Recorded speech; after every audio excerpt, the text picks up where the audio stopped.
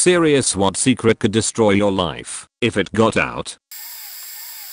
I have an imaginary friend who happens to be a dragon. I spend a lot of time daydreaming about a little world together. Sometimes I might be flying on his back, other times we may be exploring the forests or something, I don't know. Usually at night, until I fall asleep, I imagine that the two of us are in a cave on a cold night, curled up together, snuggled around a warm toasty fire point. It's so childish, stupid, and weird, but honestly, if my imagination is vivid enough during a given session, it makes me really happy, and I feel at peace. Writing is a nice outlet, but not enough. I can't really lucid dream either. But hopefully in the future, I will be able to visit the world in my head through virtual reality technology and spend time actually physically being there. So yeah, there's my, probably, mental illness laid out for the internet to see. Edit. Wow. Woke up to see some truly kind replies, some of which made me tear up a little bit. Thank you all so very much. I thought this would get buried, but boy was I wrong. As for some popular questions, I'm 19, his name is Fuhr, German for fire. I was never good with names, but I thought that sounded pretty cool. Also kind of signifies his warm personality. He's dark green like that of an evergreen tree. A lot of people were saying I should write about it. Well, I actually did. Here's a story. I also have the rough draft for a follow-up story finished, but I need to work on fixing some of the stuff there. I'll try to reply to as many of the replies as I can, but I have classes soon, so I won't get to too many right now. I'll try to get to rest after classes. Edit 2. Wow, you people are awesome. The story went from like 100 views to almost 3,000 in less than 12 hours. I can't believe it. It's gotten more attention than I thought it ever would. A huge thanks to those who left feedback. And also a huge thanks to all the kind words said. I'll certainly keep dreaming. Also, here's a song that's probably one of my favorites of all time. Just thought I'd share it, so my fellow escapists may hear it. No more throwaway here. I see a lot of suicidal and incest posts, so mine is probably pale in comparison, and will stay at the bottom. Anyway, I almost killed my sister years ago. She was about 3, and I was maybe 9 to 11 years old. I carried her to the terrace, 5 stories high including the ground floor, and like some dumb fuck, I placed her at the edge of the terrace, above a barricade of sorts. There was nothing to protect her from falling, and directly below, 5 stories down, is a cemented path. I don't remember what was so important I had to do that I left her dangling there at death's edge. All I remember is she was starting to sway backwards towards the ground. Alarm bells started ringing in my head, so I ran and somehow managed to grab onto her just as she was about to fall. I felt my heart racing against my chest. I hugged her for a really long time, too afraid to let go. To this day, I haven't told her. She's 25 now, nor my mom. Even typing this still makes me nervous. That height, how a baby's body would have ended up splattered all over the hard cemented pathway, how I could be institutionalized, how my family would have disowned me, how I would have missed watching her grow up, still haunts me. It developed an irrational fear in me of carrying babies around, even if I'm not the one carrying them, or even if there is no height involved. Edit. Thanks for all the awesome responses, guys. And yes, I will definitely tell her this one day. Just not yet. Still can't see how we'll be able to laugh about it though. Still gives me the chills. The creepy kind. This is an odd one, but here goes. My present location. I'm currently estranged from my family and recently got some cash in an insurance settlement. If my mother found out, she'd come running for a share of it so fast that it'd break the sound barrier. Light traveling from the sun would be like beach. Yo, slow down. I've pretty much had to hide it and become a ghost. Right now all of my mail comes to a PO box and only 3 people know the address of where I'm staying. And for you enterprising folks who want to track my IP, it routes through a cell tower about 30 miles away from where I actually am. And unrelated to the estrangement, my and my female cousin used to fuck. Edit. So, this blew up way larger than I ever thought it would have, so I'm going to take some time and answer some of the questions I've gotten here instead of copy pasta hundreds of replies. As far as the estrangement goes, my father is a convicted pedophile.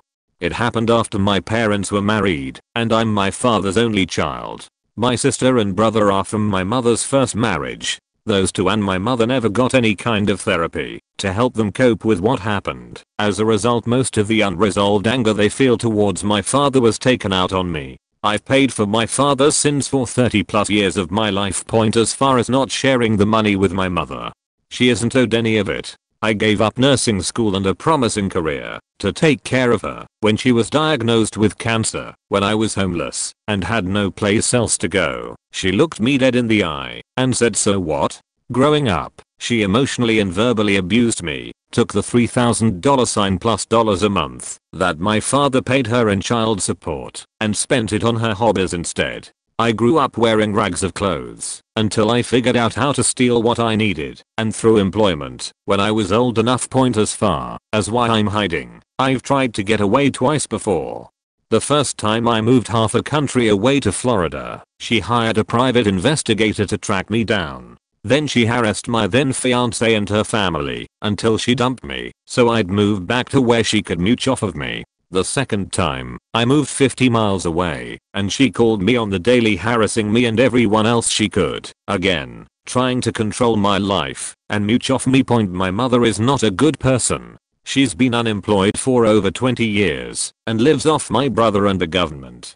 As far as my internet goes, it's a Wii maximum connection that hops from cell tower to cell tower and connects to the internet proper at the nearest major city via fiber up trunk 30 miles away. As far as the settlement goes, it was a simple car accident. Dude rammed into my car going 55 while I was stopped. Company truck. He was clearly at fault. The hiding is the tricky part, and I'm sure someone will come along and be all I can find you, mostly because they already are. My legal address is hers, but all of my mail is being double forwarded, first to my friend's PO box and then to mine. I use a burner cell, and the room I'm renting is paid cash under the table. There's a lease, but only 2 copies of it. And the place I'm living at is pretty remote. It's a 20-minute drive to the nearest Walmart, gas station, fast food, etc. And the cousin faking. She seduced me, and we faked a bunch of times. It could be the other person from this thread, but I doubt it, because my cousin isn't technologically inclined. No babies, and I had the chance to fuck her again a few years back, but her bag is a no-fly zone due to confirmed herpes. No one will read this, I'm sure. But I'm 24. When I was 11, I had a soccer goal, toy, Lego footballs, and 2 figurines. I made fixtures for some made up teams and players, and played the matches. One season lasts 42 matches and there are 12 different teams, and I commentate them, like it's a TV show. Other than that, I have made 10 different cup fixtures. Playing with the toys usually takes 20 minutes. Well, 41 seasons later, and 152 cups, I'm still playing.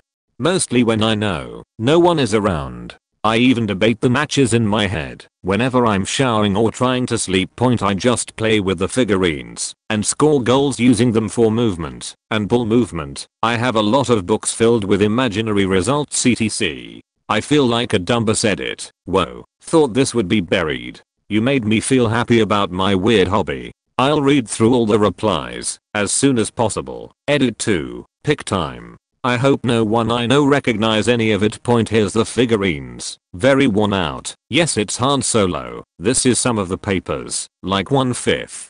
Edit 3. I'm amazed how much this blew up. I was scared about sharing it, but you all made me so happy that this will probably be a lifetime hobby. Thank you all very much. I read every single message, and I appreciate your thoughts, kind words, and similar stuff you guys do. Normally people don't tend to care about me, so it's rather overwhelming answering all your questions/opinions. Made my day. Thanks. Yet another edit. But if you want to ask something regarding stats, player, results, champions etc., ask away. I'd love to share with you.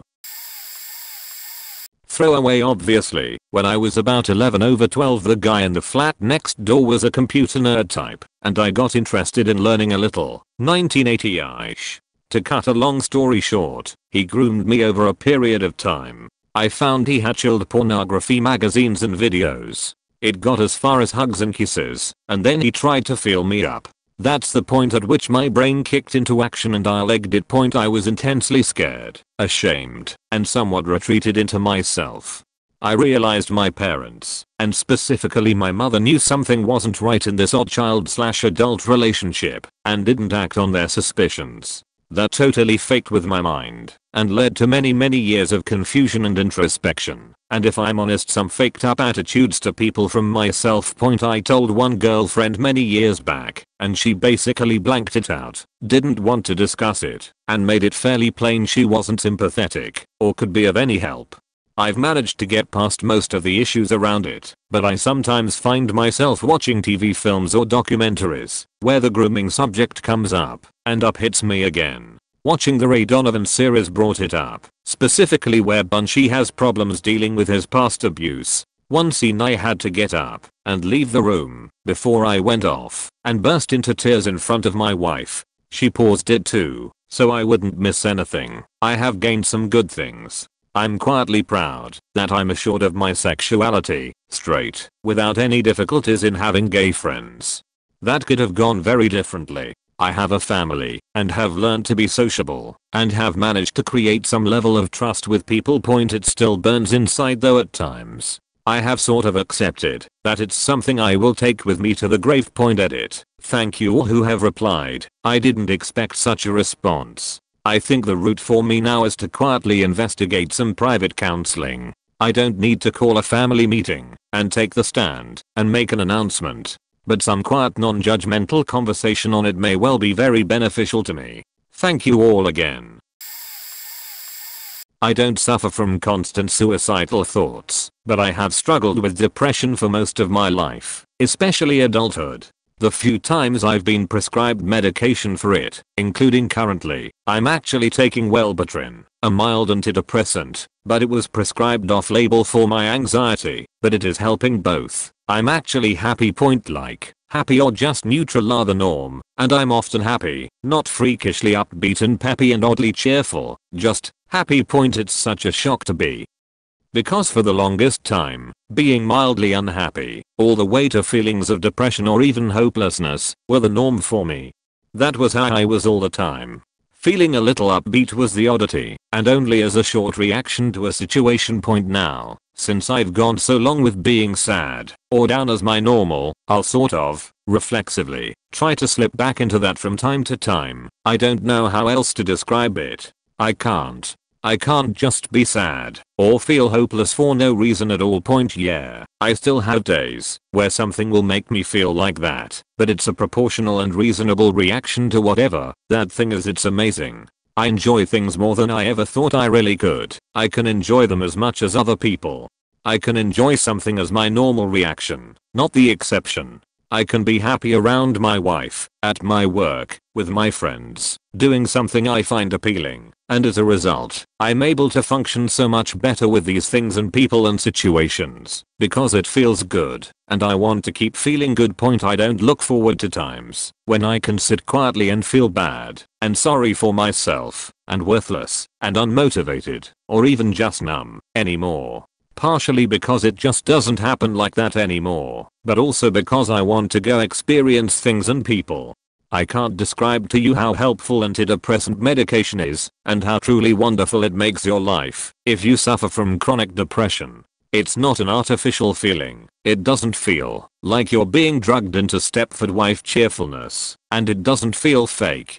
It will be strange at first, but not in a bad way. You're going to realize that you've been looking at the world through an extremely dark, dirty, tinted window your whole time, and it's suddenly been opened, and you realize just how wonderful everything is and can be.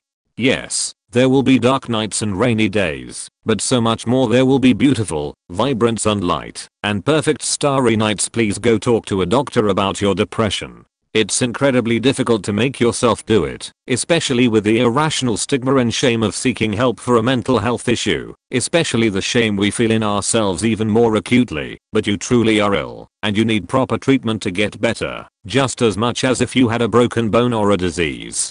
Your doctor will work with you, he will respect you, and he will help you get better. Life's wonderful and incredible, and amazing and so fun. Don't let the only one you have be miserable and wasted because of a correctable chemical imbalance in your brain. Point at it. Thanks for the gold. I'm just glad I can help convince others to go get help. It took me forever to admit I had something wrong with me, and even longer to get help, and that was just with my anxiety, and my psychiatrist decided to give me Wellbutrin for an off-label prescription for it. You can feel better, and it's worth overcoming your shame or guilt or fear to do it. Not a throwaway, but I don't think anyone knows my username. I failed out of college after 2 years because I was lazy and I was drunk all the time. I then joined the Air Force and was kicked out because of a heart disease I didn't know about. I think about killing myself at least once a week. My fiancée of 4 years broke up with me and I was so apathetic it didn't bother me. I just calmly collected my stuff and moved out. I can't sleep for more than 3 hours a day anymore. I'm not sure if I'm depressed or not. I just get up and go to work, then come home. I don't drink anymore, but I smoke almost a pack a day. I just turned 22, and according to a few doctors I'll be lucky to see 30. 40 will be a miracle not explainable by science. I'm going back to college in the fall, so at least before I go my family won't think I'm a total failure. Writing this actually made me cry. This is the first emotion I've had in almost a year. Thank you Reddit for letting me know I can still feel something. Edit. No one knows about my heart besides my doctor. Thankfully I don't have to disclose my condition to my employer or family unless I deem it necessary or I want to. Edit 2. This got a little bigger than I thought it would. To answer some questions that keep coming up, my heart continues to grow. It may never stop growing. This causes extra stress, like bruising and swelling. I work out at a gym 4 to 5 days a week, and I run 2 miles a day. My best option is to condition my body to be in the best shape it possibly can. This will lead to a slower resting and active heart rate. I do smoke, and I know what it will do to me. For now it's my crutch. First step to fixing a problem is admitting you have one, right? Also I may think about killing myself, but that is a momentary feeling, not because I'm sad, but because I wonder if it would make things easier on the people in my life. I have plans and goals, but some things I have to let go of because of time. I live my life as if I will live to be 100. I don't focus on the timeline I was given, because there is no point in self-pity. Well, I'm late to this party, but here goes anyway. I've been faking my boss's wife for 4.5 years. We've never been caught by anyone, and I don't even think anyone suspects anything. They have a dead bedroom, or at least that's what she's always told me. I believe her. They never go away on anniversary weekends or even do any date nights. She says that most nights he'll fall asleep way earlier than her, and she'll sleep in a different room. That's comforting to me, because I love her. It all started about 3 months after she got hired to work in the office at the warehouse we work. He is the warehouse manager and I'm the second shift supervisor. Our plant runs 24 hours aka 3 shifts. She works in the sales office. I was working in the office and trained her to take my position as I was moving on to be the plant supervisor. She started hitting on me right out of the gates, but I didn't think it was anything more than a flirtatious personality. She was out of my league from my perspective, not to mention married to the guy who was about to be my direct boss. But after a few months she was straightforward about pretty much telling me all the things she wanted to do to me and let me do to her. For a while I was strictly no. I don't get involved with married women. If you're unhappy in your marriage, deal with that. But they have 2 kids and she wanted to keep the family together. He's a good father and they live a pretty comfortable life. Slowly she wore me down. I live about 3 miles from the plant. She comes over at least 3 days a week for her lunch. We usually see each other both Saturday and Sunday too, though not always. We are friends on Facebook, but never like each other's stuff or send messages. When I see new family pics of them together I burn with rage. When we do company stuff, or have cookouts, and she stands near him, or sits with him, and he touches her, it's all I can do to contain the seething anger. I usually overcome it by rationalizing to myself that I'm actually the monster in this situation. Then I get angry at myself and can get over it quicker because eventually I redirect that anger towards her too. She knows I'm angry too, and the next day she'll come over and make it up to me. 6 months ago his boss, who is a regional director about 5 hours away, put in his retirement. He will be retiring in 3 months. My boss is definitely getting his spot. Their house is going up for sale soon, and they'll be moving. I'm the one poised to take his position here at this plant. If we were to have ever been caught, or were to get caught now, I'm sure I would be forced to resign, and the fallout would be ruinous for all parties. She's going with him. I can rationally say that we'll all be better off. But I truly love her, and would do damn near anything to have this play out in my favor.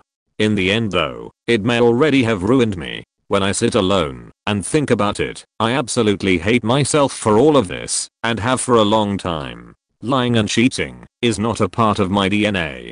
That I've been able to keep it up for so long makes me feel evil. In a lot of ways I hope I never forgive myself, so that I'm the only person that ever gets hurt by me. I can't wait till she's gone, but would give anything for her to stay. I never want to see her again. She'll be here in about an hour. This might not ruin my life, but it could ruin someone else's. Well, here it goes. I was in an abusive relationship with my girlfriend when I was in high school. Everybody just thinks we were a bad couple, but it was far worse. It started off with little stuff like when someone made a joke about me she would laugh, and it was no big deal. But pretty soon she found out that she could torment me as a way to make people laugh and like her. We were both semi-unpopular. And it just kept escalating to the point that at lunch I would just sit there with my head down on the table while she and her friends mocked me. She broke up with me a few times, but I always took her back. Then came the first time that I tried to break up with her. She laughed and asked me why, and when I couldn't look her in the eye she hit me and told me to talk to her. I told her I didn't mean it, and we just kept going on. Every once in a while, maybe once or twice a month, I would start to work up the balls to end it, and she would hit me and ask where I would go and tell me that she was the hottest girl I could ever get. One time I told her we were done, and she started shaking and crying, so I tried to give her a hug and she stabbed me in the arm with a pair of scissors, and wouldn't stop crying and threatening me and herself, until I agreed to wait. Eventually I hit puberty late in my junior year, and became tall and strong enough to hold her down, and stop her from hitting me. This really helped me mentally get out from under her thumb, and I finally broke it off. We didn't talk, and now I'm in college and life is grand, but I always wonder if my view of women was messed up by this. TLDR, girlfriend tormented me to get popular, started physical abuse to control me, and only stopped when I got strong enough to hold her down. I also just wanted to say that typing this all out was way more relieving than I could have imagined. Just putting this out there really took a weight off my chest. Thank you to anyone who took the time to read this. I'm not a pedophile, but I've masturbated to Shotokan and Lolikan, born involving anime kids. It started when I was 15 and became a fujoshi girl who enjoys guy/guy anime and manga. I would go on sites looking for yaoi doujinshi to masturbate to, and on one of these sites was a link for shota doujin. I read a story and it turned me on a lot. I wouldn't specifically find shota after that, but I'd go ahead and read some now and then. At the time it didn't feel much dirtier than the yaoi I was reading anyway. Fast forward to when I'm 18. I'm 19 now, and going through one of my 4chan phases. I'm on /b/4 for no particular reason, and I stumbled onto a lolly thread. Being horny and bored, I went ahead and clicked it. Again, it turned me on a lot. I think it's the taboo that makes me enjoy it more. After masturbating to Lolikan I felt like complete shit, but I couldn't stop going to the threads when I had the urge for some lolly. At this point my main fat material is gay fanfic, and not anything Japanese, though occasionally I'd get the urge for yaoi and rarely the urge for shota/lolly. After a month or so of allowing myself to masturbate to lolly/shota I stopped, after stumbling onto actual child porn on my Tumblr. A few blogs were posting legitimate child porn on the down low, and a post calling them out and urging people to report the blogs hid my dash. I didn't click the link to masturbate or anything. It was more like I was in disbelief and morbidly curious. I saw some gross sheet, closed out of it after seeing said gross sheet, and reported the blog. Ever since then I haven't touched Shotokan or Lolikan. I know it isn't actual children, but after seeing actual children being abused sexually, I can't unsee it. If anyone knew I had masturbated to pseudo childborn, though the difference is there. Imagine comparing your average hentai girl to a real life girl. I would be outcast and shunned. I've always been a bit of a pervert, but absolutely nobody knows, besides the one friend who got me into yaoi in the first place, though that was a long time ago, and she probably thinks I don't look at porn anymore. I have a reputation for being asexual, and a bit of a prude, when it comes to sex. I'm a virgin, and when people talk about me having sex I go full kid mode, and complain about cooties, so yeah. That's my secret I will tell nobody.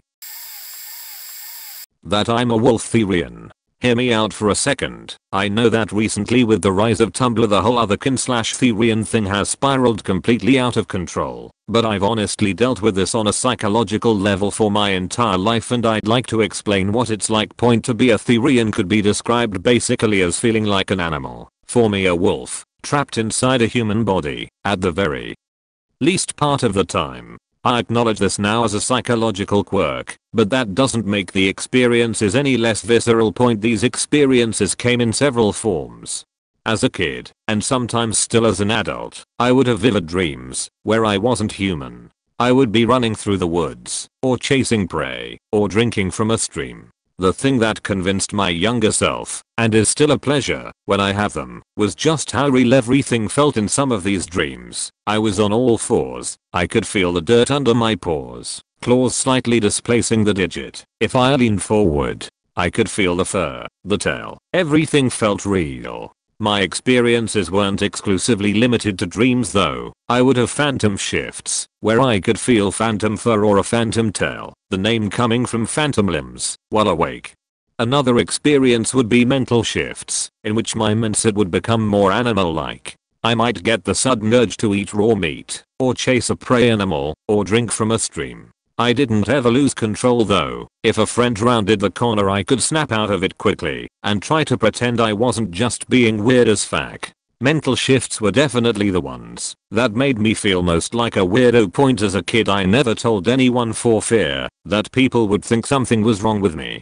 I honestly enjoyed most of the experiences and I didn't want my parents to look at me differently. Now that I'm an adult I just accept it as a part of who I am, but I never get to talk about it. Point, the old forums that helped me understand what was going on as a kid have been pretty heavily taken over by mint green wolf bat hybrid types. I'm not interested in finding the way to seek the most possible individuality out of my personal identity. I'm looking for introspective analysis of why the hell I feel like an animal. I was molested by my grandfather from the age of 8 to 11 or 12. I had to go there after school every day to babysit until my parents were done with work. I told my mom after about 6 months or so. Her response was, "Don't tell your dad, it would really hurt him. He was my paternal grandfather." I gave up trying to tell anyone else for about a year, and then I told my cousin, who is 4 years older than I am. Her response was anger, and asking me how I could dare to speak out against our grandfather that way. Fast forward to when I was 16. Grandfather had a stroke, and was in hospital with pneumonia. Was in his hospital bed with an oxygen mask on. The whole family, aunts, uncles, etc. went to see him for some reason that I don't recall, and we were all visiting and hanging out. My uncle was in the hall with my little cousin, and at one point called everyone to come see, because she was starting to take her first steps. So everyone gathered in the doorway facing out, or in the hall, and I was left sitting beside my grandfather's bed in a chair. He started coughing. I leaned over, and took his oxygen mask off. It was so surreal. He was gasping, and my heart was pounding. I was waiting for someone to turn around and see, or hear him, but they were all intent on watching my little cousin, and they were all being so loud. It only took a couple minutes. It felt like hours. I put the mask back on him when I knew he had passed. I waited a couple minimums, and then yelled for my dad to come in, because grandpa looked weird. I remember my face was burning hot, thinking holy fuck, they have to know. Someone is going to know. No one knows. I was psychotic, like a rampage killer in the making. Not joking. I watched a documentary on it a while back. Scared the shit out of thinking how much I had in common with some of them. I used to have thoughts of suicide and hurting others in psychotic episodes. I fantasized over killing things, and I was pretty much insane. I got a thrill thinking about it and acted out most of my violent tendencies out on myself through cutting. And then I got over it. It's weird. My life's kind of like Clockwork Orange Iral. Thing is, everyone just thinks I was very introverted naturally and stuff and assumed the best for me. I was the smart but shy kid, but if my friends or family knew this, they'd probably flip out that I kept the full situation a secret from for so long. Full story. I never got a diagnosis as to what I had. The only thing I know is that I was crazy. I talked to myself repeating the same things over and over again loudly, obsessively, like I hate you God, I hate you God, I hate you God, that sort of thing. I used to believe that the devil was trying to take control of my life and that I had to pray to Saint Michael to deliver me from him. I stabbed furniture to the point where my family had to buy new ones and take away my knives, which they gave me. On top of this, I used to shave my arm hairs, tempting myself to cut my wrists for the rush. Eventually I did. I also cut my hands. I did this when I was kind of stressed, but I remember when I bled I would lick the blade clean of blood, obsessively like I got off on it. I also listened to faked up heavy metal music with some violent cartoons, like Higurashi or something. I had some sort of weird fantasy to do it, or to go out in the middle of the night and kill an animal. I don't know if I really wanted to kill the animals or if I just told myself I did, but either way, it's pretty faked up, am I right? A lot of this had to do with the fact of how seriously depressed I was. I resented a lot of the kids at school, but wasn't angry at them as much as me, and I took out my hatred on myself. What got me out of this depression was a girl I met who has no faking idea how messed up I was. I was a pretty good liar. She made me reevaluate my life and taught me to become more trusting of others. I was bullied a lot as a kid, had a lot of trust and anxiety problems.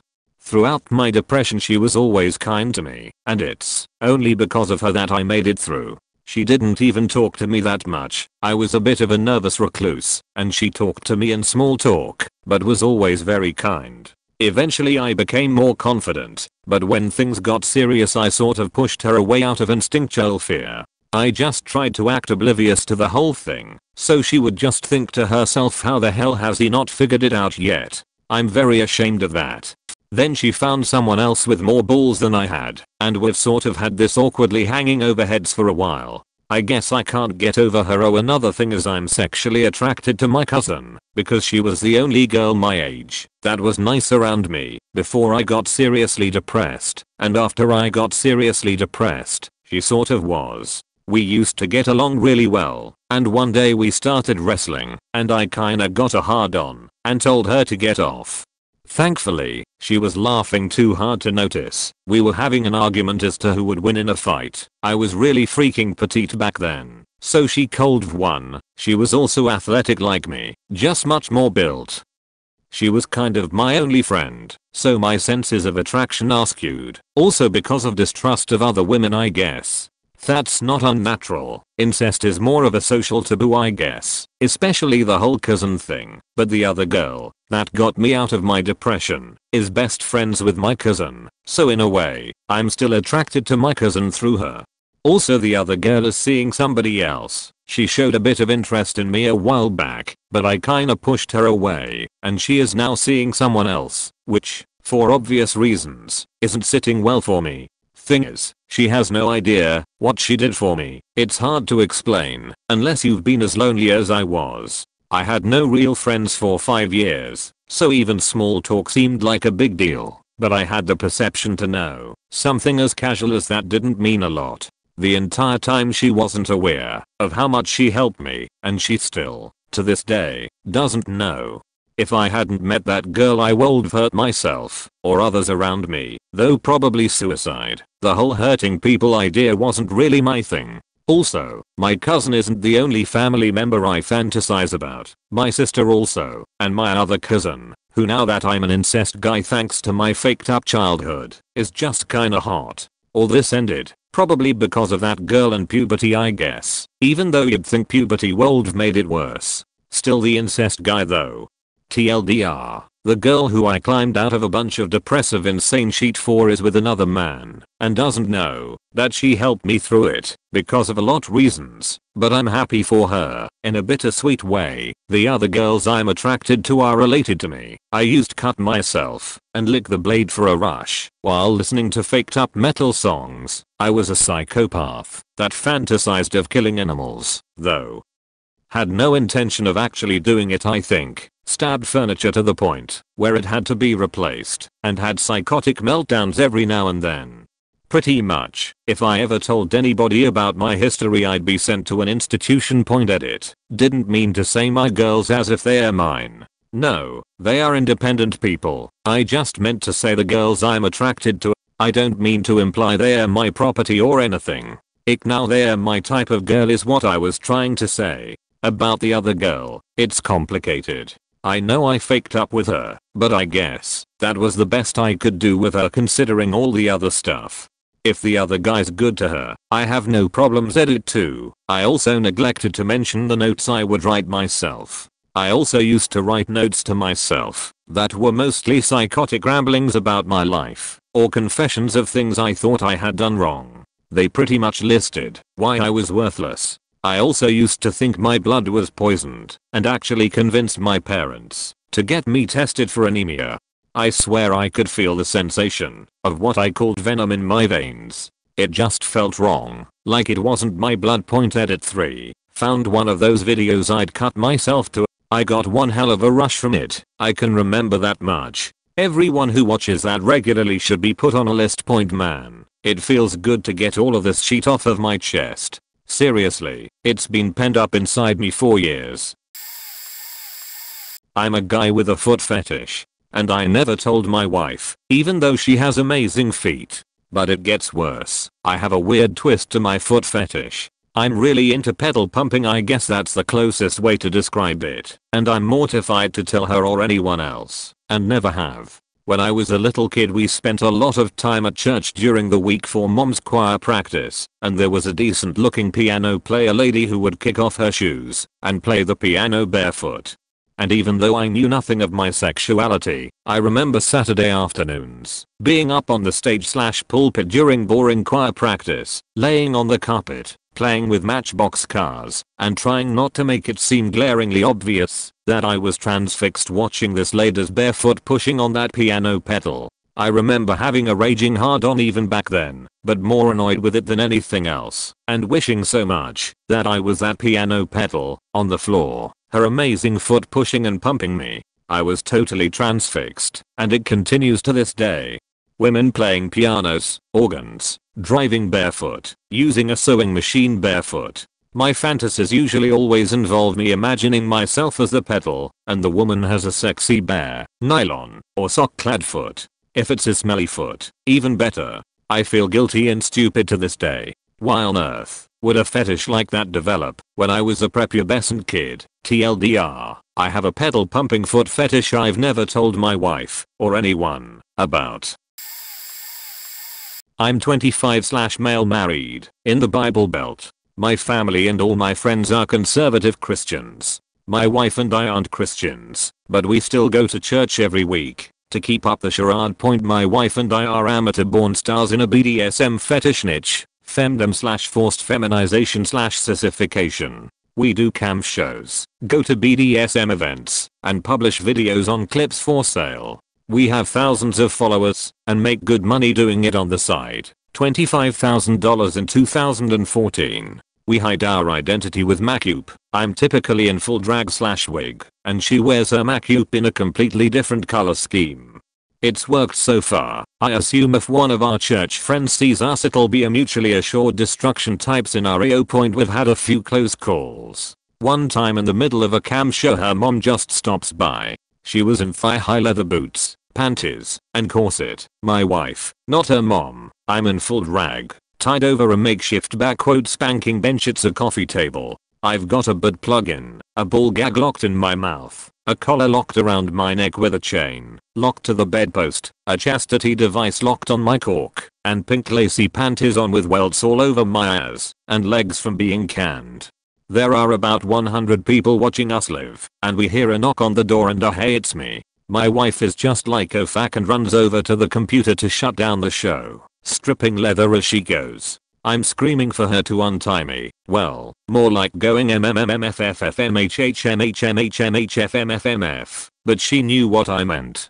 She gets the camera shut off and uses some safety scissors. Always have safety scissors to cut my arms free, then hands them to me and runs an hour-only bathroom and locks the door to start scrubbing her excessive makeup off.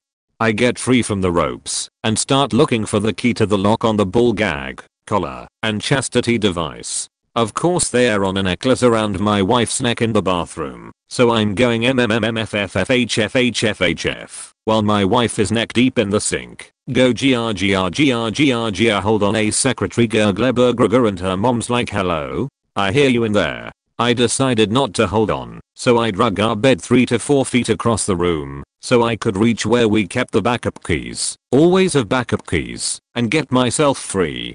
Unfortunately our front door has a big window and can look into the kitchen, so I have to start rubbing makeup off with a beach towel. In the excitement I practically rub my skin off. Also, if you're familiar with butt plugs you'll know that you need to relax to get them out. Well I was puckered up like a pit bull trying to pass a peach pit, so I ended up just leaving it in point anyway. It took us like 10 minutes to get remotely presentable and her mom was like oh I know what you guys were doing.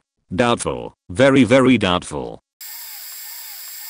Throw away for obvious reasons and try to change my style. So, the secret that would destroy my life is that I know too many secrets. For some reason, people have always confined their worries, problems, life issues, etc. to me. I sometimes feel it's a blessing and a curse. I try to be logical about it and remain neutral to what I hear and not judge, but it can be hard, and it has allowed me to make a few secrets of my own. Point some examples of others. On a trip with my boss, I found out he has a mistress. Didn't stress me out too much, because I know his wife cheats on him regularly. To everyone else though, they are a perfect couple with their happy kids. They are also very preachy Christians. I don't understand people. Sometimes a family member of mine has been cheating on his wife for over 20 years now. I believe he currently has at least 6 different women aside from his wife. His wife believes him to be a saint. My neighbor is a preacher. I find it strange that when he leaves, his wife is always very helpful to the help. I've seen it. She fails to close the blinds in the kitchen. In high school, one of my good friends told me he was gay. To this day, he hasn't come out of the closet. A few houses down the block from my parents, there is a photographer who shoots low quality porn. None of the people from my parents' neighborhood know. Some of my own. While I'm single, I seem to attract a vast number of married women and single moms. I never come onto them, but I'm all game if they come onto me. My mother is extremely racist and small-minded. She has no idea that I have been intimate with more than a couple of her most hated types. When I broke up with my ex, within a month, I had sex with her sister, her best friend, and 2 of her co-workers. I didn't initiate 3 of the 4. Interestingly, I never cheated on my ex while I was with her. I continue to fuck her best friend. They are still best friends. As soon as I turned 20, I joined a local swinger community. Every single time I have a date and the how many question comes up, I have to lie. Thankfully, I never got any STDs. I was always careful. If you guys are wondering, I lost count in the 80s. I've been with 60-year-old women and a few days ago, I was with a 19-year-old. I'm younger than 50, older than 25. Everyone thinks I made my career choices due to my own desires. I can understand, because I'm damn good at my job. Truth is, I hated the choices, and only made them to please my mother. Work sucked for many years and I came close to blowing my brains out one evening. Only reason I didn't was because I got a phone call a few seconds before I loaded the gun from my brother. He has no idea what he did. In case you're wondering, I have switched jobs in high school. I was a straight A student and people always thought I was a nerd. I never studied. I spend most of my nights either chasing skirts or writing papers and doing homework for other students. I would collect around $40 to $200 every day at school in fees. In the process, I learned how to mimic different writing styles and how to change my handwriting. Never got caught. Did it in college for a year. 2. Speaking of chasing skirt in high school, I lost my virginity when I was 14 to a family friend who was in her mid-20s. We maintained a relationship for 5 years, and, to this day, nobody knows about it. When I was in college, my fat buddy told me she was pregnant. The abortion cost me $1,200. Well, that's what I was told. In reality, she wasn't pregnant. My $1,200 went towards her books and school fees. I played along. Expensive life lesson. I could go on and on, but some secrets must remain. Well, secret. Honestly, it feels like I took a huge amount of weight off my shoulders. Thanks Reddit. This account is enough of a throwaway, so, I'm a US citizen, and have seriously considered engaging in extremist activities with the intent of destabilizing the current political/corporate structure of my country. I haven't done so, because I very strongly believe that I should strive to do no harm in the world, even if it's for a greater good. The ends don't justify the means, but I love this country so much and it hurt me to see the ideologies it was founded upon being eaten away by those who seek to consolidate and amass obscene power at the expense of others. Such sociopaths deserve to suffer tenfold more than those whose lives are destroyed by their ruthless pillaging. And as the future is mortgaged further and further out, while the population at large is divided, dumbed down, and pitted against itself, I wish I had the callous disregard for human life which would allow me to be an instrument of justice. I have no illusions that the ruling powers of individual nations are ever some kind of benevolent force for good domestically or abroad, but the United States has become downright unapologetic when it comes to the fact that humanity amounts to shit when opposed to profiteering. I'd be afraid that having written this puts me on some kind of list if it wasn't for the fact that I feel I've already been on it for well over a decade. The resultant paranoia and unhappiness with where I live has served only to deteriorate my ability to trust and love others over the years. I can't even faking leave because of my legal record, and even if I could I would still be at just as much risk of US tyranny. Fact the USA edit. So much hate from a few blindly patriotic she-feels. I'll say it again. Fact the USA. It's devolving into an authoritarian police state, and if you're too deluded to acknowledge it then you're part of the problem. Send whatever stormtroopers you want to illegally search and bug the ever-living fuck out of my apartment. Drag me off to the deepest darkest torture chamber there is. Bend the concept of due process over a barrel and rape it furiously, like you've been doing since 2001. I'm doing nothing wrong, have no intent to harm anyone, and have nothing to hide. I'm exactly the kind of victim the US government is looking for. I fully expect to be dragged off into the night by government agents at some point in time for doing nothing more than exercising my right to free speech. And as far as I'm concerned, the sooner it happens the sooner I can stop worrying about it happening. This country sucks all of the balls and I should not have to live in constant fear. I'm sorry, I didn't realize you posted this and asked the same question 20 minutes ago, but here it is. Still, great minds think alike, right? Number 1. I often feel like a gay man in a female body. I'm attracted to gay men, but seen as a straight girl. I wouldn't go as far as doing a complete gender change, but if I was somehow a man I wouldn't complain much. Number 2. I'm depressed.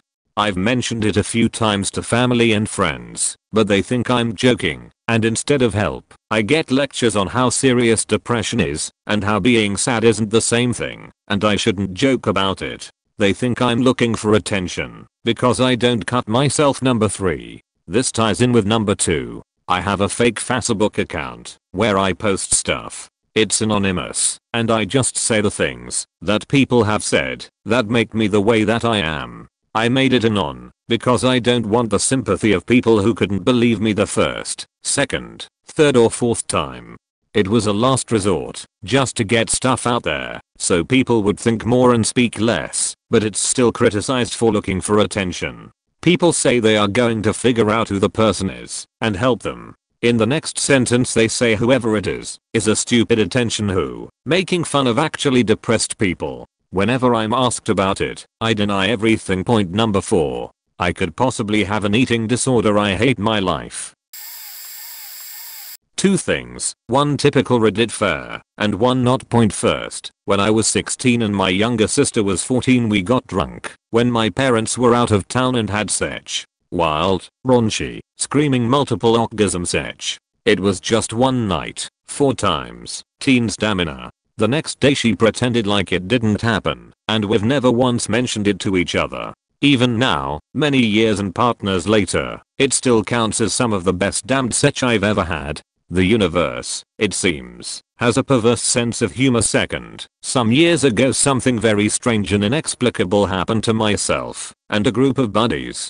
I'm not going to tell the story because, to put it bluntly, you'd think either I'm lying or crazy, and not just a little crazy, but more of the batshit insane variety. It freaked us all out in a permanently psychologically scarred sort of way. Point here's what's worse, though, over the course of the next year they all forgot what happened, by bits and pieces. I remember everything perfectly, as much as any of us remembered, but they lost it, bit by bit, as the weeks passed, as if they were being afflicted by Alzheimer's, but only with respect to that one memory. After a year they not only didn't remember the incident, they didn't even remember that we'd been together that weekend. I learned not to bring it up, because I'd just get that quizzical look and the "dude, you been hitting the bottle?" jokes. They don't try to avoid the conversation, they honestly think I'm talking crazy talk about something that didn't happen. I have the receipts, though. I also have the pictures I took of us early on, but only because I forgot the camera in the trunk of my car. I know we were together that weekend, and I remember what I remember, even if it isn't much. But I don't say anything anymore, because the only way that's going to end is with me locked in a facility somewhere being pumped full of drugs. The fact that what happened is disturbing enough, but seeing the memories just drain right out them was the truly horrific part of it all. Hey, you guys want to read a nervous breakdown? Cause it's faking happening. Point I just realized that I technically have hundreds of child-born images of myself, and now I just realized there's no technically about it. I can get arrested for owning these. Point I'm having a very real crisis right now. Point they aren't just funny family pictures in the bath. It's not really anything that could be taken as normal. They aren't of me running around just being a nude little rugrat. My mom didn't know how sinister my dad was, or at the very least refused to acknowledge it. We are not on speaking terms as she's a crazy bitch, and just gave me the album years back as a housewarming gift. I'm naked on the bed in a dimly lit room in all sorts of positions, and they're all Polaroids.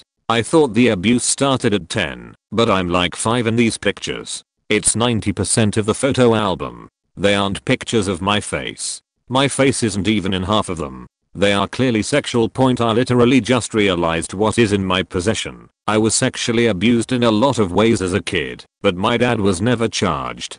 Compared to the rest of the stuff that happened to me, this was nothing, so it wasn't on my radar until the pairing of this question and relationships post sparked my realization just this moment. Point already part of me thinks that I can finally prove that he was a bit off-file with these pictures. Like, now I realize that I have physical evidence that I'm not crazy and that it happened. Should I not get rid of them? They're proof that I was violated on at least some level. I know I need to destroy them, but they're proof. I literally have actual proof. I finally have proof. I actually have proof.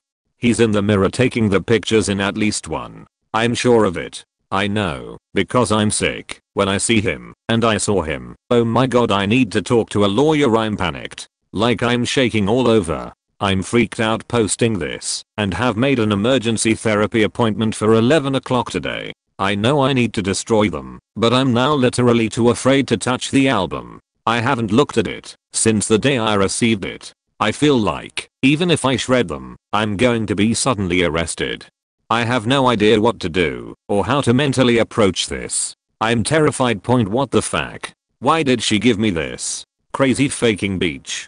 She gave me this album as a housewarming present when I was like 22. She literally gave me child-born of myself. Probably to fuck with my head for abandoning her and moving out. I was paying her bills before moving. She used me like crazy. That's the kind of crazy bitch she is. What the fuck? What the fuck? What the fuck? Point what the fuck? Oh my god, I could go to prison. Edit. Guess what? I just got out of counseling. Ended up lasting 3 hours. We are moving into reporting this. My therapist is talking with someone in more of a supervisory position, and we are at the very least informing CPS formally in hopes of having a home inspection done to make sure he isn't around kids. The therapist has already connected me with free legal aid.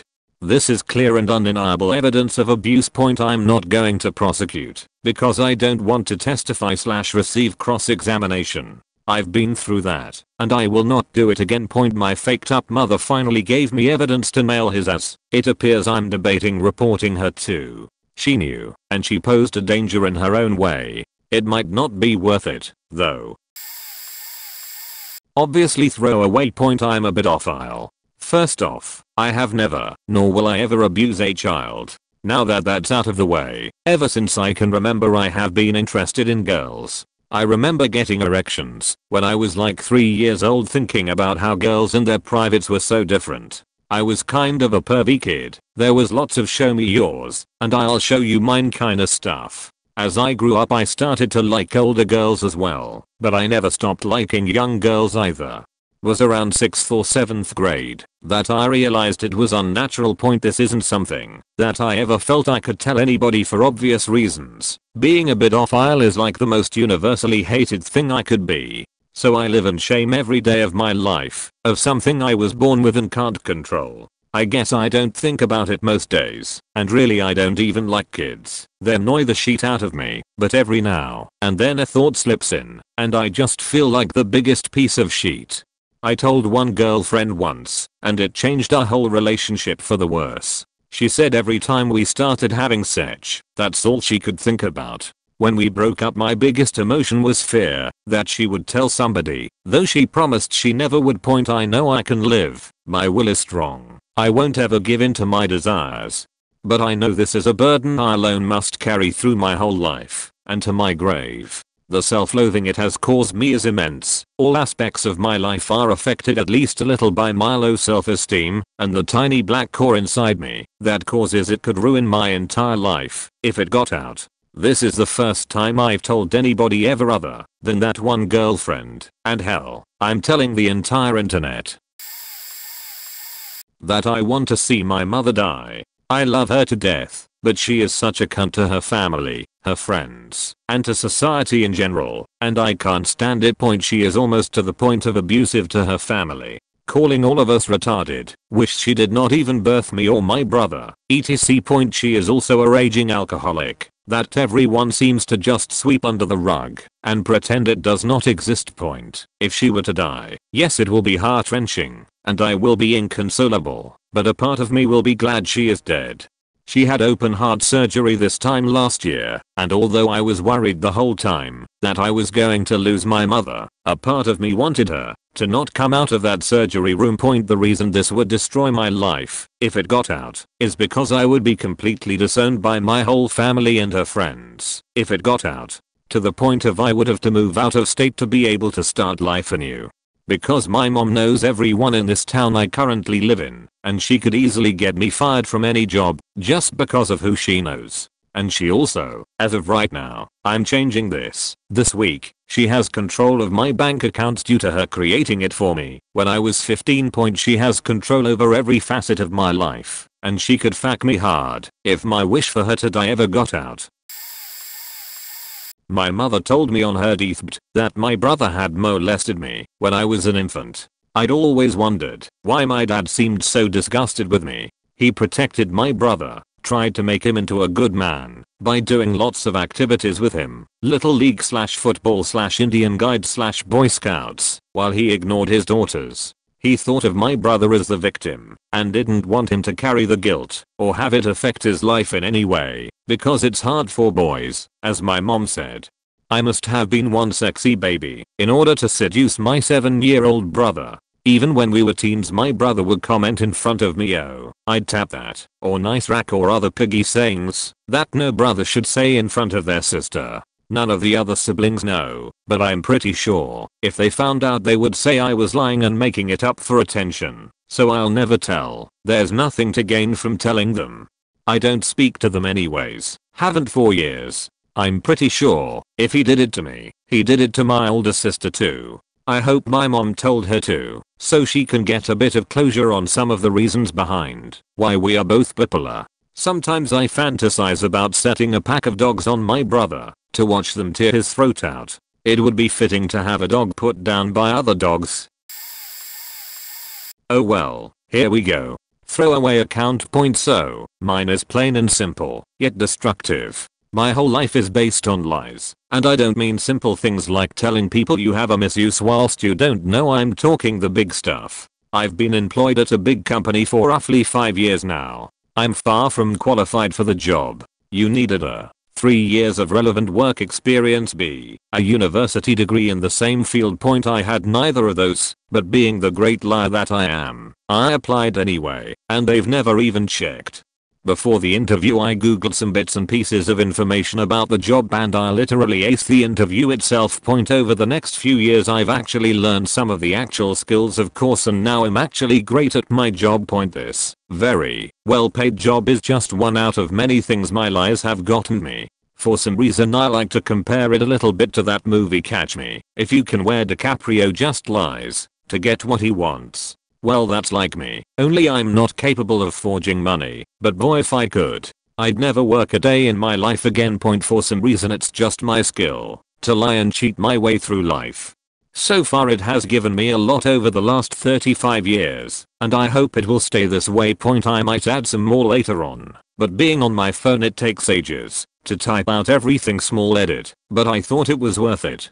There is one person in my life who knows the real me, my girlfriend, soon to be wife. She has put up with a lot of shit, and in a way dated two people, the liar me and the completely honest me. It's just really nice to have at least one person to be honest with.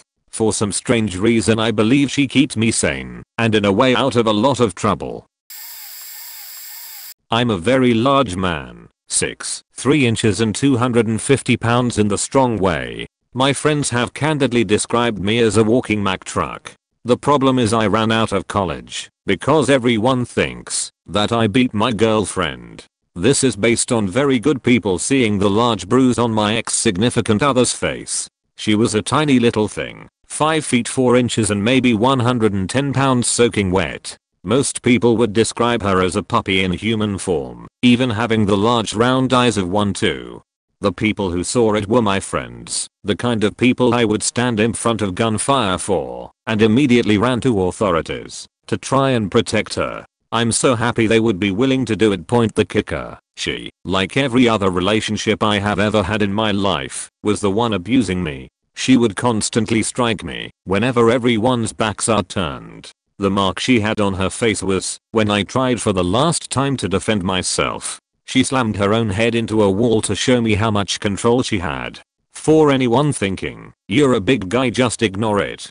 Ask a martial artist sometime if you really need power to inflict damage. Also, I couldn't defend myself in any way. I would have destroyed her if I tried anything, and that was the last thing I wanted. Point. She turned the people attempting to give her help away because she wasn't the one being abused. But her goal was reached all the same. It was a smaller college, everyone knowing everyone kinda place, and I couldn't now escape this horror. Everyone turned on me. I couldn't attempt to convince anyone of what was happening. She would threaten different things.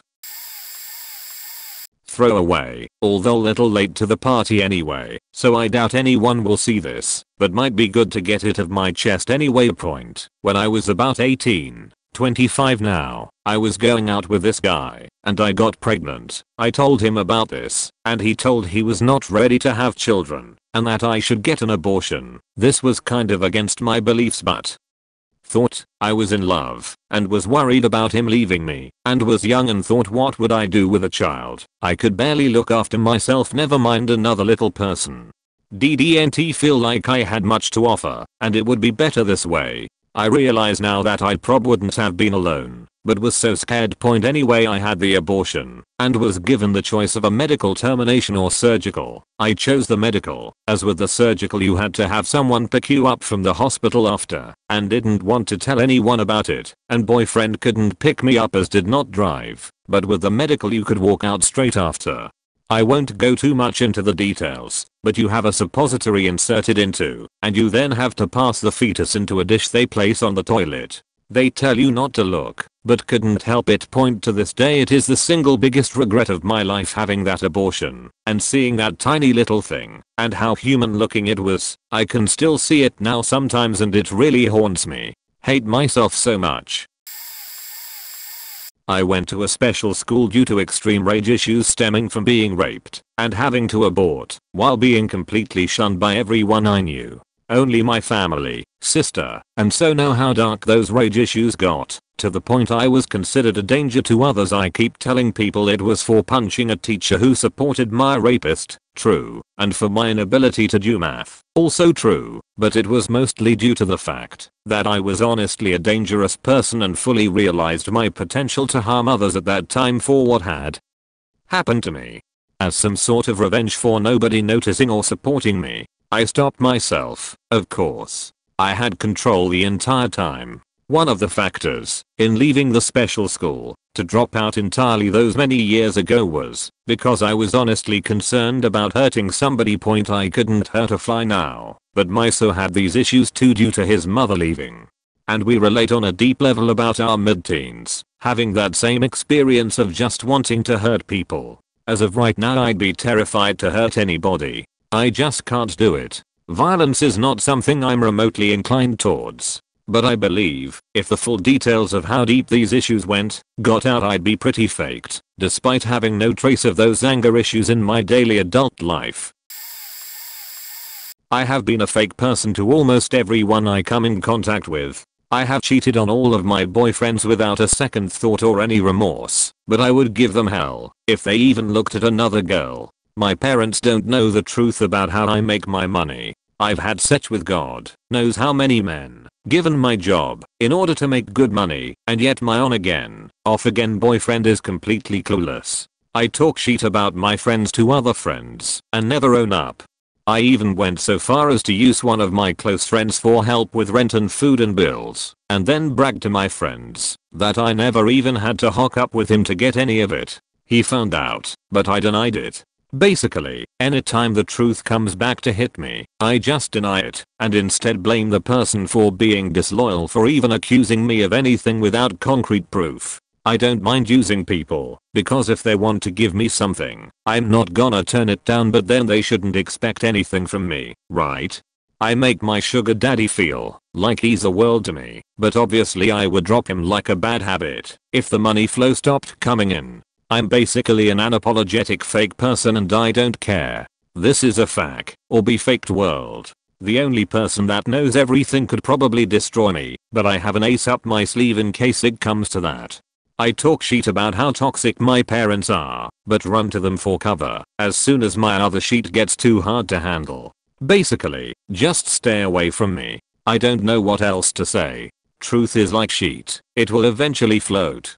But not in my case. I'm just so special. I'm the great and powerful, name not disclosed, and I will make the most of any situation. I sincerely believe everyone wants to fuck me. I don't mind putting a price on that.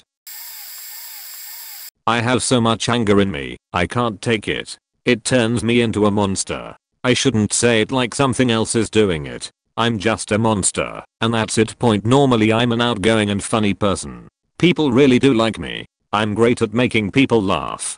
But inside I'm so full of rage and anger and I have nowhere to put it. At one time in my life, long ago, I used to beat my roommate's cat. It's a source of so much shame. I had been cutting my arms and legs as much as I could, and people would ask about it. I had to stop the questions. I tried just my legs, but I had a roommate who knew and lectured me about knives.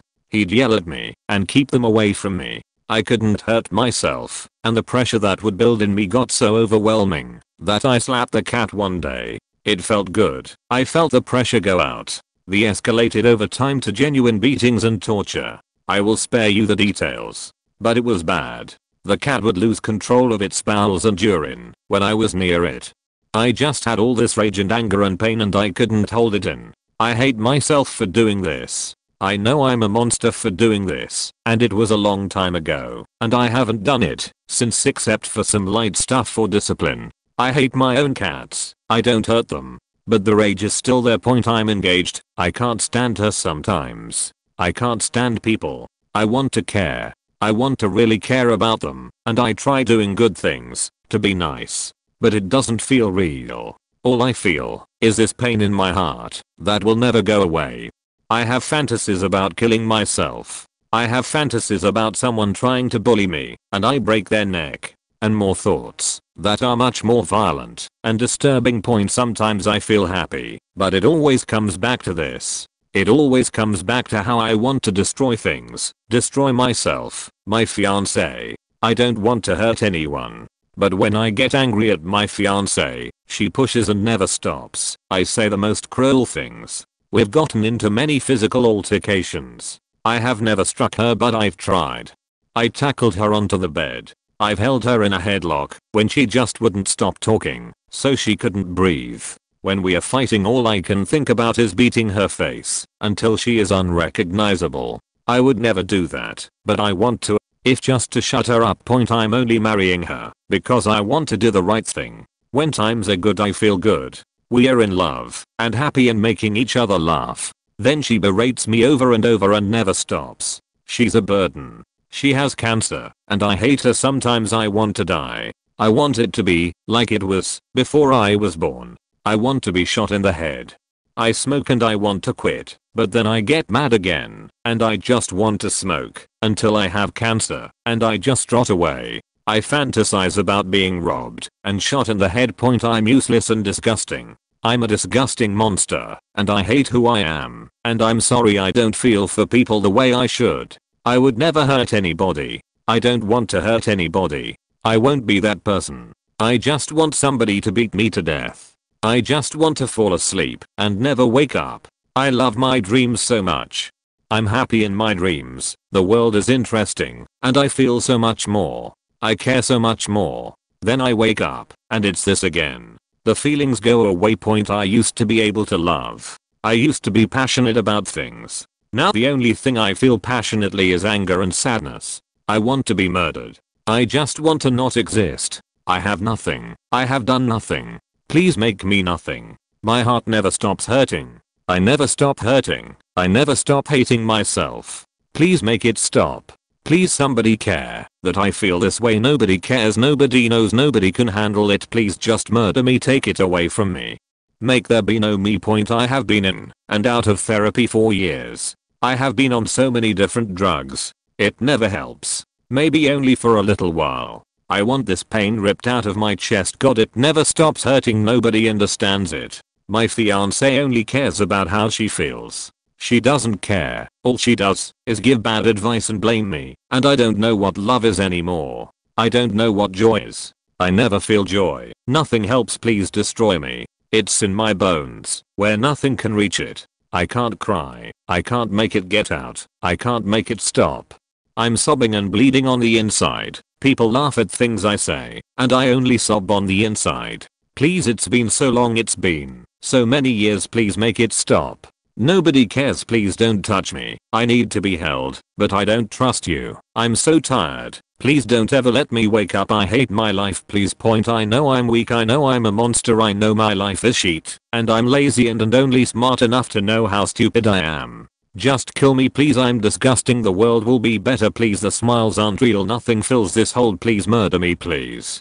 Nobody knows this. Nobody cares. Nobody is real. Everybody wants something from you. Everybody gets close just to eat what grows inside you. I know you must hate me, but I hate myself more than you could ever possibly imagine. Nobody can know I'm anything other than this funny guy, but I need somewhere to put this, and there's too much and it never stops. I know I'm worthless, and I hate that I'm breathing right now too. I know what I am. Every breath I hear reminds me that I have to keep moving, because I'm a coward, and I have to march, because that's the right thing to do. I'm a coward. I should kill myself, but I'm a coward. But it wouldn't be the right thing to do, even though I deserve it, and the world would be better and nobody would care if I died. But my family would hurt. It would cause destruction, and I can't. It's not the right thing to do. I have to do the right thing, but God, it hurts so much. I would give anything to feel the way I used to feel again. I would give anything to live in my dreams. Please kill me. I deserve it. Please destroy me.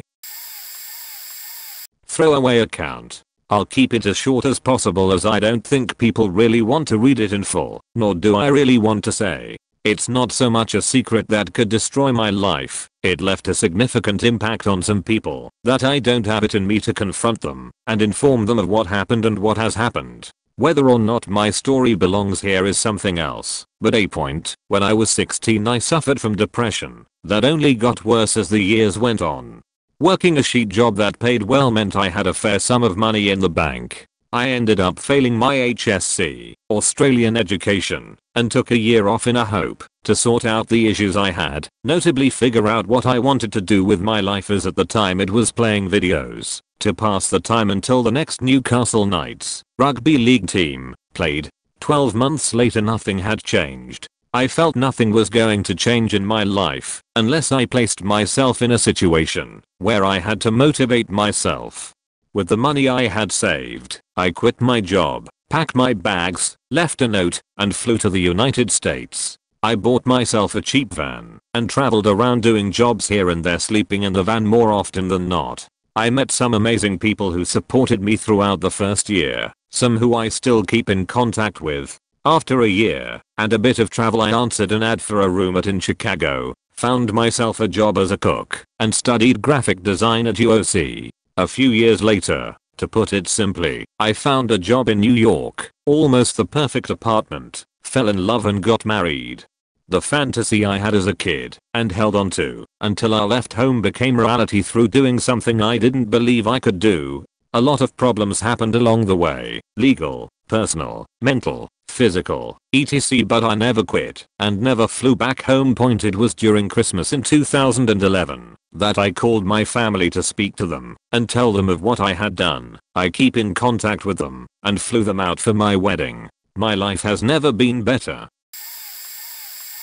I'm a 25-year-old male, and like others in this thread, I too masturbate to girls I know in real life. The worst one is that I fantasize about my 16-year-old cousin. Just masturbating to her isn't the worst secret. Point: her family doesn't live extremely far away, so I often visit. While visiting once, I was alone in the house with my aunt, who at the time was taking a nap. I took this opportunity to search my cousin's room for her panties to take home to get off with.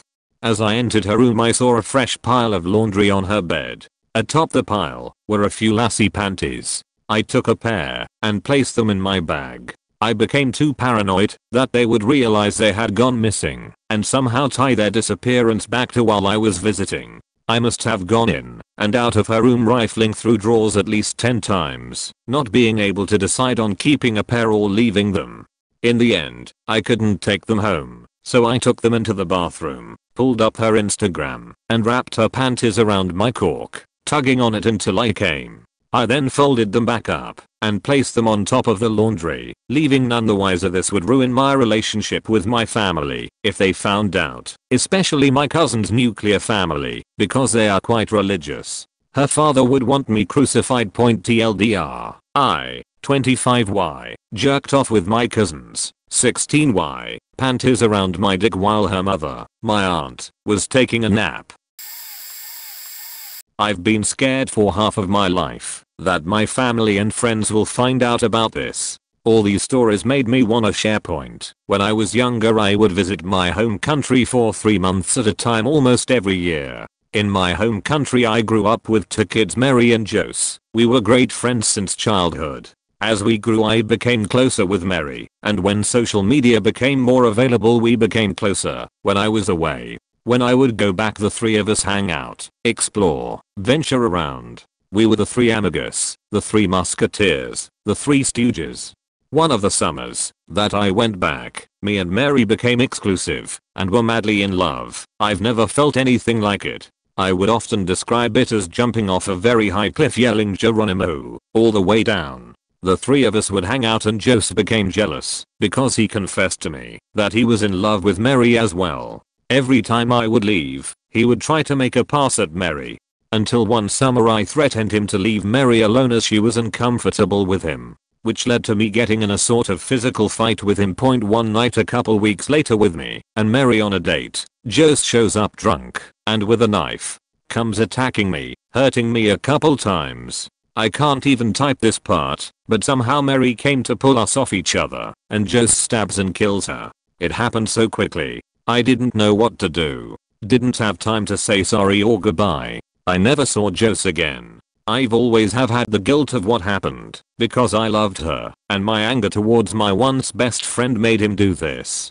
Due to the number of crimes and corruption in that country, there was nothing that could be done. After that I couldn't go back there. I had trouble trusting friends for a long time and I try not to get attached with relationships. I have never told anyone, not even family, until recently to a girlfriend, that I have been getting really close to. That makes me feel safe about everything and suggested I should write it here to Reddit. Thanks for reading. Como te extraño mi mariposa. I'm a breeder. I'm a male who is interested in impregnating as many women as many times as possible anonymously. I haven't actually followed through on it, although I have had many opportunities. I regularly post ads online looking for women who just want someone to impregnate them. I usually have had to back out of meetings because the woman in question usually is a lot less healthy and attractive than she originally claimed to be, and I just can't bring myself to knock up someone I'm not attracted to. However, part of me is terrified because I currently have 3 different women right now who want my babies over the next 2 months. One will even be traveling from the UK for it. Another that is near my city is ovulating next week, and she wants me to give her 3 to 4 children in total. The idea really appeals to me, but I think the reality might be different once it happens. I'm scared if I actually follow through it will make me a bad person because society says so. It isn't a problem for society if you donate your sperm to a company that will make thousands of dollars of your sperm for women who want babies, but as soon as you cut out the middleman, you are a bad person. I only choose women who are healthy and financially capable. I have really good genes, so if a woman is looking for a donor, she is a lot better off choosing me, I think. I think if a woman wants the full experience of creating and having a child and truly doesn't want any other involvement from the father, why shouldn't I be able to help them? But if anyone found out I have this interest, I would be ruined. My worry now is that if I do follow through with these women, it will be something I can't ever tell anyone ever. If I have a wife, I'll never be able to tell her I have a bunch of kids randomly around the globe. He never touched a child or watched CP, or ever planned to. Good old Hente has got me covered, but I can't exactly change what I like. I've got a girlfriend my age, but I never enjoyed sex with her, and our relationship is pretty much hanging out and being intimate, but I just don't get turned on by anybody that looks over the age of about 16 or so. I'm sure plenty of people would love to crucify me for a preference assigned to me from birth, and it wouldn't exactly look good for any job. Worst part is, this isn't like being gay, because it isn't accepted for obvious reasons, but it's not an illness, it's not something that can be treated. If my parents found out, they'd be ashamed of me, like I'm a convict, because that's just what normal people do. They're aghast of people that somehow have a unique preference. Heck, even if it was an illness, how could I contact a psychologist when they could on the off chance report it to the authorities and publicize it? So I have to live with this until the day I die and make excuses to everybody around me.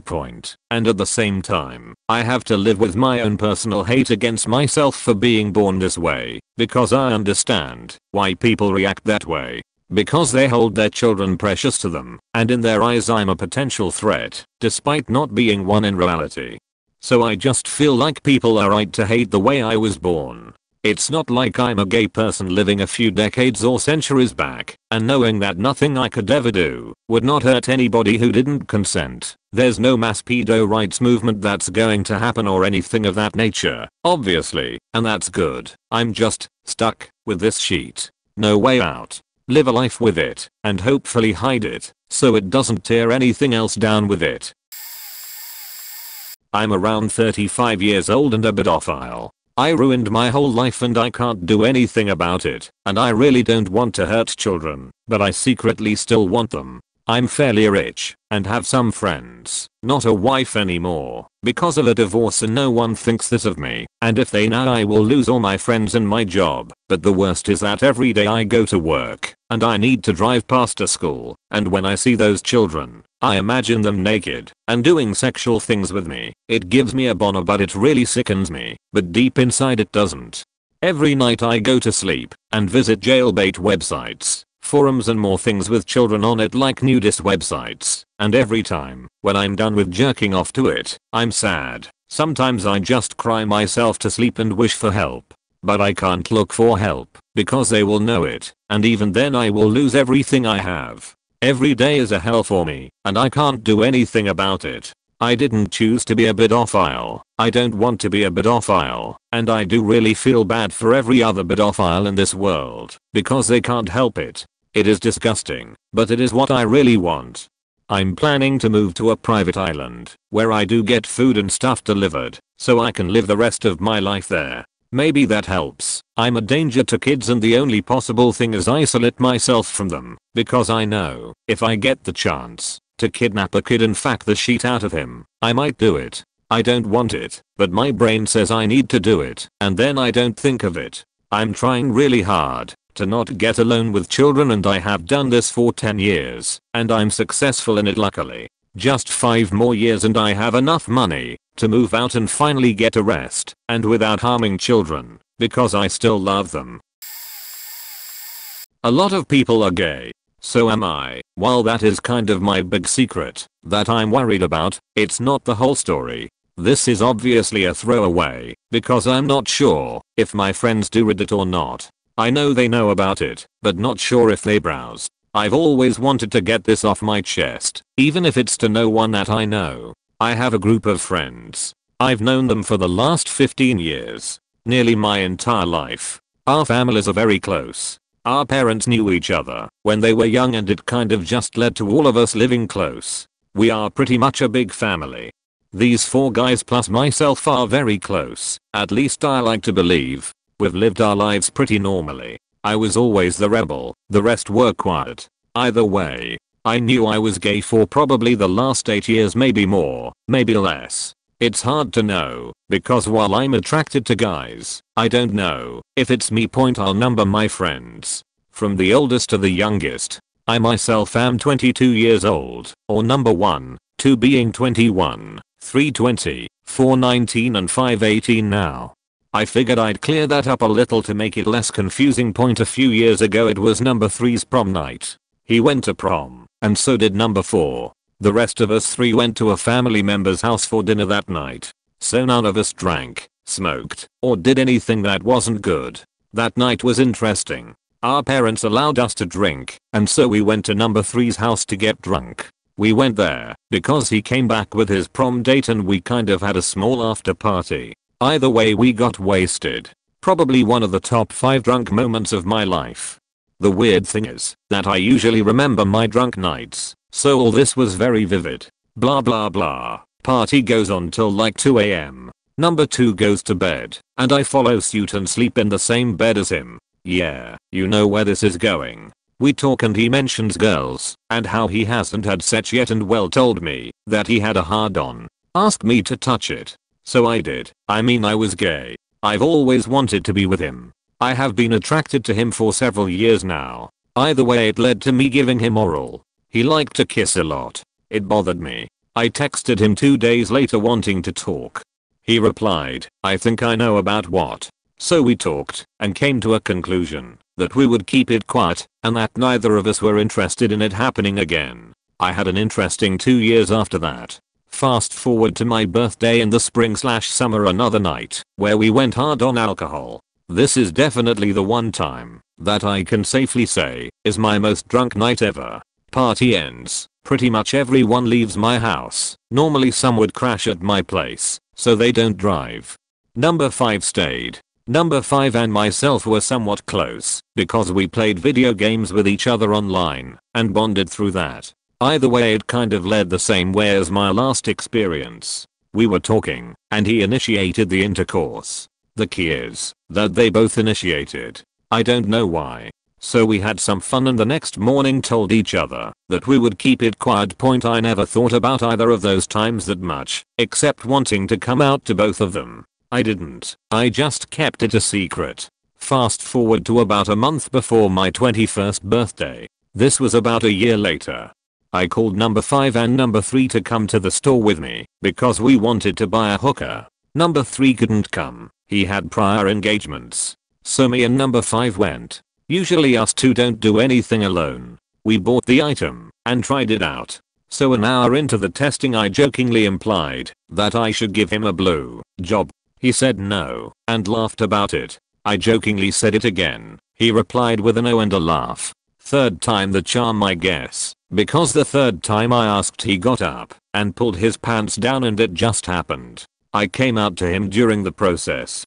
He was shocked and his face turned red. I don't know what he expected. I mean, it's the second time this has happened. I expected him to say something as well, but he said he was straight. I drove him home and we agreed to not speak of it again. I said it doesn't have to be the last time. He didn't disagree or agree. This is the time that I'll let it get to my head. I kept texting him. I kept inviting him to come over. I kept trying to have him come out to me. I was a horrible friend. I had it engraved in my mind that he was my first love and that he was gay. I forced it onto him. I didn't stop. I was the worst friend anyone could be. If only I could show the texts we exchanged. Thinking about it now, it was just horrible. I can't believe that I wrote some of that stuff. Either way, it didn't end there. It happened again, twice.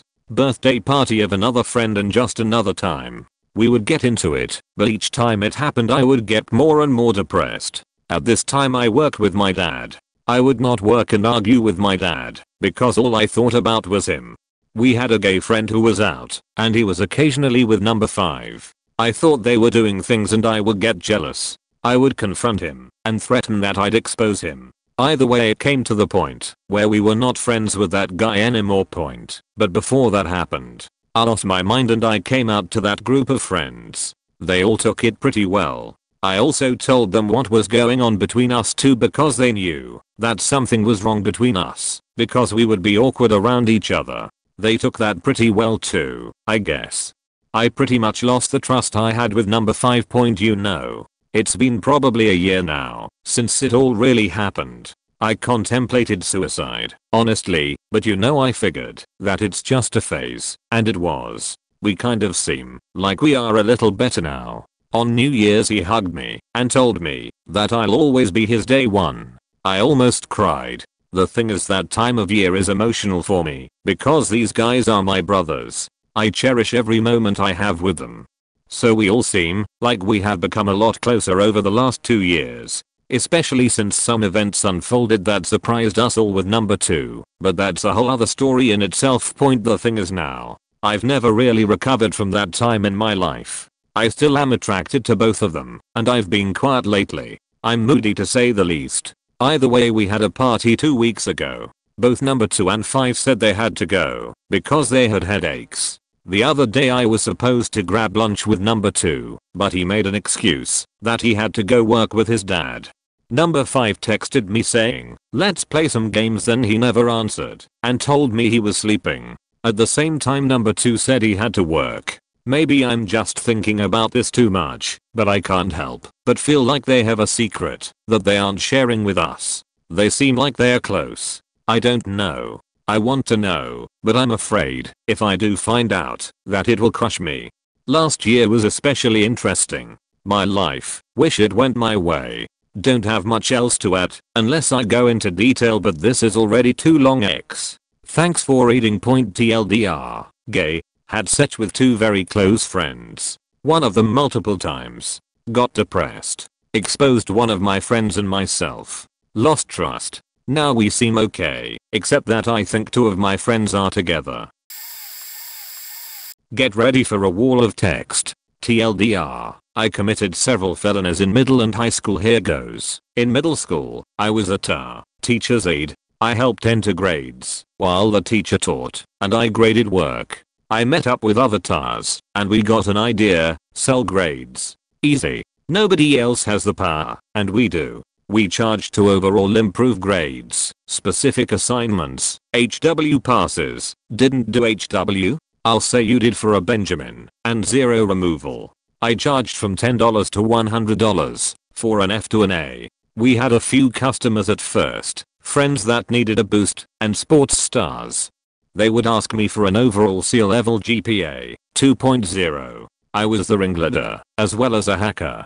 I used my inside access to get the system admin passwords, and use that for classes I didn't have an in on, and attendance. Skipped school? $10. I split it evenly with my ring, and people came to me for the services. I graduated middle school with a showbox full of 100s, and a ring that split. In high school, I started up again, with more TARs, more customers with stronger incentive to pay, and experience. We catered to mostly sports stars, /honors kids, slackers, stoners, druggies, and almost everyone. It was word of mouth only, and everyone knew the risks. Tell the wrong person, and we all go down. The goody two-shoes kids never knew. I made at least 300 a week, and that was my cut. We all took the requests, and we split up the cash every Friday. My senior year, in about May, I fudged all our records 1 week to the end. Home stretch. We kept our mouths shut, and then on the last day of school, we got all A's and B's. I even changed test scores. We all got into our first pick colleges, and we had hundreds of thousands of dollars in the bank. 1,000-ish kids paying on average $20 a person per day, for 4 school years, and extra over breaks. I graduated and left, and that's that. My money went towards a Lamborghini Aventador. A bit extreme, but I said that I saved up.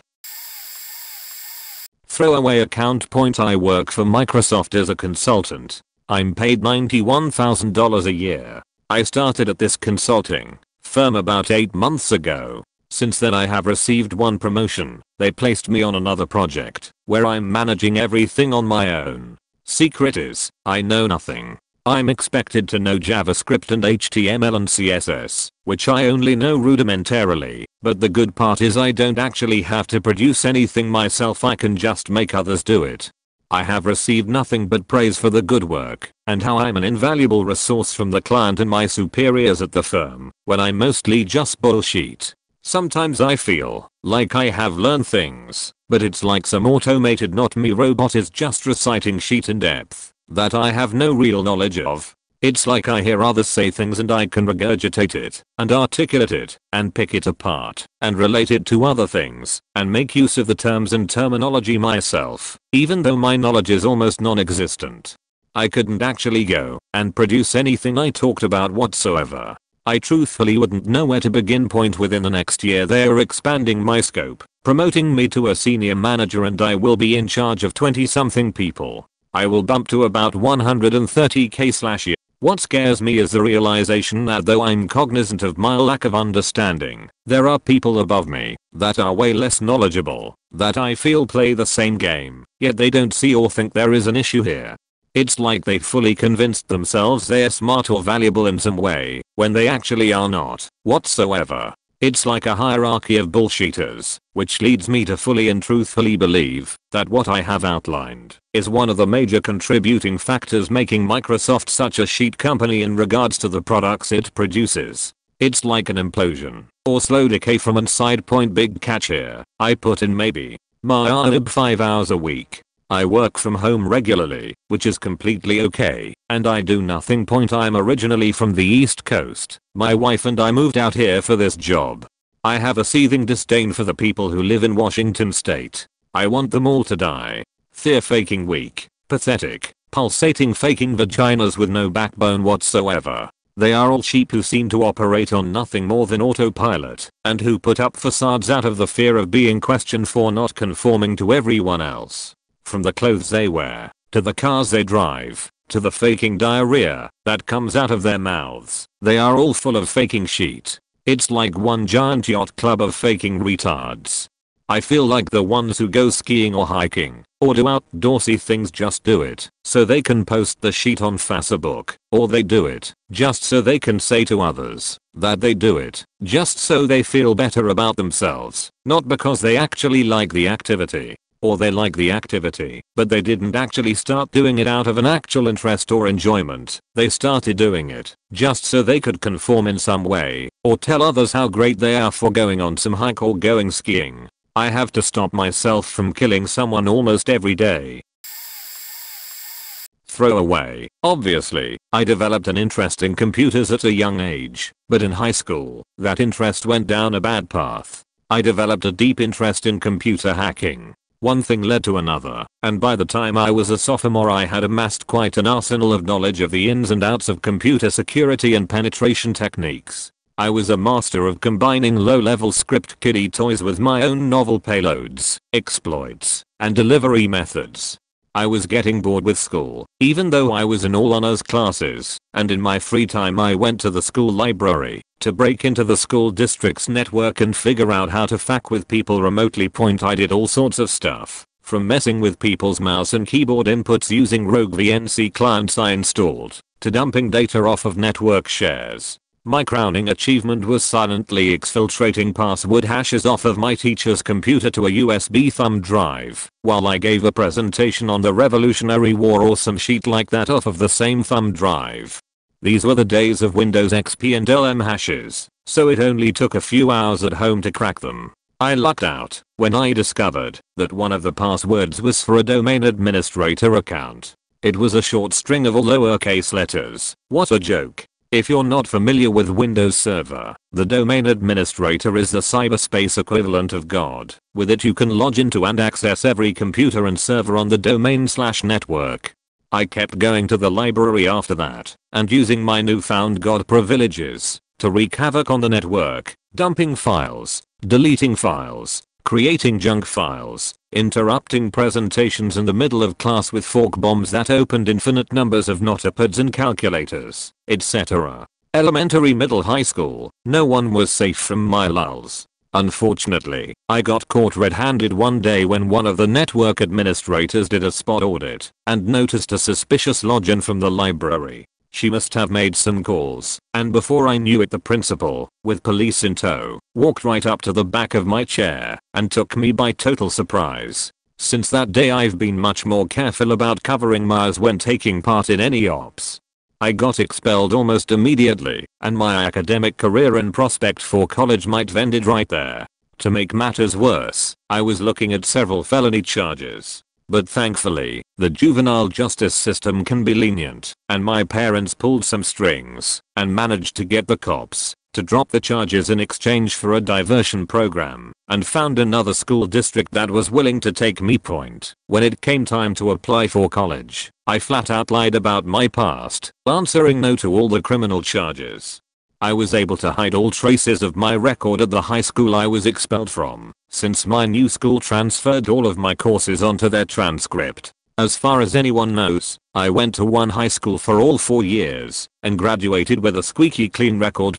In college I studied computer science, naturally, and honed my hacking/cracking skills. Always an opportunist looking for a target, I was responsible for breaking into and defacing 2 high-profile, school-related websites, incidents that garnered the attention of national news. Gotta love Tor and anonymous proxies.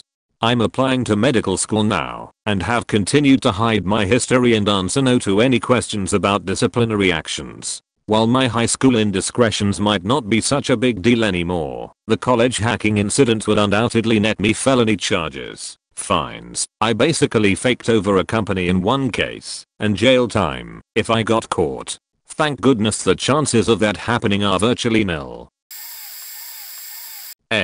No one will read this, so I'll start listing a few things. First off, I'm at least bisexual, and I'm not sure how much interest I even have in romantic relationships. The only remotely positive/happy relations I've ever had were FWB, and I once dated someone for 4 years who I had no romantic feelings for. One side of my family would completely disown me, the side that I honestly depend on.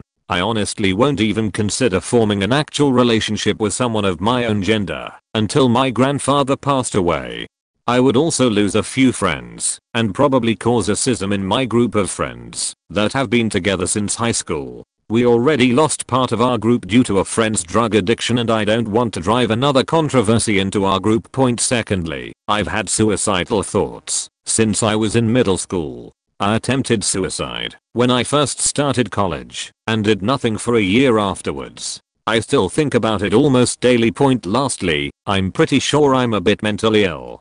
I daydream a lot. Oftentimes I'll lay in bed for hours just imagining different universes and characters, or self-inserting into fictional universes I like. I have vivid dreams and sometimes I've felt like they were all I live for.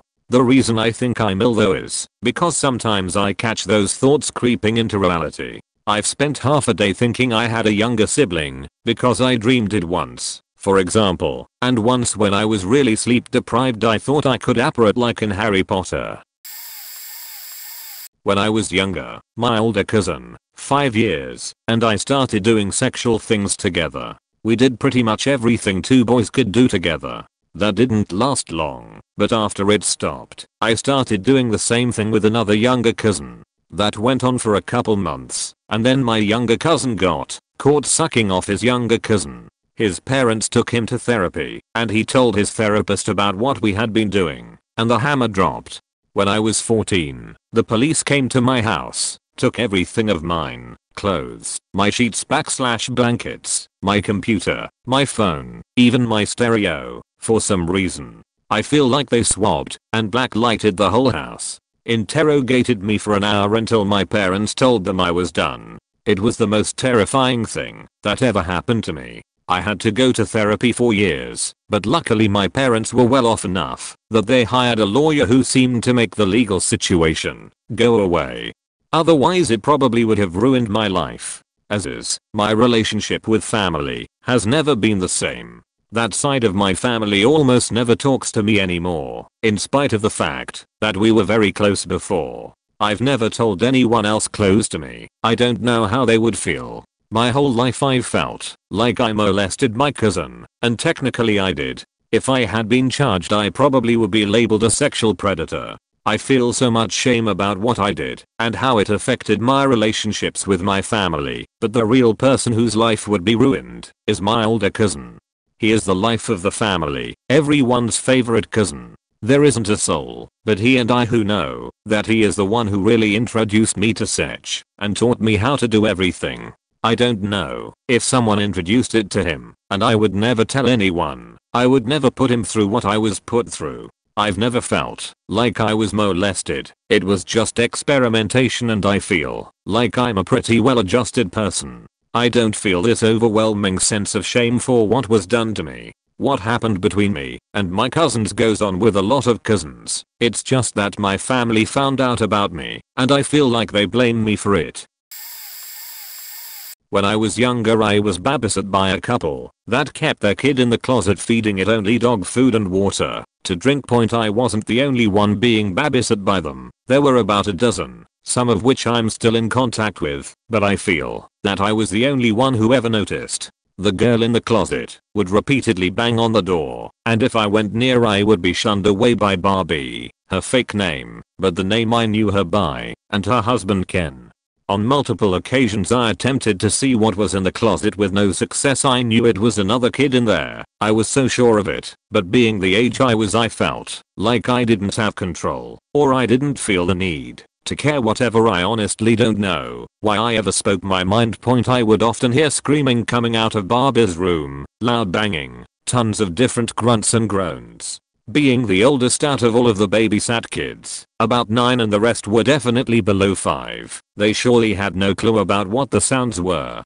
I felt really weird going there, and looking back on it, I can't remember a lot as I would rather not. Months go by, until the police finally get involved. Helicopters flying over our neighborhood, news, police. It was just a clusterfuck of shit happening. I can't help but feel I could have prevented it from happening, and I feel like I was the only person in the world that had a chance to help that little girl. I used to think about it non-stop, and it really got to me as I grew older. Started reading stories on it. That I felt depressed. The feeling of sadness I had for this little girl led to me hating everything. I attempted suicide when I was 14 by jumping out of my parents' moving van with a knife to my heart. If I really wanted to kill myself I would have. I just did that kind of thing for attention. Saw multiple therapists designed to help me, but they honestly are a joke. I found happiness on my own later in life, and at this point it's all just a memory that I try to repress as much as possible. Throwaway time. When me and my now wife first started dating in college, I got along really well with her best friend.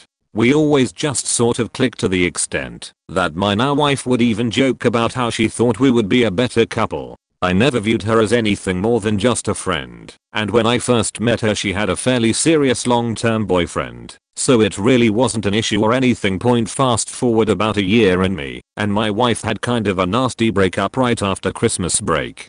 I won't go into the backstory since it's long and complicated, but my wife did some things that were kind of cruel and short-sighted at the time, and her best friend actually sided with me, which obviously caused huge rifts between them as well. I was pretty broken up about everything, and one night my future wife's friend showed up at a house party that I was at and ended up just holding herself up with me in a corner, listening to me whine and mope and complain while trying to console me. Finally, both drunk, at the end of the night I offered to walk her home, something I'd done before, no biggie, and she accepted. Walk came to an end. She invited me in to talk about it more, and when I got a little emotional she consoled me by bluntly stating that she thought my wife was wrong and was crazy to treat me like this, and what a good guy I was, and yada yada yada. We kissed and ended up sleeping together. She was still with her long-term boyfriend. They broke up within a few days of this incident. So we didn't speak for a few days because it was so awkward. But here's where it gets really awkward. My wife and I reconciled about 3 weeks later and ended up dating for another year and a half, spending a year engaged and getting married. We've been married for 4 years now. Her friend, still her very best friend, maid of honor at the wedding. They talk all the time. We recently went on vacation to Jamaica with her, her new boyfriend, my wife and me. And no, my wife doesn't know, and I've never told her, neither has her friend and I ever discussed what happened after that night. This is a throwaway, obviously. Obligatory backstory point on the outside. I'm happy, always smiling, and outgoing. I give off great vibes, and when it comes to advice, friends can't help but come to me because they feel I have great advice to give. I always make sure I put my friends and family first, and I'm a very selfless person. Never have I ever thought of putting myself first before anyone else. I've lost a few loved ones, people I know I could have done or said something to prevent the loss, but I didn't, because in a sense, I'm a pushover. As for me, I'm very nice, and do not feel comfortable saying things along the lines of you can't do that, or you shouldn't do that. However, when I'm away from friends and family, I'm the complete opposite. I'm an introvert, and I'm always feeling depressed, and may have had suicidal thoughts. I would never tell any one of my friends or family members, and I wouldn't feel quite right seeking out help. Regardless of all this, if my friend or member of my family had come to me and told me what I'm saying now, I would do everything I could to stop their thoughts of suicide, and I would try my hardest to end their depression. Maybe all I really needed was a place to write this all down, but it's something that would definitely change how people viewed me and quite possibly ruin me. Mine isn't so much it would destroy me, but I have accepted the fact that I can't ever share it with my family. I have been sexually molested by 3 of my cousins, and I never said anything because I knew no one would believe me. The first must have been pretty young, maybe 5 or 6 years old. One of my cousins forced me to touch his penis and almost forced me to perform oral before I headbutted him in the groin. The second was a really close cousin at around 13, and he was 18. This was more groping and sly graze-bys, but it got bad when he would pin me up to a wall or wait until we were alone to whisper pervy things to me. Last one was almost in love with me, like he lusted and pursued me, and would often corner me and grope a boob and apologize or rub his baller against my unsuspecting butt and say it was accidental. One of these men turned out to be a pastor. He never apologized, yet he is able to look at me with not an ounce of shame or regret.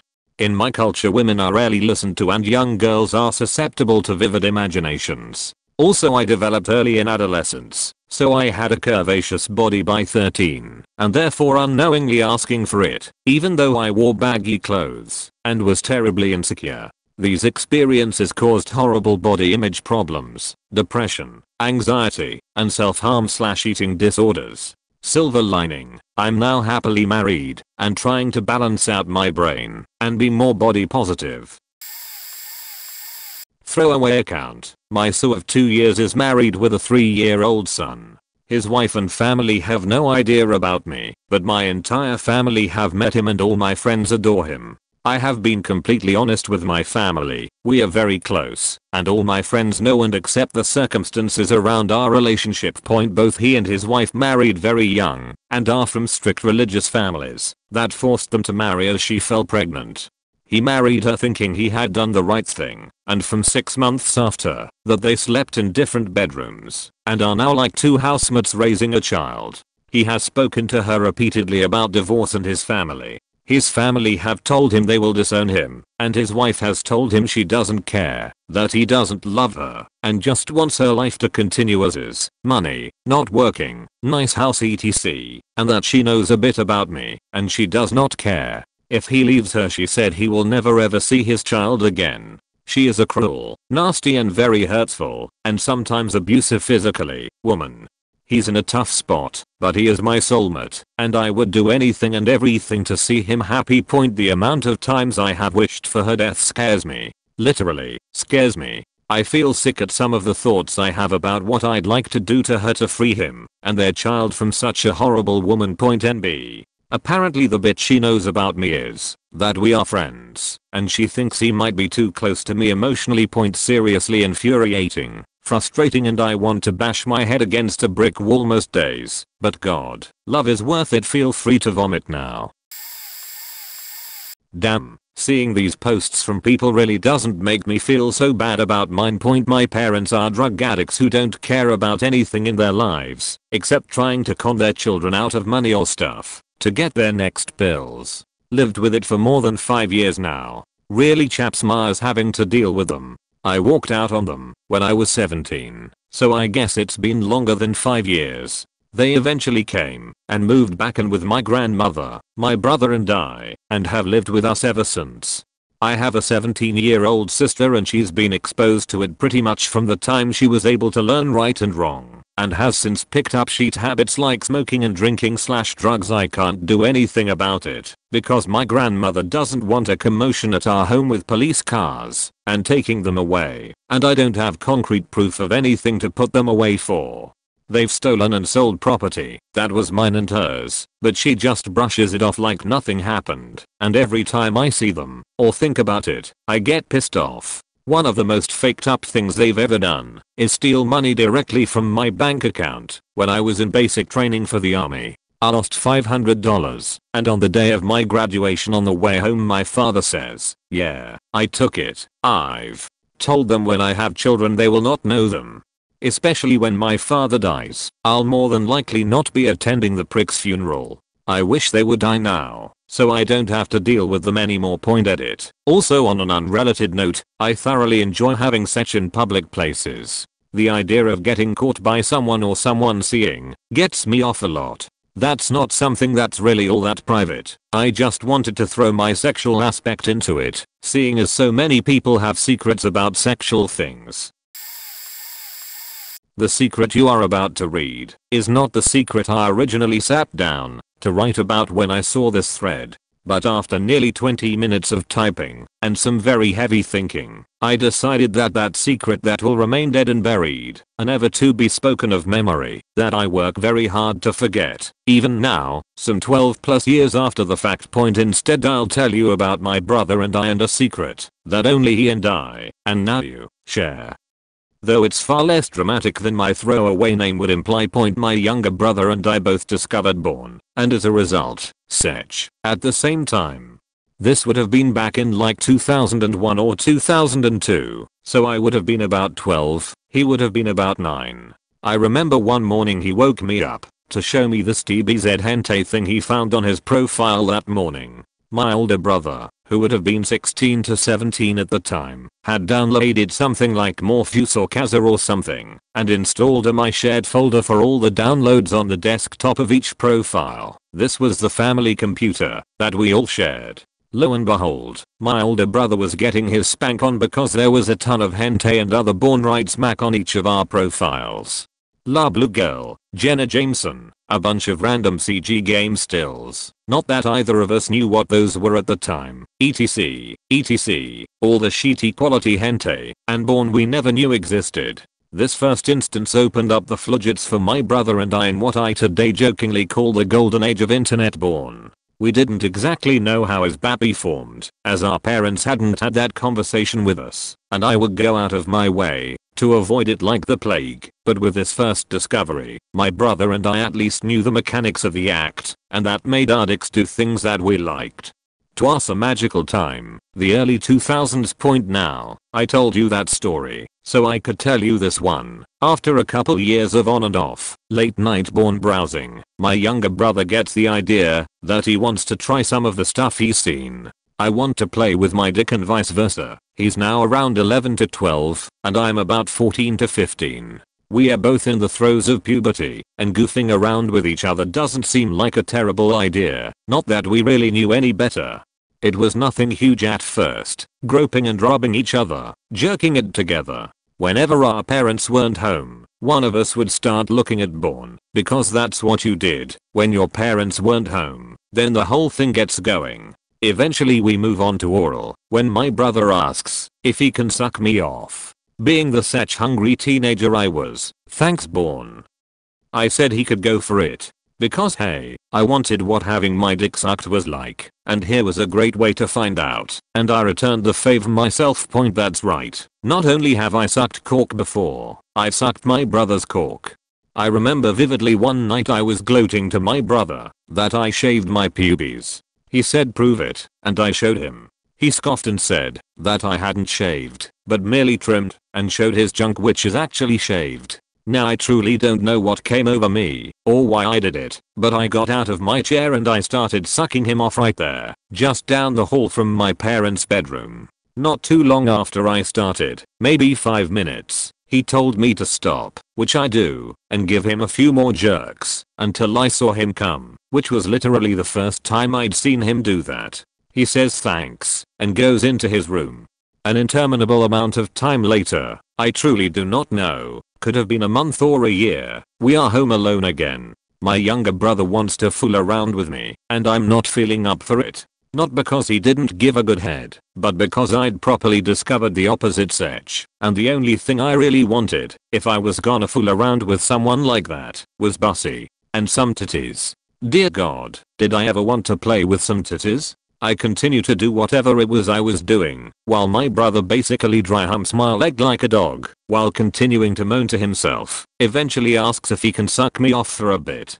You can probably see where this is going. I indulge him, we get carried away, he asks to do the real thing, and then I kinda sorta faked him for 10 minutes till I blew my load up as he and I have never spoken of this to our parents. We do not plan to, and we have not spoken of it to each other, since our first and only faking. But why have I told you this tale of brotherly incest?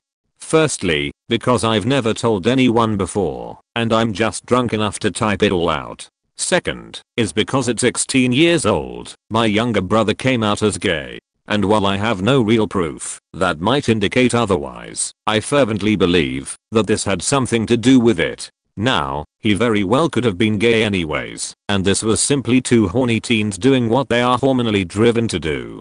But I always wonder about it whenever I see him with his boyfriends. TLDR, did gay stuff growing up with my younger brother growing up, and he later came out as gay. The two events may or may not be related. Also, I'm straight like a freeway, have had multiple girlfriends, think bussy is one of the best things in the world, and my favorite porn star is Mary McRae. Let's see, I jerk off to young girls. Pictures of them on Facebook, like at the beach with their friends in bikinis. I don't know why my friends put pictures of their young girls in little skimpy outfits. Some of the shots are even with their little legs spread. I love that stuff. I jerk off at work at my desk. I sit near people, but can always hear them if they are coming close, and have enough time to put my disk away and close a screen. Don't worry about being spied on by the ad department. Because I'm the ad manager and I exclude my IP address from being monitored, I go to the casino a lot without my family knowing. Fortunately, I won a lot of money recently, $30k plus, so it's all good. I secretly fantasize about my neighbor's young daughters, but really would not want to do anything in real life to them. I read other people's email where I work. Again, I'm an admin and have the ability to do this. It gives me pleasure knowing about some affairs that are going on at work between people who are otherwise married and have kids. They have no idea I know what's going on. I smoke weed almost every day. From the time I start driving to work to the time I go to sleep. Been doing this for many years. My wife doesn't know. She would be mad. I'm sure there are others. I will add to this later. I'm a bit too late for this, I guess. Was so looking forward to this kind of thread because I don't like to keep this with me. People always think that I'm always happy and that my life is perfect. In fact, I have an arrest warrant at home for something that I didn't commit, but it will be too expensive to hire a lawyer and go through the process of that. It means that I won't be able to work because I have to go to the court and stuff. Even the police who arrested me told me secretly once that he wished he would let me go when he got me because he doesn't think I did anything wrong. He actually gave me a hint on how to do it, and that's how I ran away. Though, I don't know how long I could do this because I don't have any money at all, and now I owe so many people a lot of money. What I did is I left the country one day before I had to report back to the court. The police officer helped me by not sending my details to the immigration, so it didn't show that I was under the bail and wasn't allowed to leave the country. It has been 3 years since I left everything behind, and I have 7 more years to go. It sucks because there are so many things in life I want to do. I want to get a scholarship, but I can't do that because they would publish my name and ask for a criminal record. I become so paranoid about everything, and I hate my name so much. I always wish I would get hit by a car and killed because I don't see any brighter future at all, and I'm too coward to commit suicide. Bear with me, I know this is a strange thing to say, but I think I may have been molested by my grandfather. I say think, because I'm not 100% sure. I only have really hazy memories of what might have happened. I had kind of pushed this to the bottom of my mind and hadn't thought about it until recently. It really happened when all those celebrities were being arrested and charged for child abuse in the UK, and I remember the subject casually came up when it was just the two of us, and he said something like, I don't know why they have to drag it up after all those years. Why can't they just let it go and leave it alone? And then he gave me this look that made me think, oh shit. And then I just buried it deep and changed the subject off with some half-ass comment about something or other. I just remember being desperate to move the conversation on and not dwelling on what just happened. When we were younger, me and my sister would sometimes stay with him and my gran. She would share the bed with gran, and I'd share with him. Like I said, I only have hazy memories of feeling uncomfortable in bed with him, nothing concrete. I also remember something vague about cuddles which kind of makes my skin crawl, but again, I don't have clear memories of it. I'm not sure how much I can trust my memory. I was very young at the time and I haven't thought about this for years. But I can't shake the feeling that something happened. I always remember being kind of creeped out seeing him around young kids, like feeling very uncomfortable when he would pick up my cousin's kids and hold them. Even so, I do wonder if I may be going mad and have just imagined or over-exaggerated the whole thing in my mind. I really don't know. I mean, he's getting on in years, but he's still a major part of the family. He's done some pro bono work for some local charities and ended up in his local newspaper a few times. Whenever he walks into town, people always stop him to talk. He's known and liked by everybody. And yet, I'll never forget that look in his eyes when he said that to me, and the way my stomach just faking filled with terror almost immediately. Like there was something I didn't want to think about. Like I just wanted to push it straight down and pretend it never happened. The thing is, it makes kind of sense. I've always been terrible with such I can't really deal with people unless I'm drunk. I find them too stressful otherwise. I've always been kind of anxious and distrusting of other people, to the point of paranoia at times. I've slept with quite a few people over the years, but never while sober. Not at first. I have had sober sex while in long-term relationships. But I've never had sex with someone for the first time without being pretty faking drunk. I tend to freeze up in even vaguely erotic situations when I'm sober. And I've always had this feeling of vague disgust with myself that never seems to go away, like I said, though I don't know for sure. And I don't really know what I'd do about it if I did.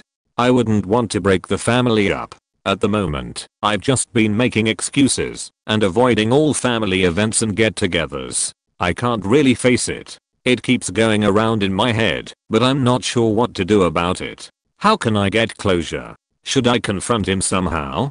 But what if I'm imagining it somehow? Anyway, that's probably enough of a wall of text for now. It felt good to get this down somehow, even if no one actually reads it. I guess I just needed to get some of this off my chest. With nearly 9,000 comments, I doubt this will be noticed, but I have to post on the off chance that even one person will see this and know what I'm talking about, or have some kind of advice point. Let me preface this by saying I do have/feel emotions. I can be a pretty sensitive person and will cry at the drop of a hat from something as silly as an emotional commercial or sob story on a reality TV show. I know I'm not a robot, and I can feel empathy and guilt, so I'm pretty sure I'm not a sociopath, even if I can have some pretty sadistic/morbid thoughts. But sometimes I wonder if I'm really feeling emotions. I'll say or do something and something will spark in my brain, almost as if my inner self is calling me a liar. I don't hear voices, but have immediate thoughts like, do you? Do you really love him more than you will anyone else you meet? Are you even sure what love really is? Do you care about him at all? Or is he filling time and space in your life so you don't have to? Sometimes I wonder if I do really feel anything, or if I just react based on the expectation that I react. Even something like giving out a compliment, even if it's genuine, sometimes I second guess myself. Did I say it because it was polite? Because it was expected of me? I don't know if this is making any sense, but if anyone knows what I'm talking about, could you let me know how you deal with this? I try to brush off these thoughts as sort of the call of the void urges, but I'm scared somehow it will come to light and everyone in my life will always wonder if I'm being truthful. Point at it. Reading that last bit about social cues makes me picture myself like a dog trying to figure a trick out for its master. When your hand is out, you want my paw. Right? Treat. See? I can do what you expect. See? I'm a good girl. I love my husband, but he was raised, and remains, extremely religious. As a result, we didn't have sex until after we were married. I was happy to wait for him, because I love him. This wouldn't be a problem except for the fact that his upbringing has also made him ridiculously conservative in bed. I once suggested we were 69 and his immediate response was no point. What he doesn't know is that since we've been married, I've grown more and more fascinated with the BDSM lifestyle and identify as a dom with sadistic tendencies. I've done a lot of research, talked to a lot of people online, and felt like I'd come home when I found the community. There is nothing I'd love more than to cuff him, cane him and then make him come so hard he nearly blacks out. I once teasingly suggested handcuffing him to the headboard and he deflected with a joke, so even the mildest hint of kink seems to make him uncomfortable. I think if I pressed the issue or even told him, he'd be weirded out or think that I need to go to church more because I'm a deviant. Doesn't help that I'm also hugely aroused by gay porn. So let's add that to the list of wife is a terrible pervert who needs more Jesus. Every other aspect of our marriage is awesome though, and I still love him 10 years after saying I do. He's my best friend. I just wish I could tell him this and know that it wouldn't ruin our relationship. I hate feeling like I'd be judged and found broken because of my kinks. I've agreed to act as a platonic dom to a subby friend online who needs a caring dom/me figure in her life after she got out of an emotionally abusive D/S relationship. She's been an amazing help in keeping my inner dom in check, but I get the feeling it'll only last for so long. I don't think he'd understand that either. When I was 10 or 11, my friend and I found a dead rabbit in a field. We then thought it would be a good idea to completely fuck this rabbit corpse up. So we threw it against rocks and whatnot, and marveled at the splatters it made. We also found a child's toy car in the same field. Good condition, probably not abandoned. We took it and threw it off a cliff. Yeah, I don't know either. I've been at uni for half a year and have gotten used to peeing in the sink in my room. When I come home on weekends I have an urge to pee in the sink. Everyone who I share my flat with, 15 people, at uni is poor and always complaining about money issues. We stay in bog standard accommodation. It's a shithole but cheap. I chose it because I knew it was party central and was never interested in paying double for less people and an ensuite. Hence the pissing in the sink. I'm comparatively well off compared to the people I know in my flat who have literally nothing in their bank accounts. I live in Scotland, so my tuition is free. I only have to pay rent, which my job on a Saturday pays for. I have always been into saving money and spending wisely. I'm 17 and have $18,000 in my bank account. Some of them may start to suspect something when they look in my room and find the bottle of Johnny Walker Blue Label and the stock of fillet steaks I have in my freezer, so maybe not the biggest confessions, but I felt like getting that off my chest. Oh, and I masturbate to my cousin sometimes. Throwaway. I'm mentally ill. I don't know what it is because I have not sought treatment. I don't think there is any question of whether or not I am, because when I first heard that suicidal thoughts were a bad sign, that you should get help if you have them, I was confused. I was confused because I could not remember not wanting to be dead. I have distinct memories of being 7 or 8 years old and spending recesses at the far end of the playfield, alone, walking circles around a birch tree with my hand on its trunk and staring up at the leaves. The noise of the other children would fade from my mind and I would just be nothing, and it was the closest to happiness I think I was able to feel. I would wish even my heart would stop beating, that I could just be still and quiet and nothing. I fantasized almost every waking moment about ceasing to exist. I have never intended to grow old, nor even to reach middle age. I have every intention of committing suicide before then, as I have intended, as long as I can remember. I'm 25 and have now accomplished almost everything I intended to do. I'm satisfied with the life I lived and I'm ready to stop. The only thing that has prevented me from going through with it is that I know it would hurt my family and friends horribly. I'm not sad, though I'm not happy either, and I'm certainly not killing myself because I'm sad or angry. I simply am ready to not exist. The idea of hurting them that way is too much for me though. I have to wait until they are ready to. Until they can understand that not everyone wants to be 90 with great grandchildren. I'm aware this is considered abnormal and troubling.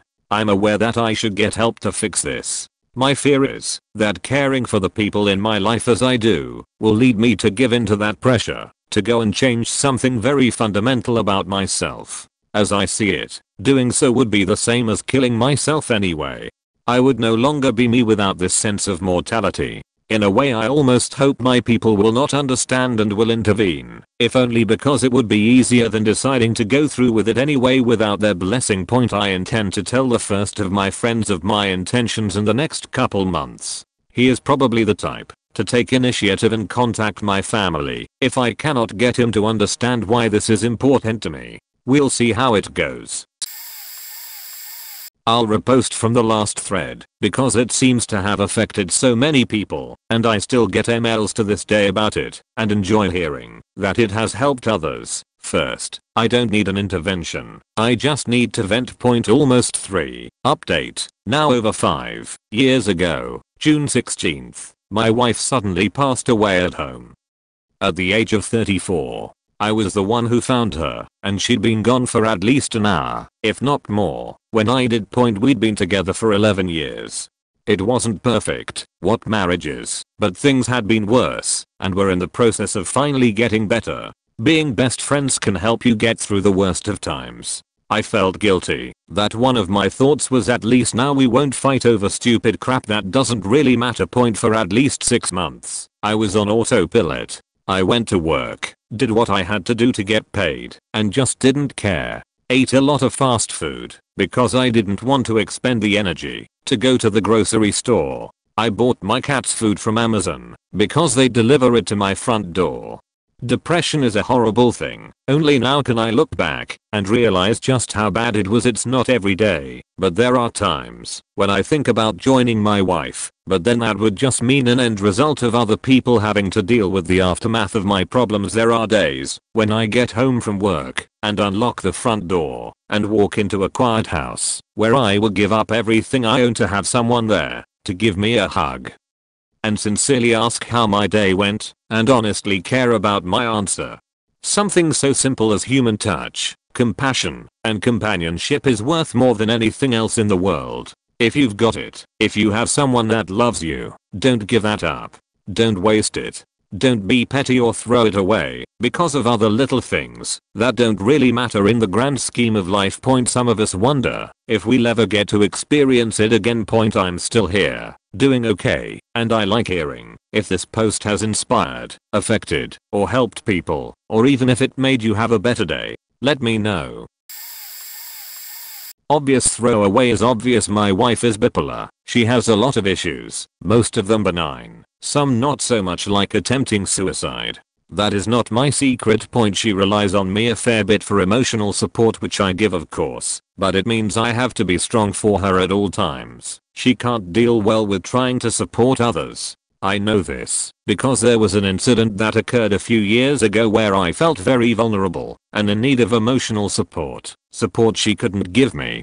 I don't mean she was cold, she's not, but she takes on those stresses and issues herself. Basically my emotional problem becomes her emotional problem. So I have learned to hide the stuff that happens to me so that it doesn't hurt her, which brings me to my secret. I have never told this to anyone. No friends, no family, no doctors, no one. Like I said, obvious throwaway is obvious. I hear voices. Not the kind of voices that encourage you to go kill people, but voices nonetheless. At first it was just my name being called, just a faint call that made me think there was someone outside. One time it imitated my father so well I actually went outside to see what he wanted. He wasn't there, of course. It was stupid of me to even think he would be, as he's not that mobile these days, and to get to my house would take an effort he wouldn't be capable of doing himself. Sometimes they get angry when they call my name. Those ones are really loud, and I tend to wince when it happens, but I know these are not real, just voices. Sometimes they tell me I'm dead, that I just killed myself, and now I'm dead. This tends to be very depressing, though it doesn't make me want to kill myself. It just depresses the shit out of me that I died, or think that I died. I can handle them. I recognize what they are, and that they are not real. Just one of those funny little nuances of being me. They are not as frequent at the moment either. I haven't heard them for a few weeks, so that's nice, but it's just the way this sheet seems to work. Dry spells, so to speak. I also realize that if I tell anyone that I hear them, there will probably be a bit of commotion, and it will most likely destroy my marriage, as it would dissolve my wife's trust in me to be there for her. So it's just a little secret. I prefer trans girls, MTF. I'm not gay, and it's not a fetish. It's not about sex. I just tend to like them better. We seem to have more in common. I respect the fact that they embrace who they are, and I just tend to connect with the ones that I have dated. Of course there have been less than ideal experiences as well, but that can be said of any relationship. There are several problems with this. The main one is what this thread is all about. If anyone I know found out, I think I would lose every single one of my friends and family. I grew up in, and recently moved back to, a very conservative/religious area, Oklahoma. Any form of non-traditional relationship is severely looked down upon, and my parents embody this attitude. The second is that, because of the area that I live in, this lifestyle is repressed, to say it kindly. As a result, it is nigh impossible to meet someone, because they tend to relocate as soon as possible, something I plan on doing in the near future.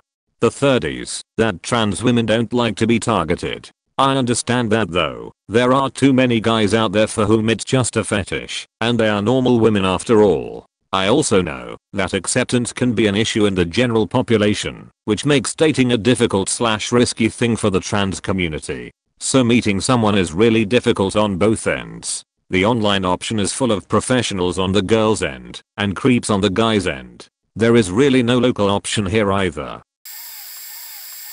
I'm married and I love my wife, but she has bipolar disorder that she isn't getting treatment for, and I want to leave her. But I'm not going to point. She did really well managing it for 2 years, and then back in September she spiraled out of control. Her bipolar isn't even that bad, but because she's not getting treatment it just gets worse and worse with each passing day.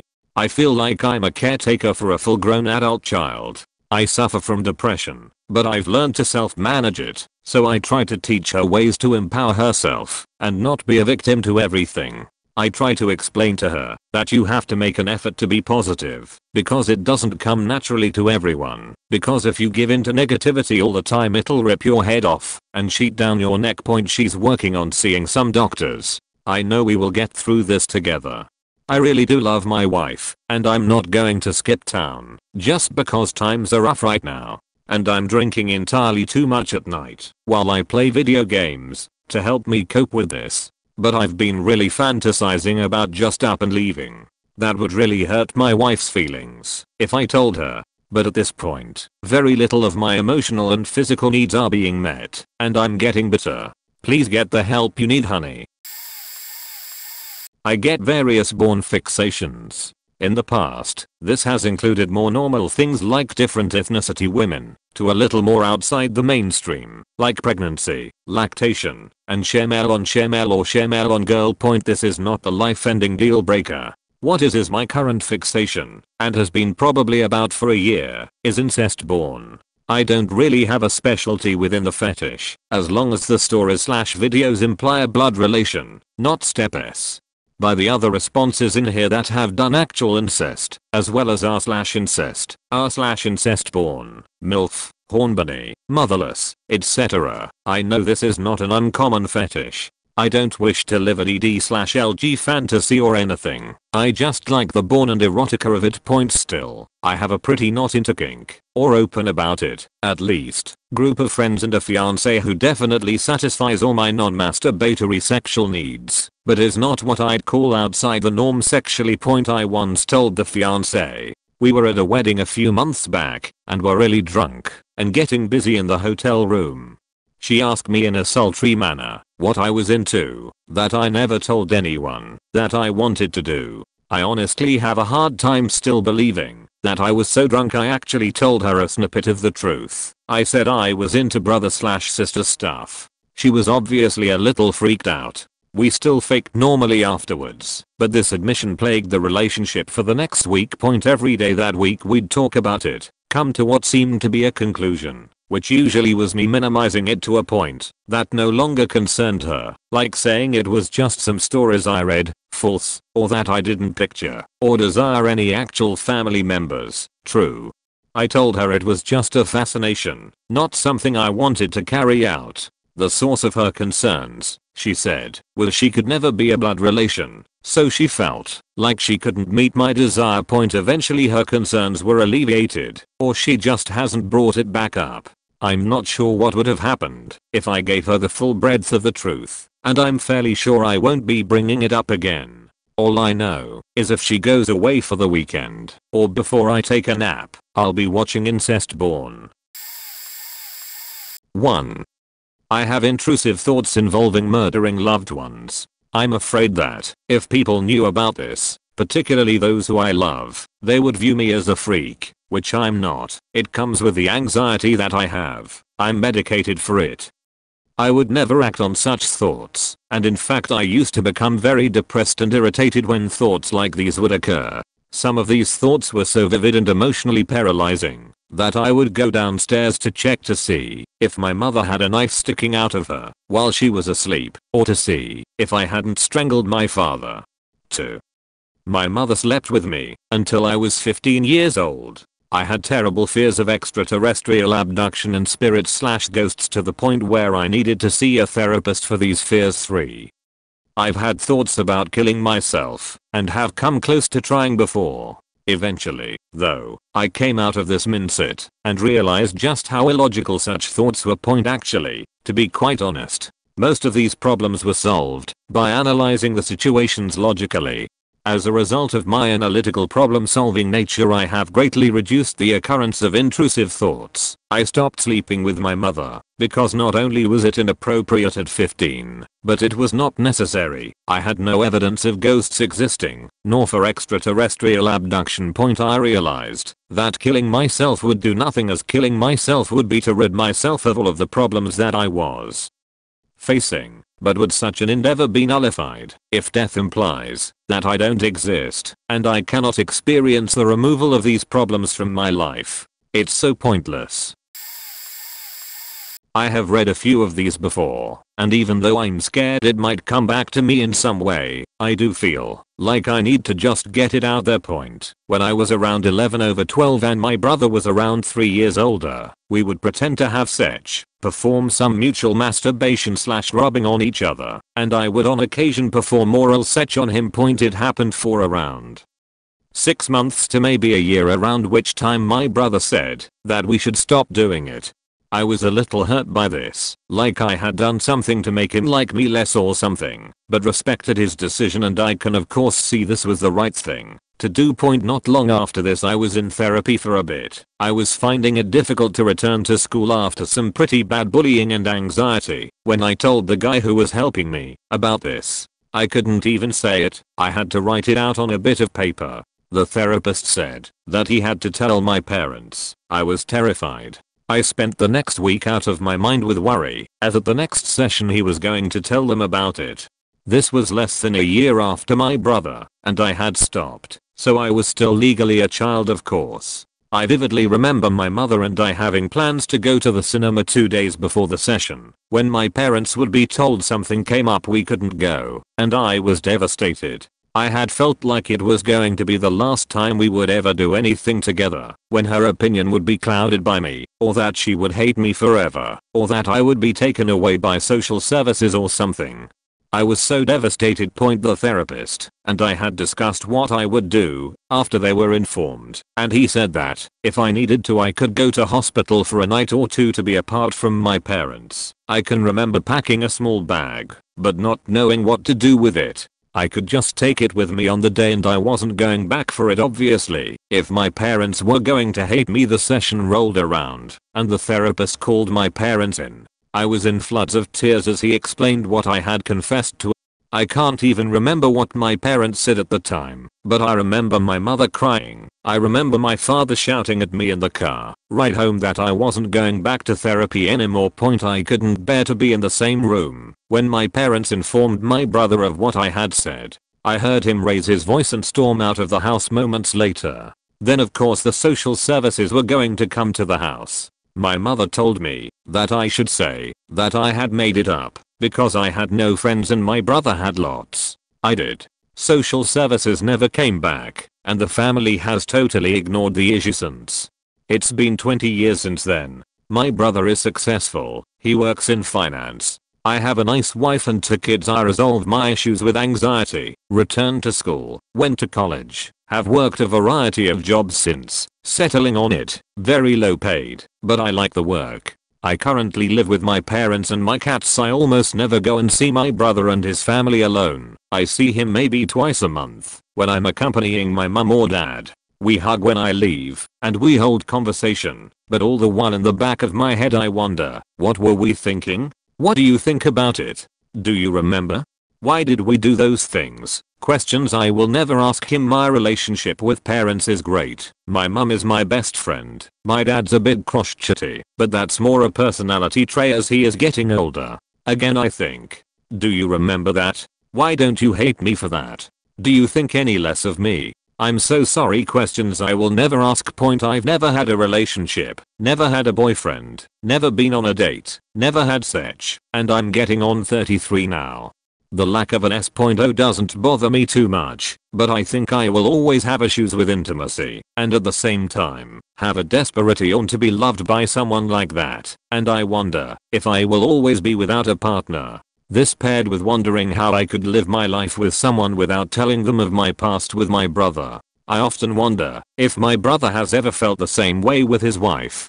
One of the biggest things that no matter how far I plumb the darkest corners of my memory to recall is why we started doing it in the first place. Was it curiosity or something else? Who instigated it? Does that make it any different anyway? When I think about it all now, it seems like a puzzle or numerical problem that seems just too difficult to solve. I typed a lot more than I intended. Sorry about that. I hope that you don't all find me disgusting for what I did when I was young and foolish. Obligatory this will be buried statement. I apologize in advance for posting this. That being said, I'm convinced I'm a horrible person. My mother was quite open about how she never liked me, that she knew from the time I was a baby. Couple that with the fact that I developed at an early age and drew unwanted attention early enough that I simply saw it as something that impeded me from being as active as I wanted. Tennis, riding, soccer. I was not emotionally prepared to deal with the consequences of said development. She has always told me that the only reason anyone would want to have anything to do with me was because I looked like this. That I could trust no one, and that my friend were either lying to me or would abandon me in disgust if they knew what kind of person I really was. I don't know why I deserve this. I have since been through a number of abusive relationships. I finally figured out that I was just replacing my mother. That this was my toxic little security blanket. That in this kind of relationship, I knew what to expect. They said the same things and treated me with the same disdain, the same disgust. Regarded me with seething suspicion that I never earned or deserved. I have always felt not good enough. I'm always waiting for the people I know to have some revelation and be appalled, shunning me. I pretend not to care about people's opinions, those that make judgments based on conjecture. Ironically, that is one of the things that people who know me actually like. Conversely, I'm fastidious in my appearance, in how I speak with people. I study things obsessively, so I might speak with knowledge about that subject. I have tried to learn as much as I can to make myself useful to people. I think I'm trying to prove something to myself, create my own self-worth. It has had little to no effect. If people seem pleased to converse with me, to be in my company, I'm my mother's daughter again, waiting for the axe to drop. For them to tell me how they truly feel about me. I'm convinced that I have no value. People only pretend to listen, pretend to care. That no one really gives a damn about what I have to say, that I shouldn't even bother. That's why everything always seems to be okay, why I don't complain or talk to people. Because no one really cares. No one wants to hear it. That if people really knew, this is all over the place, and I'm sorry. What it all comes down to is I don't even want to know if anyone did care, because I don't think they could. I feel like an incomplete person. I love the idea of being alive, and dying scares the shit out of me, but I can't bring myself to feel much of anything. No happiness, but no unhappiness either. I do what I can to avoid grief, like most people, but only because it's an inconvenience to me, not because I'll experience emotional pain if I don't. I don't understand why, or how people get upset over such seemingly little things. You and a friend are fighting? So what? It's not the end of the world and neither of you are going to die as a result. I'd just move on and befriend someone else, so I can tell myself that I'm not alone. The odd thing is I have a lot of friends who I fooled for a really long time into thinking that I care about them. I don't know what I do to make me seem normal. I probably just got good at mimicking other people in a sense. Other than my dad and my sister, I don't really care about anyone, nor can I bring myself to. I wasn't always this way. My family tells me I was the nicest kid, always concerned about other people and always willing to help out. I became aware of how I'm around age 16. I'm 19 years old now, and I can't think of what happened or changed in my life that made me this way. I'm almost convinced I never will, because whatever it is, won't seem like a big deal to me anymore. I was hospitalized at age 11 when my autoimmune disease was acting up, after I became very ill. I developed vitiligo and arthritis, neither of which hold me back any. Up until then, I was perfectly healthy. Other than that, my life has been relatively uneventful. If anyone found out, I would most likely lose the majority of my friends and my family would try to send me away somewhere for treatment. They're very into that kind of thing. They run away from their problems. They're very religious and very opinionated about anything abnormal. I work at a business, and I'm responsible for making deposits. A number of years ago I was going through a rough patch financially, so I started borrowing money out of the deposit and delaying it a day or 2 or 10. I never stole any money from the business, aside from the small amount that would have been interest point each day. I would take the deposit home, take cash out of it, and use it to make up the cash I had taken out of the earlier deposits, then would make the earlier deposits. During the busy season it was easy. I could make those deposits just a few days later, no one even noticed.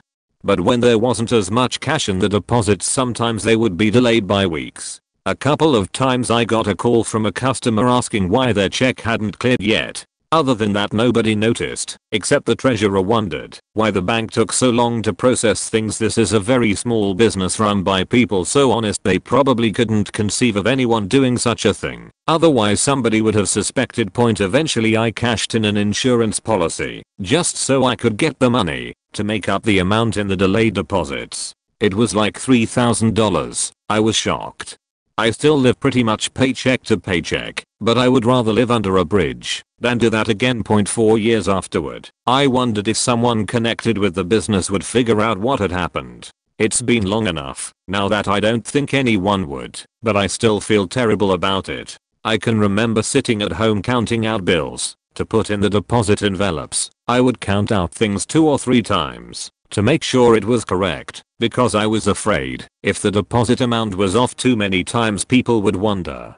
Sometimes even now, if I have to count through a big stack of bills, I'll remember the terrible feeling in the pit of my stomach I would get going through those deposits. If by some chance someone found this out, I'm pretty sure I would lose my job, and it's a job I love with people I respect. Even if they said, well, that was long ago, and we are sure you wouldn't do it again, I think I would have to quit from the shame. This isn't as intense as some of the other ones here, but it still would ruin my life if people knew about it. Several years ago at the end of my junior year of high school, I decided I wanted to enter the seminary after high school and become a Roman Catholic priest. I had good grades plus a great SAT score and was expected to go to a top college, so I was hesitant to tell my parents my plan. I still acted like I was going through the whole college application process when in reality I just straight up lied to them about applying anywhere.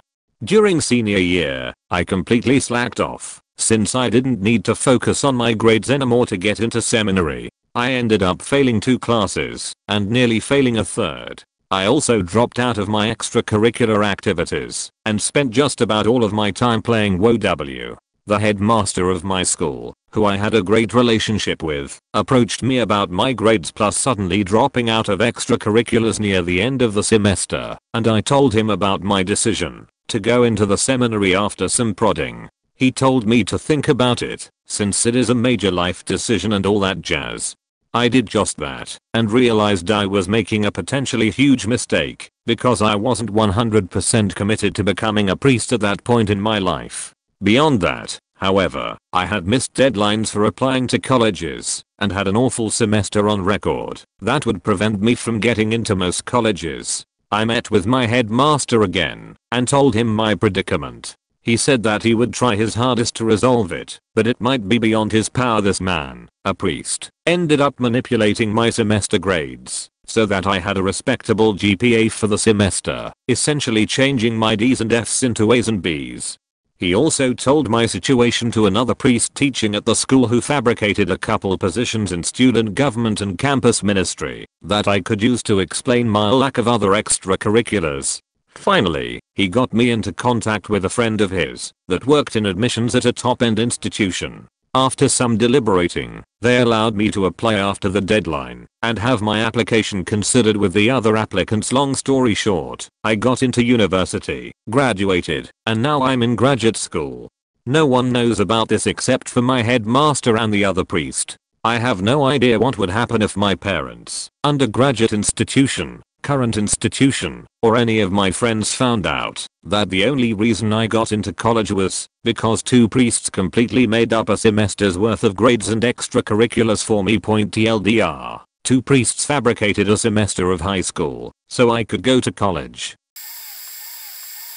Throwaway. I'm way late to this party, but I was the most evil child I've ever known. How evil, you say? I was a textbook psychopath. I used to try and hurt other people as much as I could as a kid, just to see what their reaction would be. I've never felt remorse for hurting others, intentional or not, but I have an infinite amount of compassion for others that get taken advantage of, if that makes sense. Taunted my friend in middle school after their parent was killed, that it was their fault because they were blowing their parents and that's why they lost control and crashed. Just to see what would happen. Used to break this disabled kid's toys all of the time that lived next door. When I was 6, used to watching him take a sheet all the time when his bathroom door was cracked. Why? I'm not even into that. Was in countless fights, punching other kids in the nuts as hard as I could when they weren't looking, just to see what their reaction would be. Put thumbtacks on other kids' chairs before they sat down. Used to throw golf balls off a ledge out into the interstate when I was like 12 and 13. Lied all of the time about anything incest with sibling when I was 10 or 11. They are a few years younger than me and not intercourse, but everything else. Used to spy on my siblings' friends while they were showering when I was 10 to about 14. Thought I was killing my sibling when I was 6 or 7 because I just wanted to see what it would be like. Thought I was feeding her a poisonous berry and I thought they would die from it. Injured/killed animals when I was growing up till I was 13. Including family pets. Fantasized about killing people all the time for as long as I can remember. Primarily people that took advantage of me and others until I was like 24. Wet my bed till I was a teenager. Set just about everything on fire I could get my hands on and almost started a forest fire. Stole things all the time. Fantasized about killing myself at a very early age, like 10. There are countless other things that I can't remember at the moment, but there is no way in hell anyone will ever know about that stuff. I've since grown out of all of that, but my wife will never know and would be afraid to have my kids. Lol. When my brother and I were younger, we used to play in the woods together all the time. This particular incident happened when I was 11 and he was almost 10. If we walked about a mile into the woods early enough in the day, we knew it would take us about 30 to 45 minutes to the railroad tracks and this huge trestle that we would play on all the time as kids. It's relevant to mention that this trestle was very high up and was built over a river. Don't ask me why we thought it would be a good idea, but after we saw that Stand By Me movie we thought it'd be fun to play on the trestle and reenact that scene. Except the train was much faster than we thought it would be and we panicked. It was much higher up than it had ever seemed and we had no way of knowing how deep the water was underneath. We were too afraid to jump, so quick thinking had us dangling stupidly over the side by death grips of our fingertips.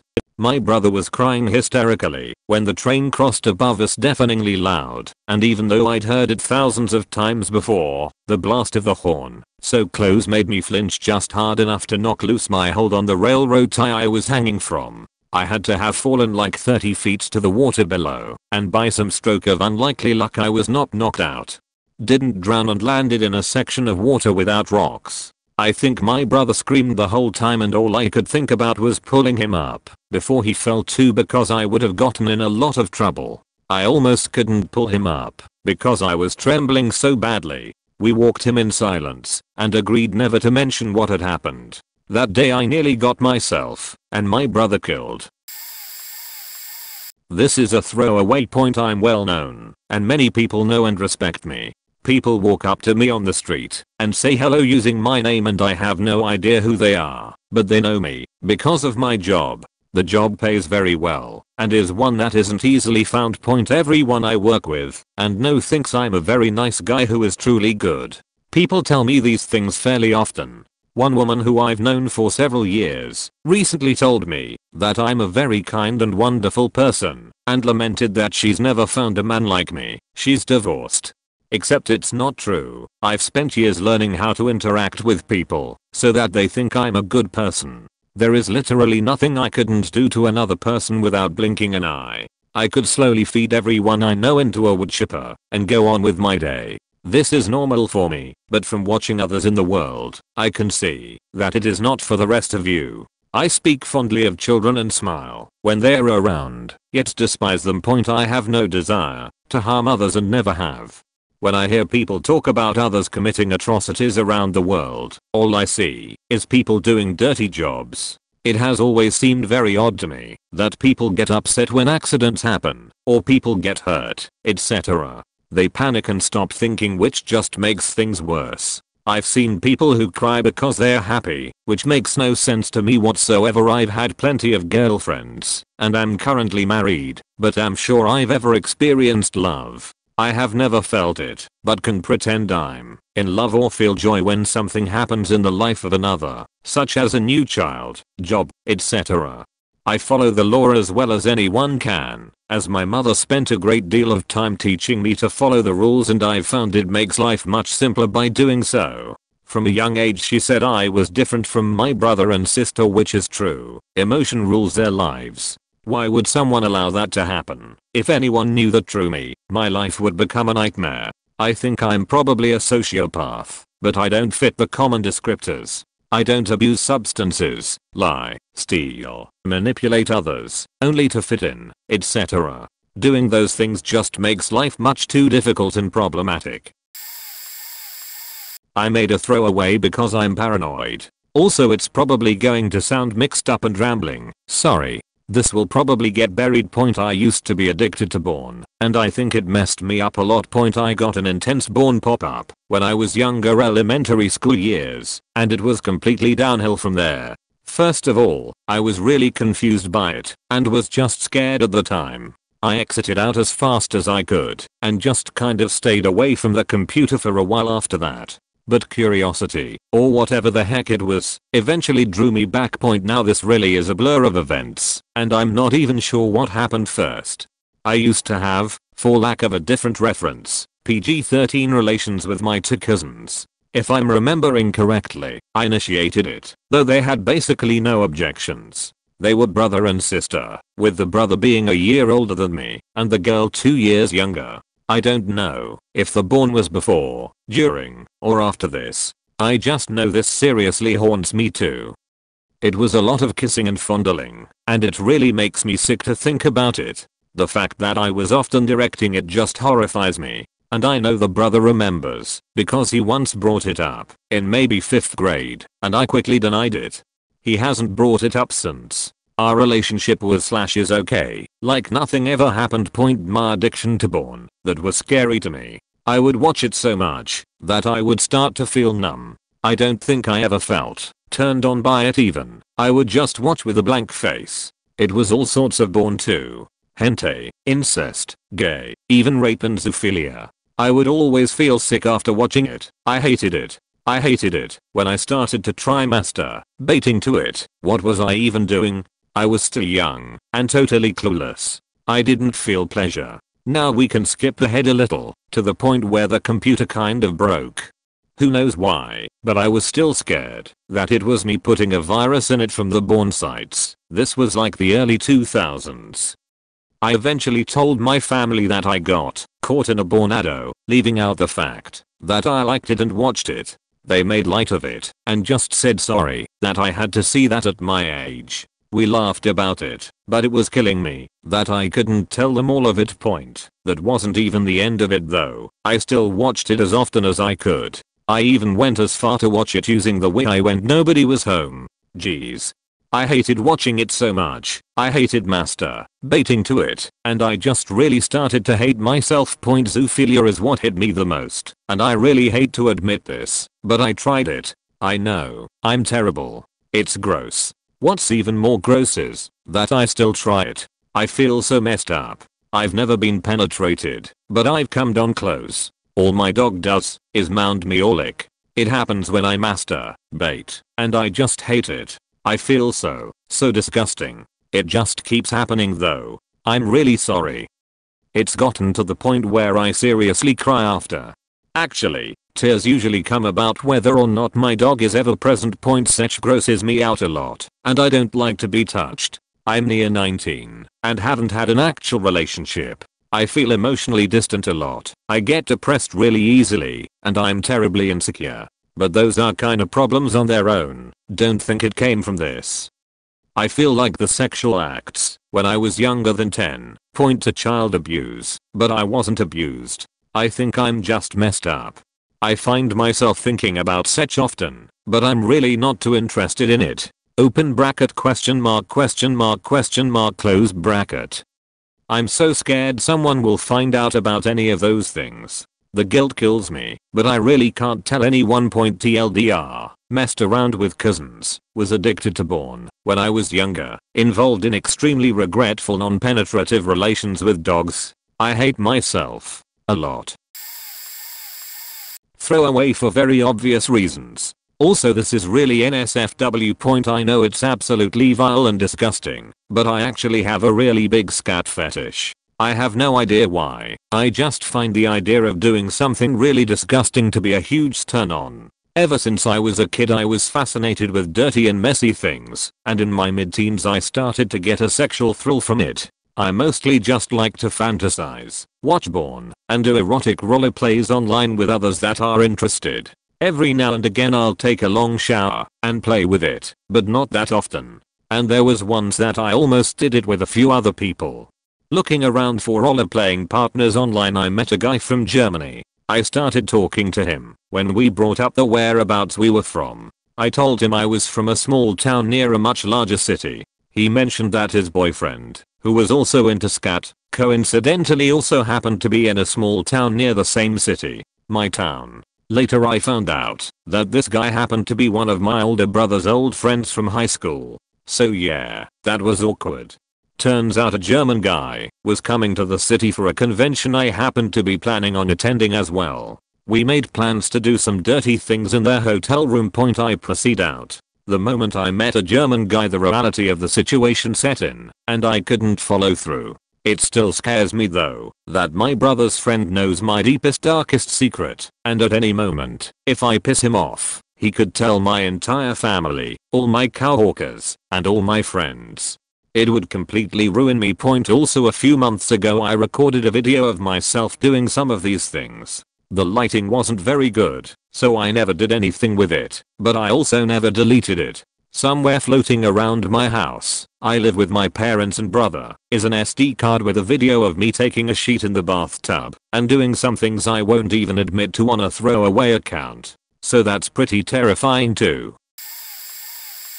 I have a scat sheet fetish. It's disgusting, but true. Videos like 2 girls 1 cup that would disgust most people are the kinds of videos I get off to. Read on at your own risk. I think it came about because the firstborn video I ever saw, at the age of around 10, was something my father had secretly downloaded on the family computer. I found it in the downloads folder of one of those P2P programs while I was looking for some music. In retrospect I think it was probably a squirting video, but at that age I thought it was bissing.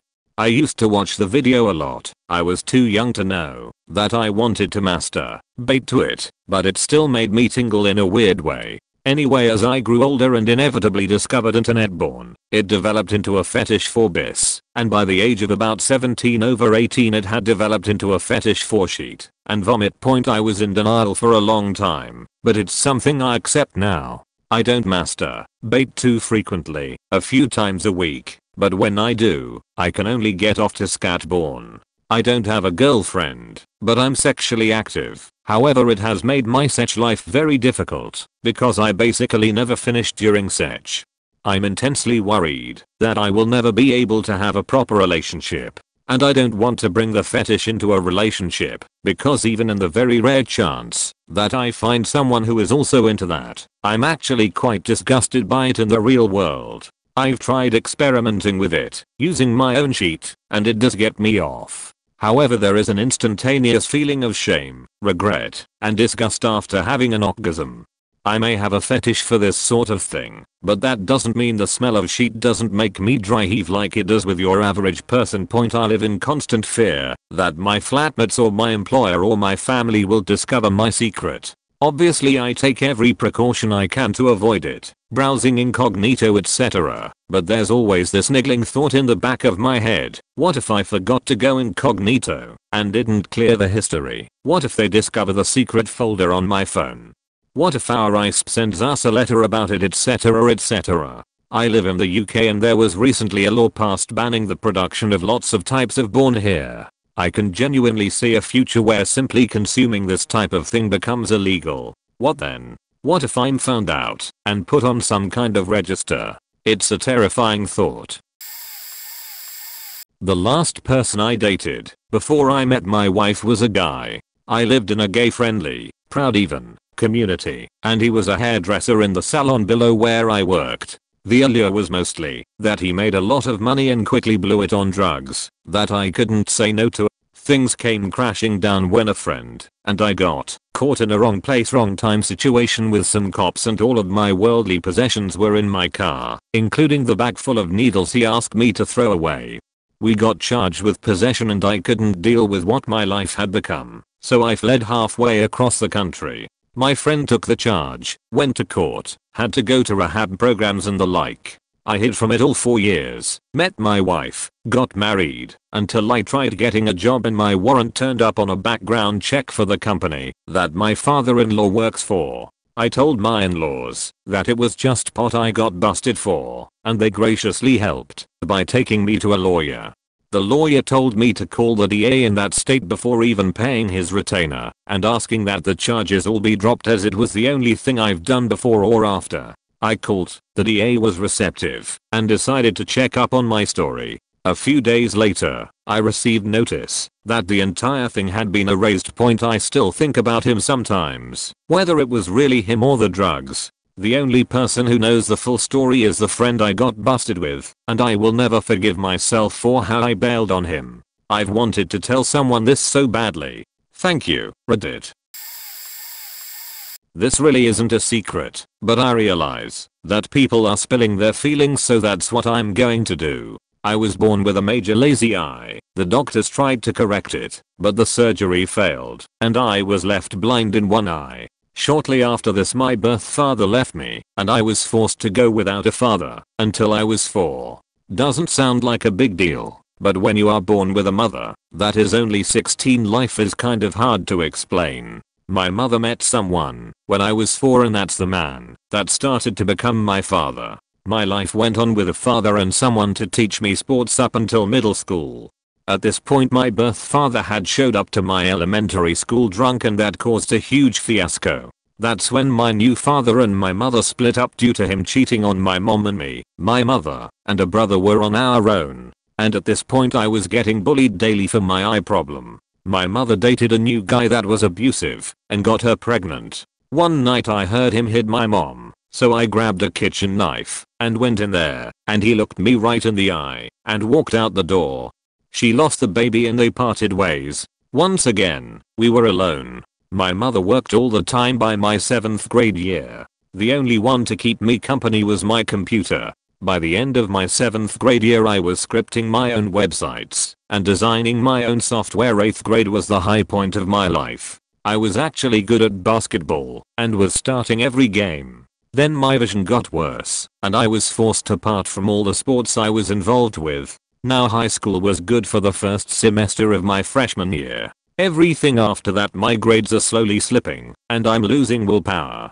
My only friend just wants to drink all the time. The only thing I have to show for my life is a hot girlfriend and a 1995 bird. Sounds great. My birth dad is coming back into my life and I see him regularly. But the person that means so much to me, father that raised me, doesn't contact me anymore. My mom now is remarried to a good man and has another baby, my little brother. I'm ready for new friends and a life from my computer. I know there are people with worse problems than me. It's just nice to get some stuff off of your chest sometimes. Similar to many people here, I have been diagnosed with severe depression. It was also guessed that I have homicidal, suicidal, and torture idealization, mild autism, mild bipolar disorder, and an inability to identify emotion, as well as being unable to feel my own emotions. I never had a chance to also talk about my extreme paranoia, having to lock myself in a room with the alarm set because I could no longer afford sessions. I have been on and off medication, but all it did was make me even sleepier. I have gone to a psychiatrist and therapist over these issues, but nothing was resolved. The psychiatrist would start the appointment and ask me what would I want a drug to do for me if it could do anything, and my therapist used to just say she has no idea what to do at the end of almost every session. I gave up trying to fight these a long time ago, and my employment has been terminated again because of this. I have failed out of university many times due to all of this as well. I'm in a relationship with someone I only find unattractive and annoying. It is very difficult for me to leave my apartment anymore. I went to commit suicide, wrote up the note, and realized that cutting really hurts. Next I went to take pills, but it took too long to get to the pills, and I lost the brief emotion that let me care enough to end it. It would ruin my life, because then people would make a fuss, try and express how much they care for me, and try to help. However, I do not want help. It would be nice to just go to bed and not wake up. This will get buried, but I have my suicide planned. It's not soon, or rather I don't even know exactly when it will be. It'll be after certain things happen. Background: I'm female, and I have severe PTSD due to being sexually abused for almost 10 years by my biological father. My mother, who didn't know, was the only thing that kept me going. I'm now 20, and she is my best friend. My PTSD keeps me from being able to get a normal job, so I do online sex work. I live with my mom and my stepdad. My stepdad and I get along most of the time, but our personalities do clash. He doesn't understand my illness. I don't have any friends other than my mom, because when I graduated high school all of my friends left for college. I keep in touch on Facebook and stuff, but it's not the same as real life friendship. I rarely leave my house. I'm fat and my low self-esteem due to my PTSD is borderline crippling. The sex work helps sometimes, knowing that there are men out there who are attracted to fat pieces of shit like me.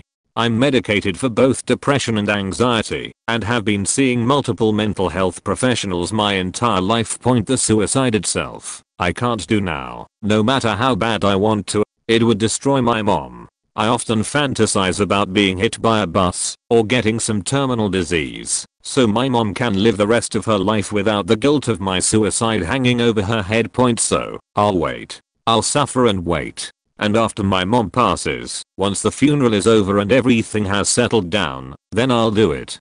And then I won't have to live with these horrible faking nightmares and flashbacks and the nagging, terrible haunt that is my father's voice in the back of my head telling me I'm nothing but a fat piece of rape meat that no one will ever truly love. Every second I'm alive hurts worse than you can imagine. At least if there's a heaven, or whatever, my mom won't have to wait for me too long.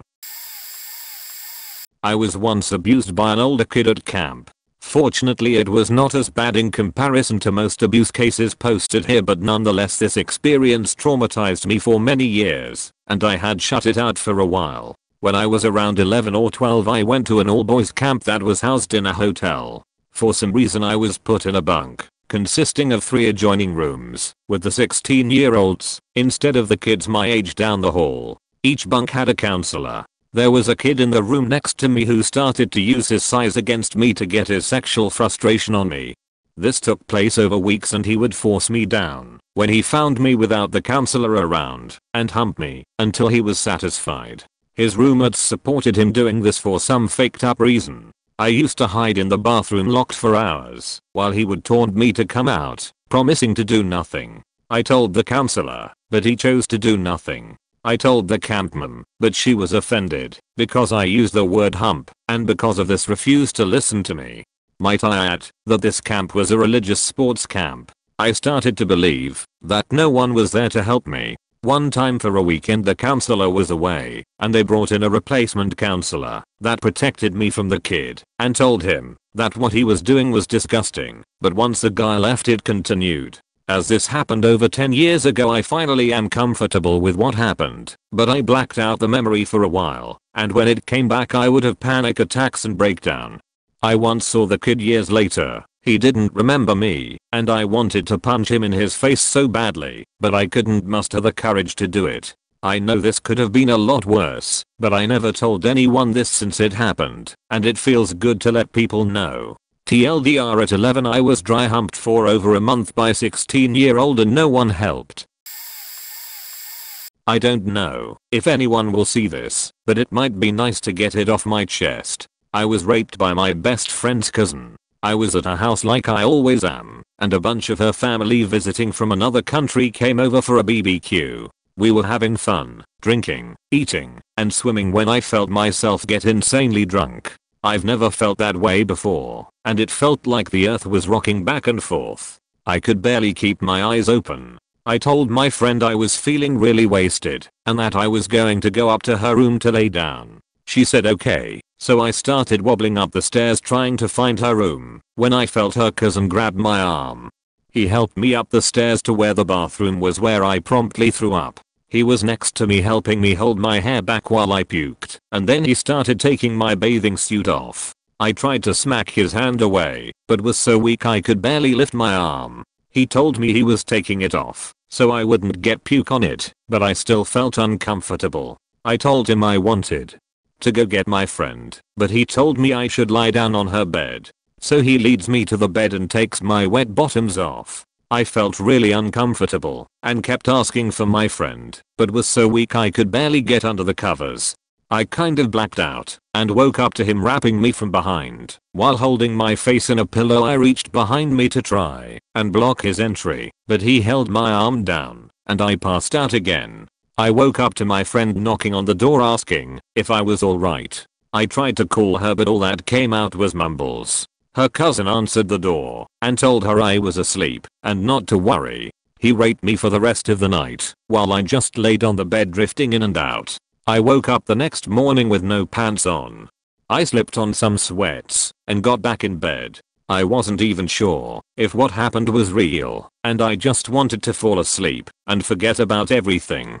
I went home that day feeling really empty, not sure what to do. I eventually told my friend what happened, and at first she was really supportive and said we should go to the police and apologized about everything, but then she started telling me that if I went to the police it would tear her family apart, and that I could go to the police, but that her family would be ruined. I decided not to say anything to the authorities. This could ruin a lot if it got out. I work for their family business and I know I would be fired if they found out I was pressing charges. This job is the only thing keeping my mom and I out of the streets. It hurts because I really love my friend, but she just seems different since this happened. Her cousin leaves to go back home soon. I pretend like it doesn't bother me, but it does. I think about it every single day. I replay it in my head, and I sometimes think it was my fault, even though I know it wasn't. I haven't told anyone else. This secret is slowly dragging me down into a really dark place, but I don't want to lose my best friend or my job.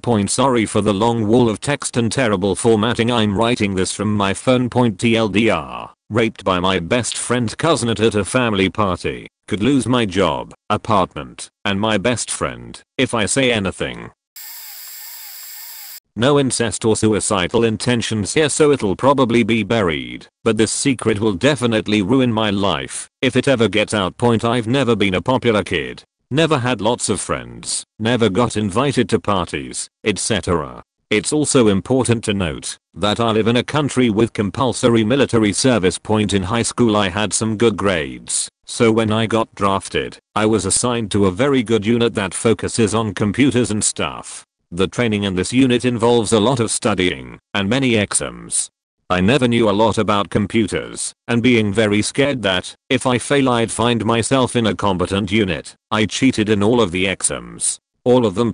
Now, this wouldn't have been so bad if my army service wasn't such a huge turning point in my life. I met some great people there, and some of my best friends today are people who did those exams with me. If it wasn't for them, I'd probably be a very lonely guy to this day. Plus, later on I got my job based on the knowledge I acquired in my army service. The thing is, people in the army don't like cheaters very much, to say the least. I remember that when someone was caught we all talked about him behind his back and complained about him and so on. So I'm sure if any of my friends or my boss find out about it, while they might not hate me, but it will surely change our relationship. It's been 5 years since then, but I still feel guilty, like I've stolen a life that I don't deserve. When people start talking about that time I get super nervous that anyone will find this out. Yeah, as I said, not super interesting, but that's my secret. Throwaway point TLDR. While I was in high school I faked having dissociative identity disorder, aka multiple personalities, until I convinced myself and other that I actually had it. Full story. While I was in high school, I wanted to feel different than other people. For some reason I thought having would be the perfect way to express myself. I came out to my friends and they all believed me because I played with each personality very well. For obvious reasons I will not post my personalities' names, as I'm sure the people I told are on this site. Eventually, through all this acting, I came to believe that I actually had this disorder. I could switch my personalities at will and switched often. I suppose I did all this so I wouldn't have such a mundane high school existence. I wanted to feel something so much more than everyday life. My first boyfriend actually thought he was dating one of my other personalities the entire time we were together, and I too had convinced myself that it was her dating him and not me. I had her break it off with him in college because I wanted to put that life behind me and move on. In college, I brought up my personality again and came out to one of my friends. Nothing came of it, and a few weeks later I told him that I could no longer hear them. I stopped talking to him after that because, again, I wanted to put it behind me and lead a normal life. But the sad part is, at 23 and working full time, every now and then I think about them and pretend that I can hear them and can talk to them. Which is the only reason I'm posting this right now. This isn't really something that would destroy my life if people knew, but I'm so ashamed by it that it's basically ruining my life now. I'm an extremely disordered eater. Basically, it looks like being a picky eater. That in itself is fine. Could probably spin that as quirky, but the few things that I do eat are largely complete junk. I was going to provide examples, but even in this anonymous arena I'm too embarrassed. And it's not just that those are the foods I like. I get literal panic attacks when I attempt to try something new. This has been going on for as long as I can remember. It was somewhat easy to hide or explain away as a kid and teenager, but now I'm pushing 30 and it's getting harder to live with. I haven't had a sit down meal with anyone other than my mom in years. I can only be in a grocery store for short periods of time. I barely ever go to family or work gatherings, and if I do I always eat too much earlier. My only adult relationship ended because I couldn't keep up the lying anymore and decided to break it off instead of trying to explain, and in the 6 years since then I haven't even entertained the idea of dating. I'm pretty socially isolated at this point. There are times when I think about how much control I have allowed this silly sounding thing to have, and I feel like I will never have a normal life. And that leads to other dark thoughts. These are extremely minor, thus no throwaway. Story 1. When I was in 6th grade, 11 years old, I'm 23 now, I had a teacher legitimately lose an assignment that I had spent a lot of time on and turned in. I threw a fit about it, and in a nutshell I defaulted to getting an A on it. Shortly after, beginning the following year, I just didn't write an essay, and employing the same tactic got me an A again, with very little effort. This continued to work for some reason, so the first year or so of high school was pretty effortless.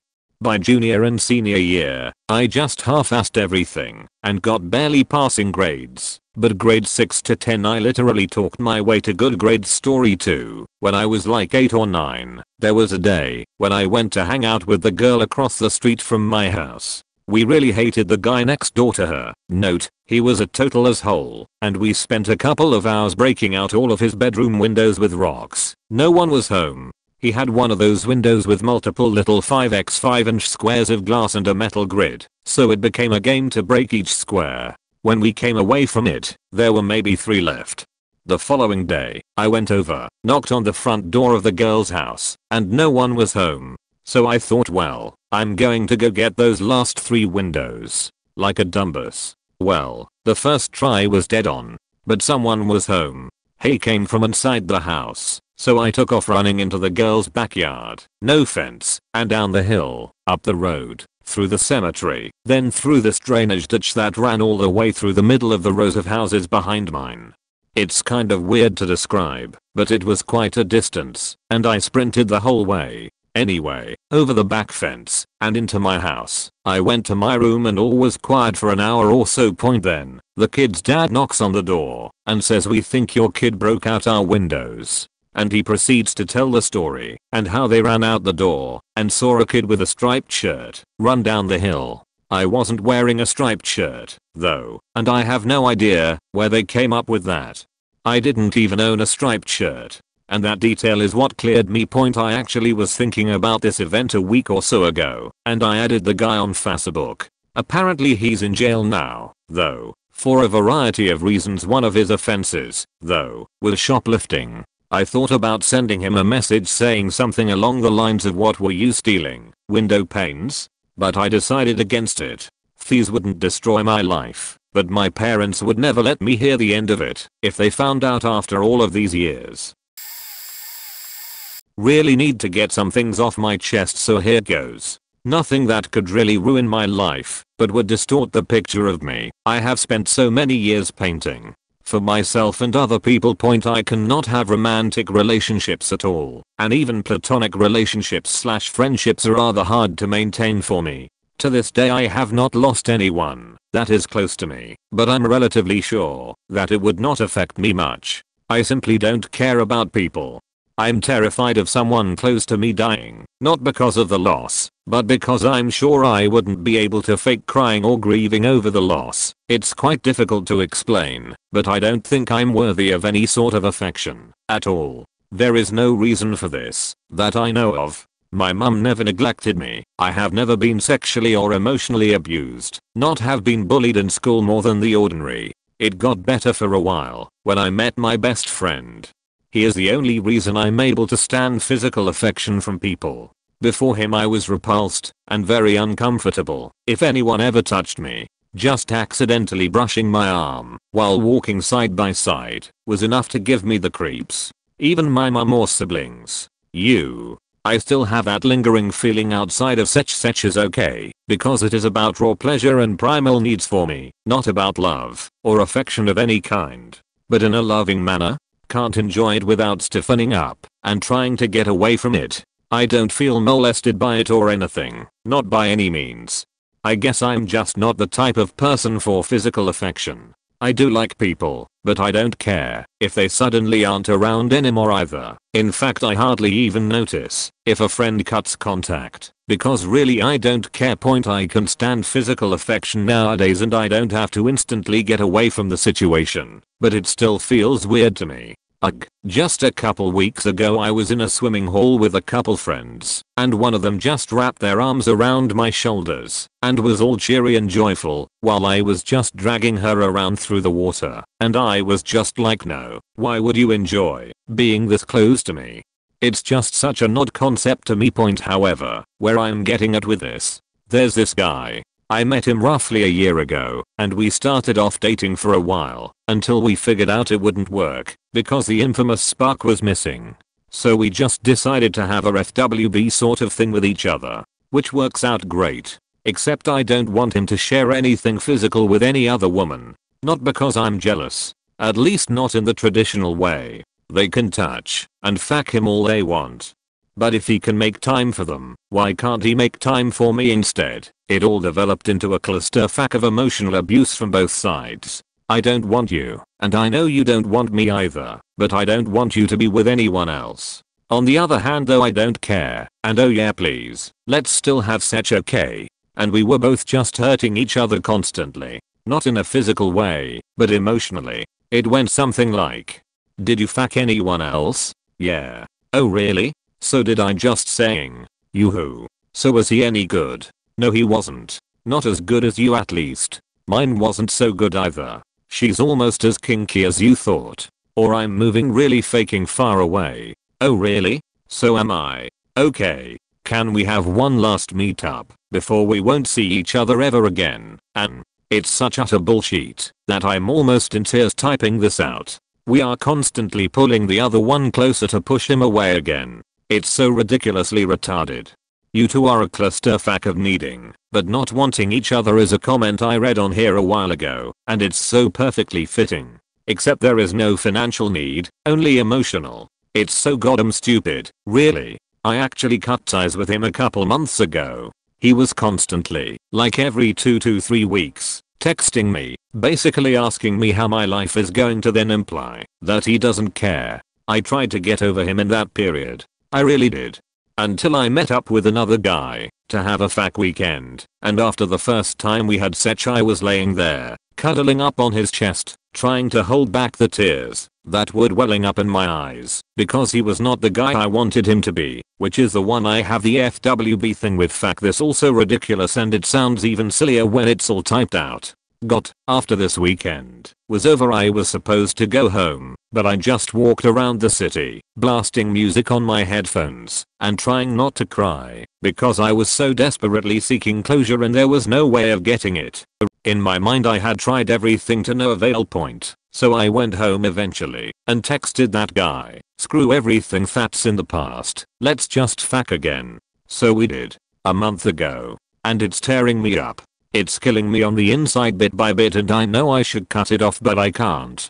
I just can't. A week ago he told me he will move to a different continent by the end of this month, and so we won't be seeing each other for a while now, I guess. And I'm faking crying my eyes out every goddamn night since I heard of it, because of that bullshit. Thing is, although I know, after I have typed all of this out, it sounds unbelievable, I'm not in love with him. Or well, maybe I am, God knows. But I do not want a relationship with him, because I'm actually a strong, promiscuity at heart woman who would not want an abusive relationship like this, if any at all. But I still want him. And yet I don't want him. Ugh. I just want to fak his brains out every chance I get. I really don't care much about him as a person. As I have explained at the beginning, it's like that for everyone with me. But I want to fak him day and night, and not being able to do just that eats me up. And I'm terrified of telling him about the way I feel, because I know he's gonna assume it's all because I'm super in love with him and want him to be my babe, and then it all goes to shit because he made it very clear that he does not want to hurt my feelings. Woohoo. And then there's this thing that could not ruin my life, but it could ruin an amazing friendship that has been going on for 8 years now. If you read up until here, remember, I met my best friend 7 years ago. So this guy, we'll call him E, I met when I was still in a very awkward position and very convinced that I'm not worthy of affection, neither emotional or physical. We met in an online forum, and he was a guy that I always kind of admired from afar. I thought he was way too cool for me and would never want to talk to someone like me, until one day I had a private message from him telling me he thinks I'm awesome and I should give him my MSN point. So what did a stupid kid like me do? Put up a fake identity, because really, there was no way he could ever like the real me. Fake pictures, fake names and everything. Over the years it has developed into a very deep friendship from him, and he actually suffered through a friendship with a girl before, who put him in the friend zone, basically. And I wanted him to feel about me the way he felt about her, and then I wanted to treat him better, to fix him. Except now he does feel sort of like that about me, and there is no way I can ever fix him, because he thinks I'm someone who I'm not. Although over the years the personality has become the real me, the pictures still haven't. And I'm so terrified of it ever coming out. So I think this guy could be the best FWB thing I would ever have in my entire life, and his too, and it can never happen, because I was a retarded kid. Whelp. That's it, I think. For now. TLDR, the only reason I go to church, and the only reason I've ever gone to church, since the age of 9, I'm 25 now, is to make my mother happy. Her entire world would crumble if she knew this truth. Since birth, my mom has taken me to a very large church, a congregation of about a few thousand members, and claims that God has given me the gift of being a musician and the desire to help others. At 9 years old, I became a future teacher of the church. When I told my mom I was gonna be a future teacher, basically the teacher's assistant for Sunday school, she started hysterically crying with joy. It was then that I realized how much it meant to her that I was still pursuing God. When I turned 15, I started playing guitar in the church band. The other members of the band got to know me and my mom pretty well. I saw how happy I made my older friends, because this young man is still a warrior of God. I saw how happy this made my mom. She is very happy in this church. All of her friends are here, and this is the only place where it's acceptable for her to cry, dance, scream her frustrations away. This applies to many people here, and I'm playing the music that helps them release their inner demons. Whether or not there's someone hearing them, I have a theory. Everyone tells me after each service how much better they feel after feeling the presence of God. My theory is, it's music that unveils these emotions. There are lots of other people feeling the same, and so they pray, they cry, they scream and dance and confess everything. They get everything off their chest to their God. Whether or not there's someone listening to these confessions, they are letting these frustrations loose, and they are letting it all out.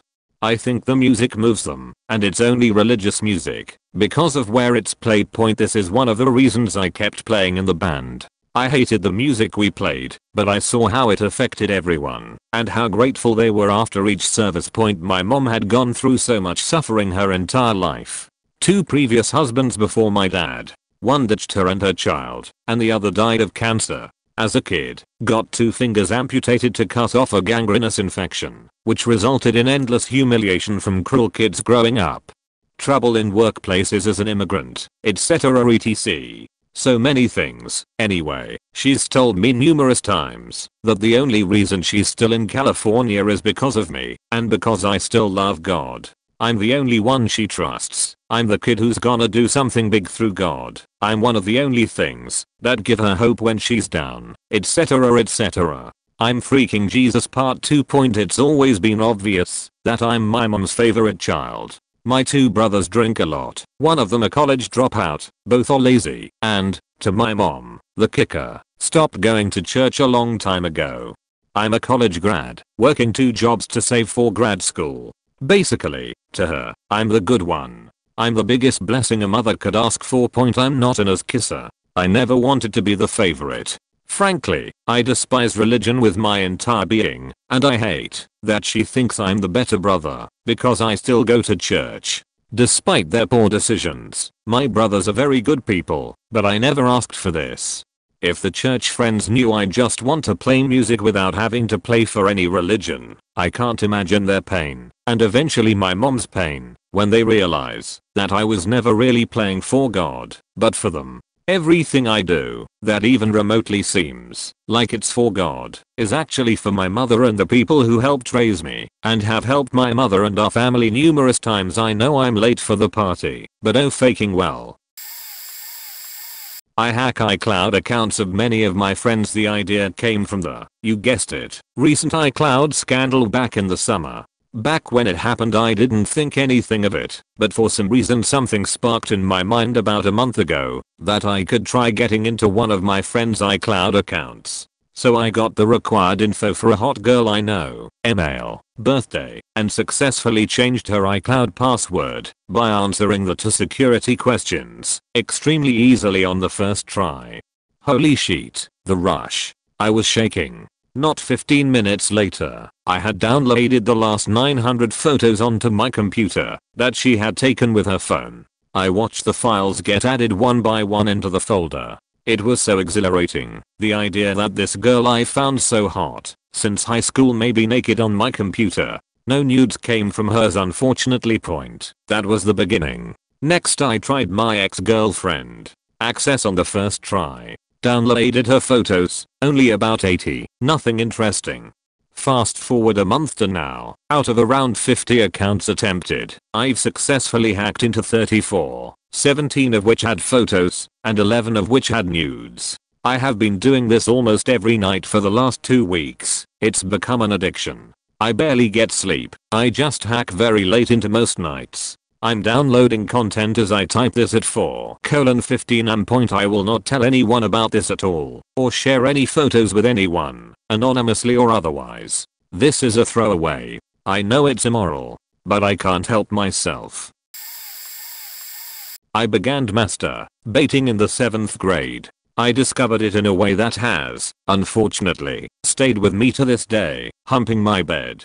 That was hard to type. I honestly don't remember what compelled me to do it, but I did, and the moment I came I sprung up to see what was happening to my dick. Lo and behold, I'm humping my bed every day point. That was about 4 years ago, and I'm still doing it to masturbate. And the worst part? It's the only way I can actually ejaculate.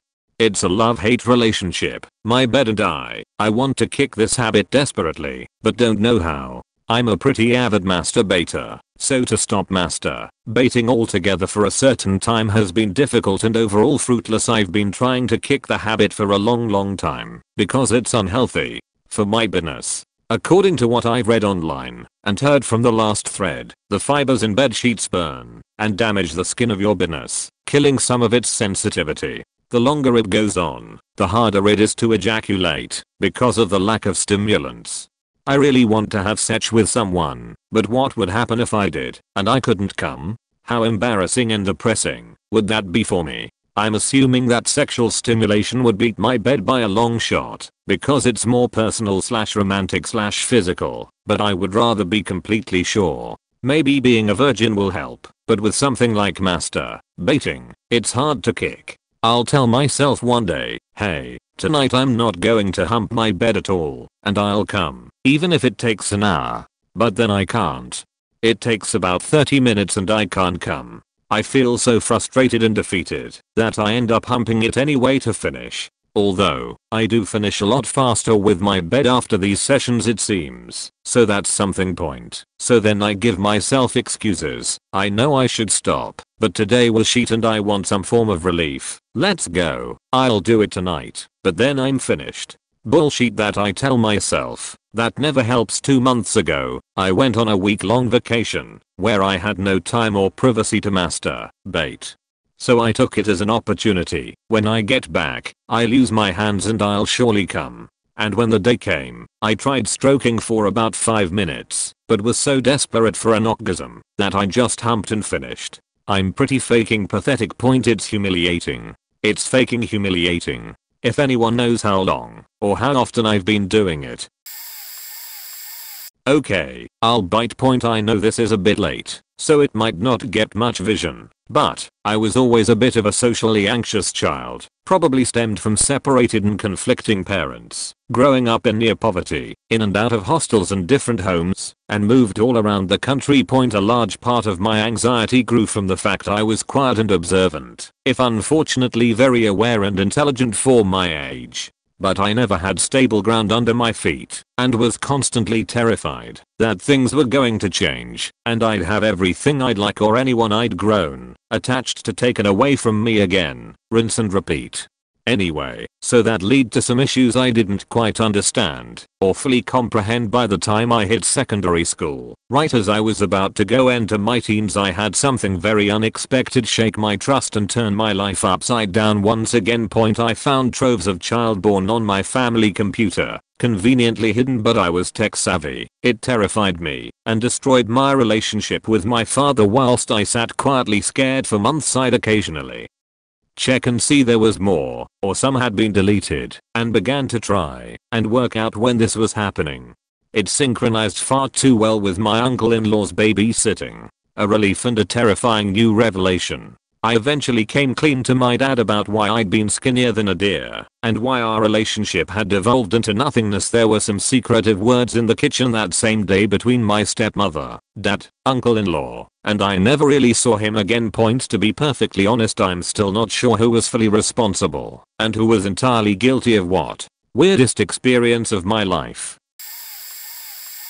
Throwaway for obvious reasons. When I was 18, I had set on a senior trip to Lloret de Mar, Spain with my 42 years married teacher. Backstory. Point. In my country, it's a custom for high school seniors to go on a trip, usually to other countries. My school system is that every class has a teacher for specific subject, and then you have a head teacher who is in charge of your class as a group. Sorry, don't know how to explain it well. The trip lasts usually around 7 days and it's both for learning and partying, celebrating the end of high school. Point. Anyways, my trip consisted of my country, Italy, Spain. I was 3 days of that 7 in Lloret de Mar, and had a awesome time clubbing and having fun. Point. It's a party city and a popular destination for young people. Mini Ibiza, This teacher taught me marketing class and was always good with us, always joking and stuff. Anyways, to cut story short, was coming to hotel one night at around 4 AM from a club and went to my room. Was drunk but not hammered. When we go out, since we were all 18, the teacher with us get a little off time in the hotel and spent it just chilling and maybe drinking a bit.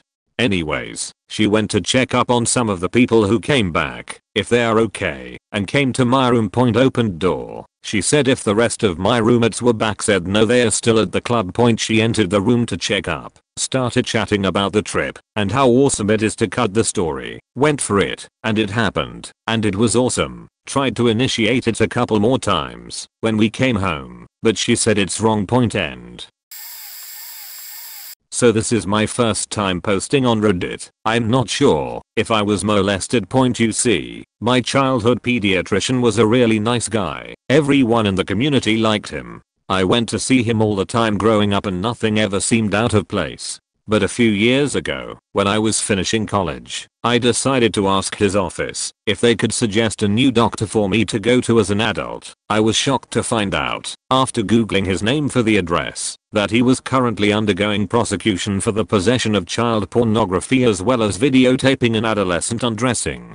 I told my mom about it, and she was also completely shocked. She suggested that I not tell my sister, because she too had been very fond of him growing up. I started to think back about all of the different examinations that I had undergone growing up, and some of them seemed more intrusive than they should have been. I'm terrified to actually bring these thoughts up too often, or even to investigate and ask my mom if she noticed anything out of the ordinary. Right now I work outside the USA with war refugees, and I hear many stories of childhood sexual abuse and see the results of such trauma. I can't help but wonder if some of the problems that I've had with self-esteem, confidence, and depression when growing up were a result of this. Worse, I can't even ask myself to broach the topic with my sister. If I found out that she had been abused, I'm not really sure I would act rationally and might do something really stupid. So there it is. This isn't exactly a secret anymore, and in any case it's probably going to be buried under the thousands of other posts, so I'm not going to use a throwaway. And when it got out, it didn't destroy my life, but things could easily have gone very differently. How easily? It was on the whim of a group of people I've never met, had any contact with, or even know the names of. I knew that I was going to fail my final year of uni. I had not done any projects because I was struggling and afraid of asking for help. So no matter how good my exams were, I was faked. I kept it a secret because I didn't want anyone to know how much of a failure I was, which was the worst thing I could have done. Eventually it got to the point where it was impossible to hide because my mum decided to look at my grades. Her and my dad were livid. Then, after a month of stress, screaming arguments, self-harm, and considering just ending it all, because I was a worthless piece of shit who ruined his family's lives, what can only be described as a miracle happened. My tutor phoned me and offered me a chance to redo the projects. He said it's the first time he'd ever seen the school board let someone retake all of their projects at once, and that normally the school board would just give me a fail. And so I worked, and worked, and worked, and in the end I managed to get a year's worth of work done in 2 weeks. It's not an experience I'd recommend. After submitting the last piece of work, I got insanely ill from stress and exhaustion, and managed to scrape a pass. As unlikely as it is for any of you to be reading this, if you happen to have been on the Auckland SEPS school board last year, thank you. You don't know me, but your decision to let me retake those projects allowed me to salvage my life. And to anyone who is struggling at school, ask for help. If I had, my whole ordeal would never have happened. Like I said, it was only on the whim of some strangers that I got a second chance. You may not be as lucky. I touched my brother inappropriately when we were little. I'm gay and was very curious. Our fathers are different, and I have never really considered him my brother, since I live with our grandmother, and he lives with his father, and we have seen each other a total of about 10 times in our life. I feel like I manipulated him, and often sick myself with what I did. I was young and curious, and he grew up, kinda immature and ignorant. I don't mean that in offensive ways, rather he grew up staying a kid longer than usual.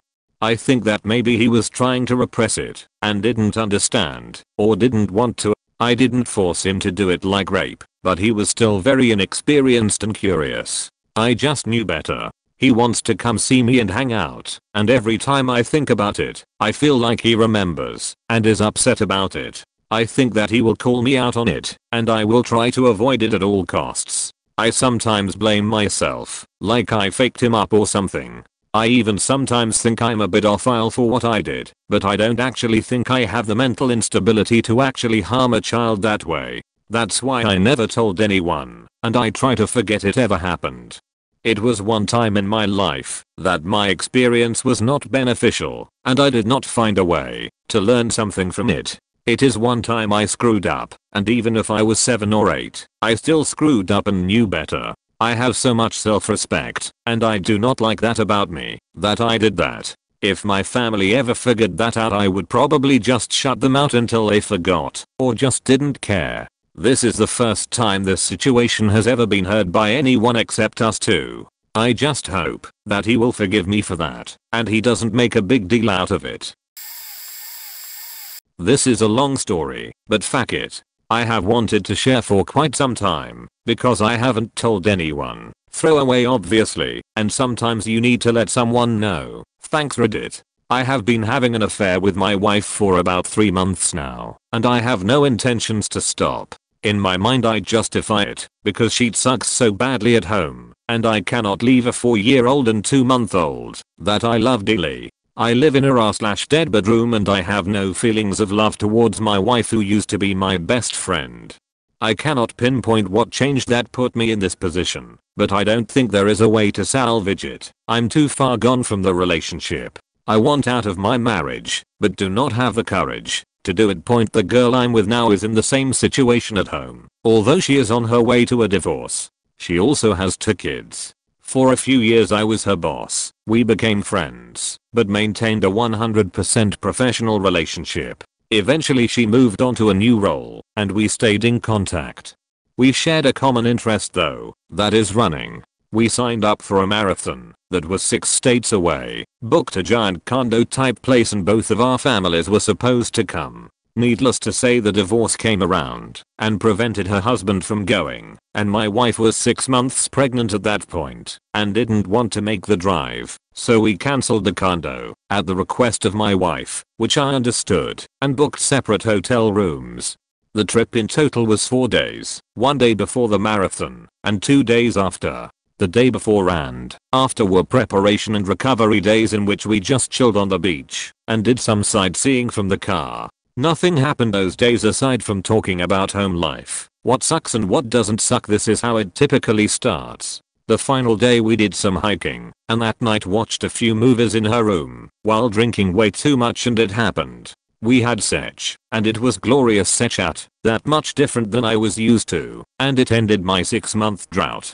The drive home the next day was awkward as shit. We didn't trust each other to keep the secret to save our lives, and didn't really know what to say. I thought our friendship was over. Somehow, we still texted, and over time, managed to continue the relationship.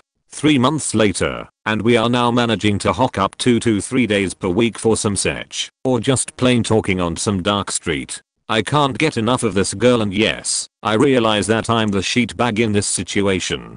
There has been talks between us about the future, and what the possibilities are. My moral side is asking what the fuck are you doing, but everything else wants me to be with this girl. I do not know what the future holds for me, but I do know, if my wife found out she would be devastated. I want out of my marriage, and do not have the guts to do it, and in the end it is unfair to my wife and kids.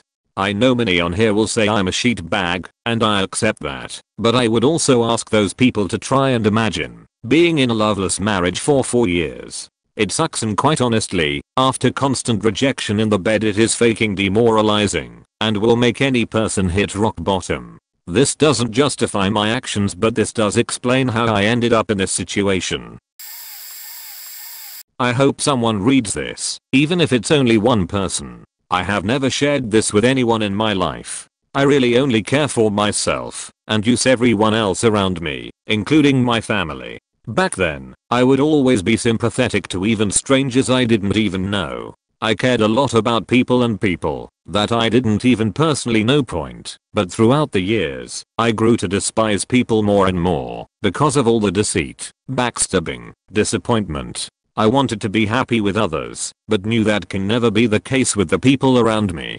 I trusted no one anymore, and found that the only person I can trust is myself, because others would only make me feel like a no one.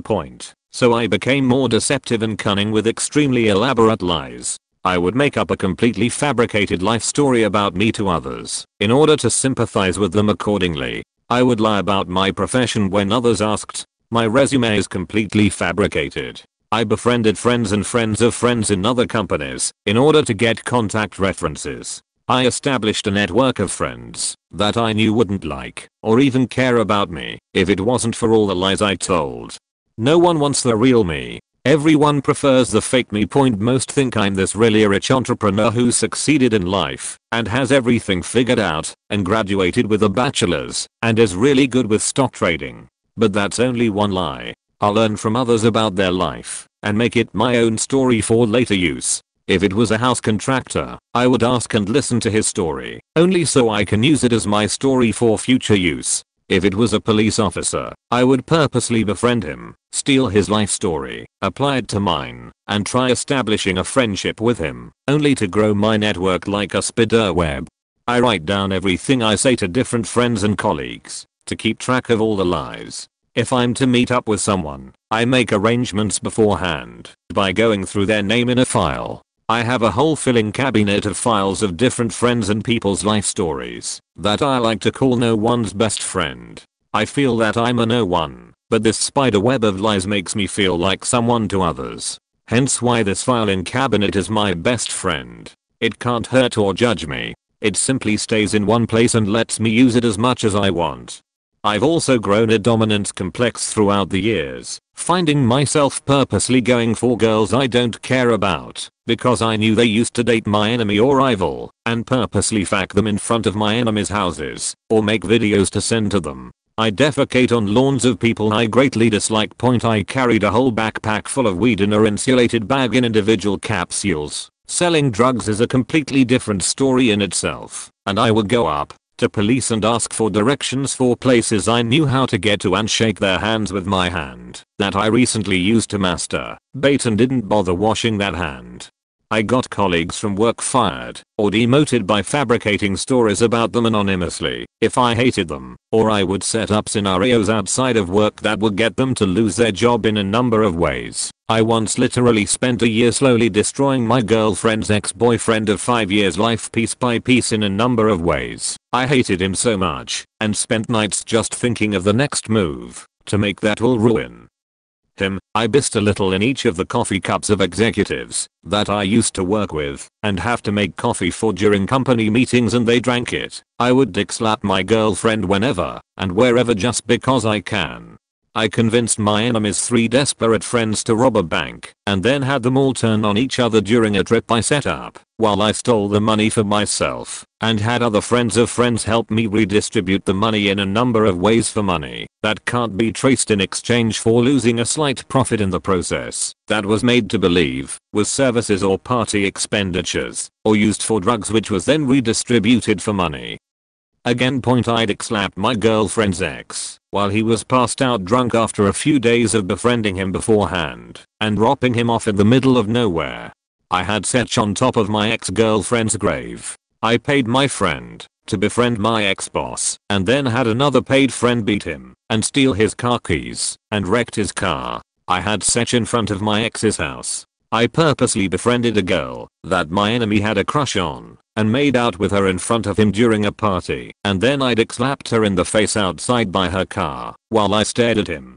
I don't want to paint myself as a good guy on here, because I have in fact become something that I thought I would never be, and don't think any of it is right, but I feel that every day of my life is a power struggle in order to not be taken advantage of again, like I was in the past. I fully admit that what I do is wrong, but it has helped me stay on top of my own life. If I have a kid one day, I hope he's better off financially and doesn't have to even go through the same pain that I have. All these lies in my life Two others have helped me establish connections, and I have acquired money that I would have never seen in my lifetime if I was nice and honest about the real me, because in my eyes, I'm a pathetic loser that feels the need to prove my dominance because I'm self-conscious about myself. No one wants me for me, not even my girlfriend. If I told her the real me, she would leave me for good. I tell others how I have such an awesome life and have big plans for the future, but all I want is peace in my life. A life where I can live peacefully and not be lied to and taken advantage of to grow a big enough wealth one day to help my family financially because of everything I put them through throughout the years, buy a nicer house for them to live in, and just smoke weed and play video games or watch anime with my girlfriend all day. I know that I can never achieve any of this if I remain honest and caring of others. I feel that everyone is out to get me, just waiting for me to slip up in an instant and devour me at a moment's notice. If I'm not on top of my game, not even my girlfriend I can trust. I remain trusting myself and physical objects because they don't judge and remain constant no matter what lies I tell and can never mentally hurt me. But even then, after this whole confession, I gain no deeper knowledge of myself or where I really stand in this world. In the end, this confession has meant nothing but to kill some time in my day. Throw away. For reasons which will soon be obvious, I'm a stalker of a popular celebrity. I've never done anything to this person and do not intend to, but I find myself obsessed with him and I can't seem to get him out of my mind, waking or sleeping. Nutty sheet. I've done tracked his private movements through use of various social engineering tactics, found out where he lives, Google Street View, cruised his house, gone on vacation to the city where he lives to physically cruise his house, dug into his financial records, memorized any and all information I could find about him, stalked his girlfriends and found out all about them, sent him anonymous gifts through channels that won't raise suspicion. The thing that makes this scary to me is that I'm an otherwise fairly normal, whatever that means, woman, late 30s, married and happy, good job, and highly educated. I have tried to stop thinking about this guy, to no avail. My intentions toward him, if there are any feelings that could be characterized as intent, are benevolent. I'm not going to hurt him or do anything wackadoodle enough to frighten him. In fact, the idea that he might find out about my obsession and it would freak him out is the reason I'm not using his name in this post. Why the fuck am I obsessed with a person I have never met and likely will never meet? It started with fantasizing about a celeb I thought was extremely attractive and intelligent, and now 5 years on, it's turned into this insanity where I feel like I'm deeply in love with a man I've only seen in photos and film. I write him love letters and then burn them. Totally completely faking insane. I've talked it over with my therapist, who feels I'm just externalizing some kind of deep-seated fantasy. I haven't told him the illegal things I've done, just that I'm obsessed and unable to let go. I feel like a drug addict, but instead of heroin I'm addicted to a person. How/why would it destroy my life? First of all, some of the things I've done are illegal. Others are highly unethical. I'm in a position where I have access to information, and I've used my job in an unethical way to obtain intel on this person. Second, my husband is a really nice guy, and discovering his wife spends all her time, including when we are having sex, fantasizing about some other man would deeply hurt him. Third, it's creepy as fuck, and I'm sure anyone who knows me would be shocked. I'm shocked. I don't know what to do. When I was in high school I was bullied by a kid who lived down the road from me. His family were drug dealers, so I couldn't fight back, or multiple male family members, would come round to my house and would threaten to beat my mum and burn the house with us in it. It happened the only time I fought back. I took a couple of beatings and loads of verbal abuse until we moved away from the area. Fast forward about 5 years, I had been hitting the gym for a couple of years and had just come out of a bad relationship. I was an angry young man and had just been back to the area to meet some old friends when I saw the guy who had been bullying me. He was selling drugs in the pub openly as he was untouchable. The locals feared repercussions as he passed me. He didn't even recognize me. I was inwardly furious, but I kept my calm. 2 nights later I went to his house dressed in black, latex gloves on my hands and a crowbar up my sleeve. He still lived in his parents' house. His dad was in prison for assaulting a police officer and his mother had been dead for years, so it was only him and his girlfriend at home. I sat in my car for half an hour and watched the house. His girlfriend left, who goes out at nearly 1 AM. A deal, no doubt. I waited until she had walked out of sight and approached the door. I pulled my balaclava down and knocked. I rushed him as he opened the door, knocking him to the floor. I kicked the door closed and laid into him with the crowbar as he laid on the floor trying to block the blows with his arms and legs. After a minute I stopped and left the house with him laying on the floor. Still I shut the door, walked to my car and drove away. After about a half a mile I stopped and phoned the police from a phone box saying I had just seen a van drive away from the address at high speed and there had been sounds of a fight inside. I then drove home. After taking the masking tape off of my license plates about 6 weeks later, I was speaking to an old friend who told me the guy had been attacked by a group of guys working for a rival drug dealer and how he had put him in hospital with smashed up hands, a broken arm, a shattered tibia, and 3 broken ribs. I read the whole thing and saw a few that made me cringe or want to reach out. The depression makes me want to reach out. I had someone say I should post this to the original, and I'm taking off early, so my little thing. Not sure if it started as a secret per se, as I told 2 friends. Later in the month it became something I did not talk about to people, thus a secret, because of my silence. I had someone's drunk dad down on the ground when I was just learning what manhood means. I'll let him live, but he didn't let alive later that month. Sometimes it's tough to live still. The secret ended up controlling me. The way I dealt with it got me in other fights with kids at school. The secret prevented me from seeing shrinks or getting help till my fighting got so bad the folks in school forced me. As they forced me, I resisted and never told them why it all started. Turns out I was going to suffer lifelong depression anyways. Some random things about the secret. I felt bad for wanting to kill him in the fight. This was before I knew he would kill her. After she died, there was my range of motions from numbness to rage in split seconds. I slept too much on the weekends and would sneak out at night, like before she died. Instead I'd sit somewhere alone. There were the looks from people around me at school. You all know the ones where people do not know what to say or do around you. You get space. In your own mind, you think everyone somehow heard the entire story and is judging you. None of this was helped by the fact that my depression was beginning a year or 2 before this stuff, slowly building. I could also toss in an excuse about hormones, teenage stupidity or whatever at home. Before meeting her, my parents had forbidden me from dating, much less older girls. I could not tell them or talk to them about it, so I never did. Those were the rules. I'm pretty sure someone told my old man at some point, but he's never talked to me about it.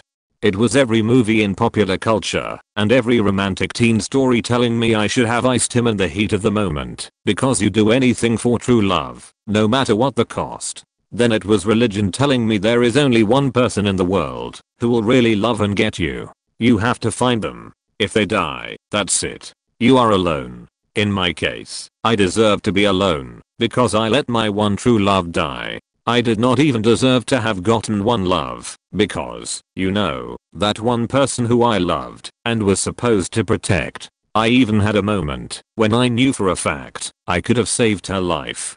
In my mind, it did not matter. She begged me to just leave, not to tell anyone etc. The secret, it held me back. I have to ask myself if I want to live in fear every day or try to do something. The answer depends on my mood. I sat here in my car for 10 minutes wondering if I should really hit send. A few of the communities I'm in, both online and real world, are predicated on my being a good person. I'm not sure parents would want their kids going to a training or practice with an instructor who suffers depression or has a history of violence. I got comments from 10 years old till now about how responsible I am, role model and crap. Absolute hogwash. But how do you talk to some stranger you see every day about heavy stuff like this? Instead I just nod and make a joke with self-deprecating humor. Well, since it seems everybody on Reddit is posting something, I might as well get this one off my shoulder. I actually have 2 confessions. I have had sex with several of my aunts-in-law, 2 of them after my uncles passed away in an accident together.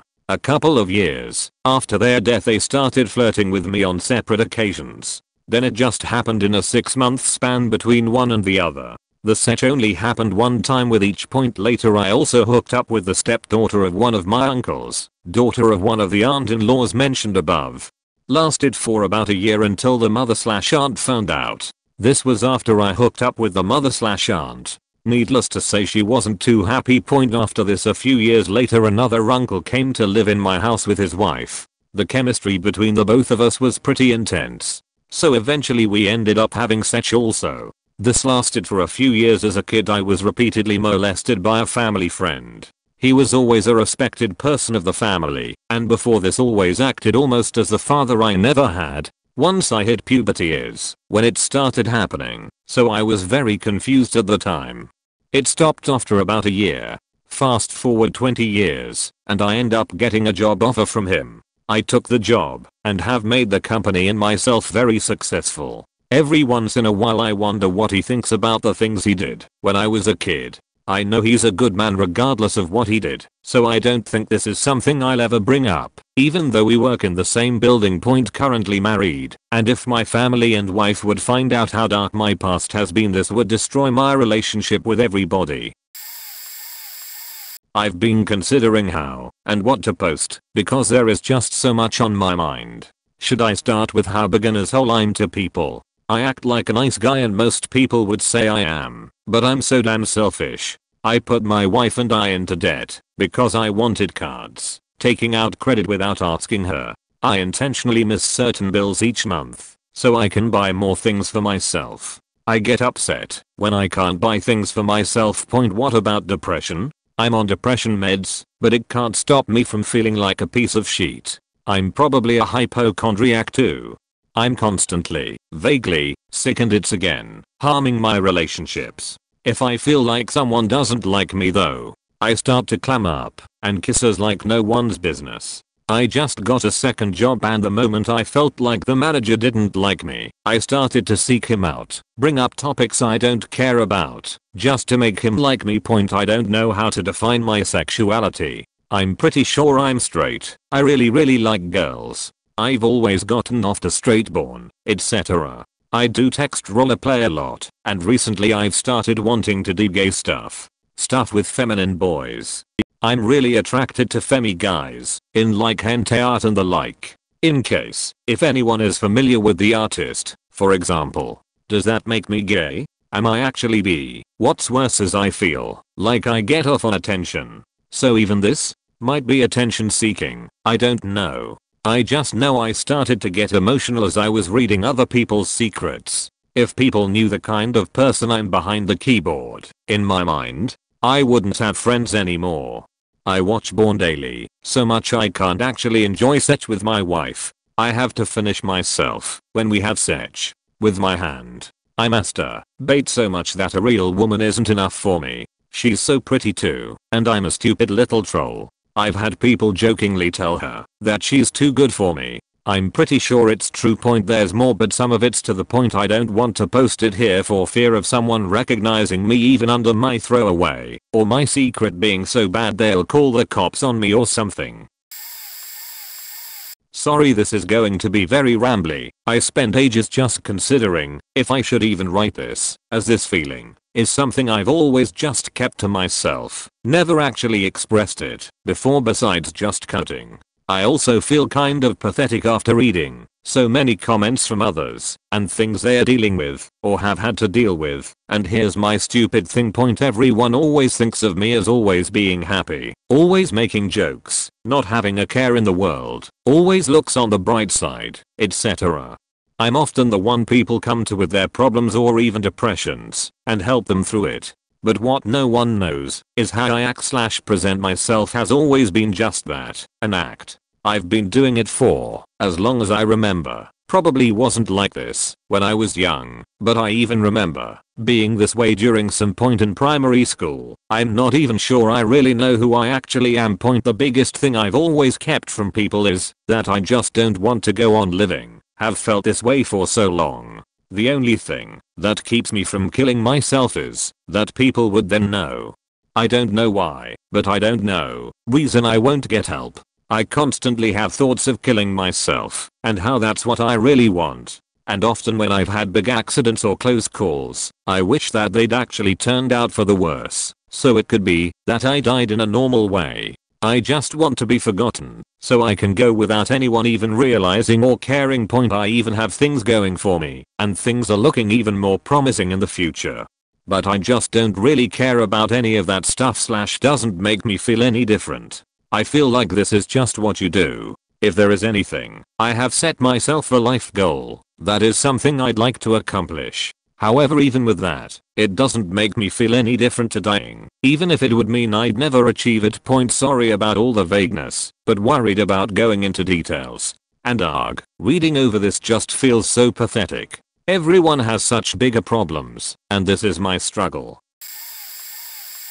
When I was 16 to 17, I was taken to the hospital because my parents had found out 2 things from reading my personal Tumblr blog that was password protected and which I used as a diary. No clue how they got the password. 1. That I was depressed / struggled with serious anxiety and hallucination / had suicidal thoughts. And 2. That I was having a pregnancy scare and was trying to resolve it without telling them. I was a good kid, above average grades, honor / app classes, didn't want to ruin that reputation in their eyes, so I tried to hide it.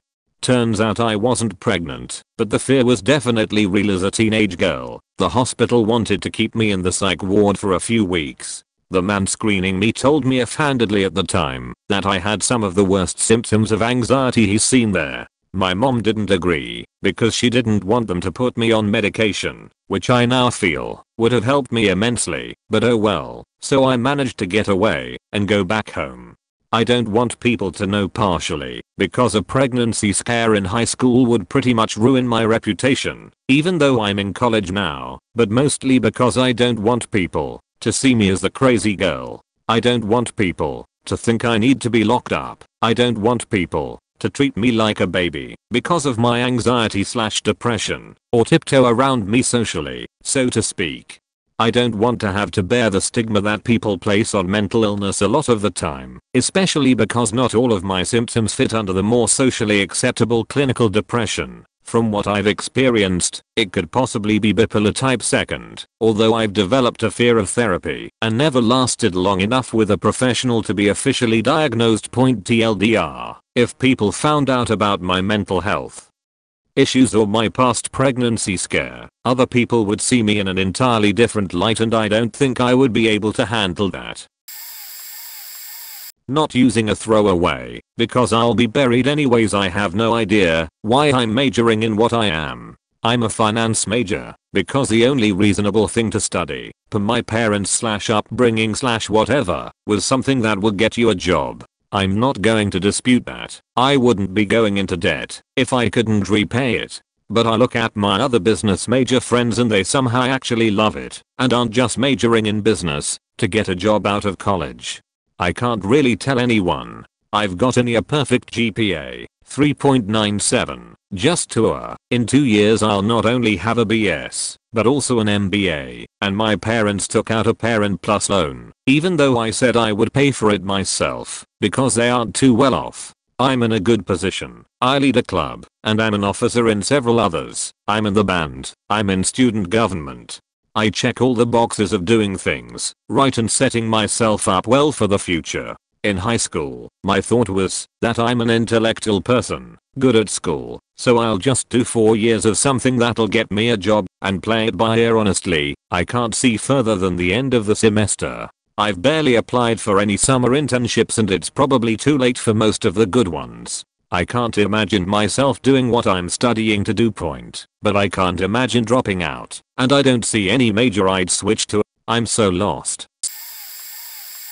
Probably buried. Who cares? I have no feelings except for hate and once love. My best friend was cutting herself and planned on going home to kill herself, but I stopped her. We now talk to one another, and I act like I have compassion, but I don't. I don't really care. I only do it because she is my only friend that doesn't loathe me and talk about me behind my back. I don't care if she isn't my friend, just kids will make fun of us because then neither of us have friends. Edit 1. Accidentally hit save. I have only experienced love once. My first girlfriend. I dumped her because some kid bet me $10 I couldn't. I didn't even feel sad. It was just meh. I also lie like a beach. I just always lie. I can't stop. I just do it. Big things to small things. If it has personal gains I will do it. I will do anything for personal gains. Kill someone for personal gains. Money or to stop blackmail. Sure. I wouldn't go to jail. I also scam and con. I have put FM bugs in all of my families and friends' houses. I just live day in and day out doing nothing except watching TV. If I have a 20-page essay due in the morning, fuck it. I have until an hour before it's due. I have no sign of initiative, no dream. Just it, life. Oh, and I don't go to sleep until 4 then wake up at 5. But that wouldn't ruin anything point. But to everyone I'm the staple of success and a person. There is my sheet point. Edit 2. Fuck English. I should have like studied. Edit 3. Oh yeah. I sometimes hallucinate without drugs. Not a throwaway, since my family is extremely tech deficit. Point I'm gay oriented asexual, but let's just classify it as gay minus the sech. I'm currently in a long distance relationship. I'm a senior year high school student, and so far it looks like I'll have to go to an all-male college next year if nothing else comes up, and if it comes out that I'm gay, well, you know what happens next. It bugs me so much I'm starting to make plans on how to hide the fact that I'm in a homosexual relationship. My parents tried to be chilled with the idea. I vaguely came out a while ago, but I understand they're a little homophobic inside. I appreciate their efforts, though. Point I think about suicide a lot, about 5 times a week. I've always had a comfortable life, have a loving parents and a home, and I still feel depressed over myself and create my own imaginary problems. I feel like I don't have a right to be depressed, for many people, including 2 of my friends, have it worse than I do. I can count the number of friends I have on one hand, and I treasure them a lot, and I've considered dying so maybe they won't do it themselves, seeing how destructive and traumatizing it could be. I constantly feel like it might be the only worthwhile thing I can contribute to the world. Point dying hurts, and I'm a chicken, so I probably won't do it anytime soon. But in the long term, I don't know. I haven't been able to share this with anyone. It'll end with them sympathizing, not caring, or telling me to snap out of it. I want none of that. And I definitely don't want to see my parents' faces if they know about this. I hate alcohol and drugs, and so far haven't tasted a single drop of alcohol, but I'm starting to wonder if that's going to make me feel better. I hate my little brother for no reason. He's autistic but recovering, and I feel like I should love him. He's a good kid, and he deserves a loving brother, but for some reasons I can't love him as much as I'd like to, and I don't even know why. I feel like a sheet brother for that. Point also, I'm a light furry. I'm not on the verge of graduating with 2 PhDs. My divorced father lured me down south after I graduated high school with extravagant promises about how he would pay all my life, health, and college expenses if I moved in with him and attended university there. When I got there, he put all my savings under his name to teach me how to manage it, and turned on a dime to become severely emotionally abusive. He claimed he was dying to help guilt me into staying with him, in addition to threatening to kill me if I left. Point I broke down psychologically, and my grades tanked. I took on a second major to bring my GPA up high enough to get into grad school so I could pursue a PhD.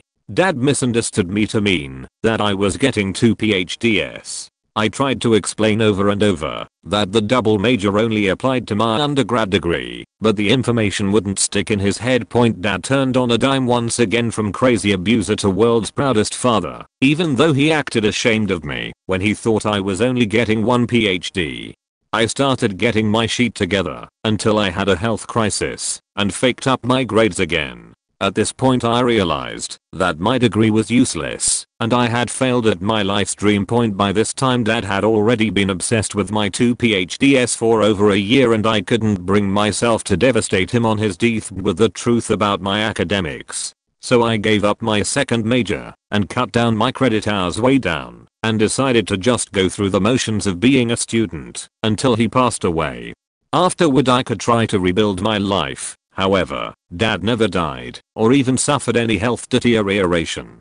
Gradually I realized that he was not on his deathbed at all. He was just a hypochondriac trying to manipulate me with pity over his health the same way he had obsessively fished for pity for decades about mom leaving him. But by the time I realized this, I had let him believe in my 2 PhDs for years. I started trying to plan an escape, but that plan didn't work out, and by now my dad has spent almost 7 years believing that I'm on the verge of graduating with 2 PhDs. Recently I ran into some issues with one of my closest friends, call her G, and from such have been seeing little to no reason to life, and have been teetering on whether or not I should try to step in front of a truck, since the last attempt failed to meet my expectations, hence why I can still tell the story point pretty much. I was guy, down on life, borderline suicidal. G showed me that perhaps not everything was terrible, and really quickly she was my whole life. We both had some rather strong feelings for each other, and that was an issue as she was in a relationship. Her boyfriend found out, that upset him. He now hates me, she won't speak to me, and now, there is nothing that holds me to what I thought of perhaps life still has meaning point now. I'm the type of guy that doesn't share his personal life with anybody. None of my friends know what my home life is like. None of my family know what my school life is like. And absolutely nobody knows about how I felt with G. And really, I just needed to put it out there. To make things worse, a document I have written up on my computer that has an excerpt for every person I felt important in my life was found out while I was away from my computer for a bit, and I really have no clue how much of it was read. Perhaps too much point either way. I feel that my entire personal life is something that, if it got out to anybody, it would probably be what pushes me over the edge. Really sucks that talking about suicide with anybody I knew is probably what would lead to it point, and don't bother with replies with advice. This is a throwaway I'm using for the sheer purpose of getting this off my chest. When I was a kid my family didn't have a lot of money. We weren't poor, but my toy box wasn't exactly full. Literally, I didn't have many toys. But I always loved art. Even today my dream is to write and draw comics. When I was little I always had an array of pens and crayons. Instead of playing with toys I got into the habit of just playing with pens. As if they were toys. I would watch anime on TV and act out the scenes through these 2 pens my dad got me, that I still have. I'd make up my own scenes, and play them out, and even voice them through these pens. If you saw me doing it, I'd probably look like a nutcase, but it always made sense to me. To me they are just toys, that can be any character I want them to be at any time. I turned 20 earlier this month, and to this day I still play with a couple of pens from time to time. I played with them this morning, and I'll probably play with them tomorrow. I didn't think I'd have this attachment for so long, but I do, and honestly I'm not very ashamed of it. Don't get me wrong, it's not something I tell people, but I don't feel bad about myself for it. I also had imaginary friends for way longer than I probably should, and I think these pens are just another way for me to keep channeling my creativity. It's not really something I want to share or explain, but after reading some other people's stories this fixation of mine seemed relevant. If you have a similar habit please share. I'd love to hear, and if you just think I'm crazy, that's cool too. I don't know how to begin this. I am a 33 years old male, and I have sexual and emotional issues that are destroying my marriage point. I have to begin at the beginning. I was called gay through middle school and high school. During the later stage of high school I started experimenting on myself. After high school I started acting on my desires, and have had sex with men and women including a transvestite. I enjoyed the freedom to have sex with those of both genetic sexes and found myself attracted to a variety of persons with different gender identities. I'm also into BDSM, and am a switch.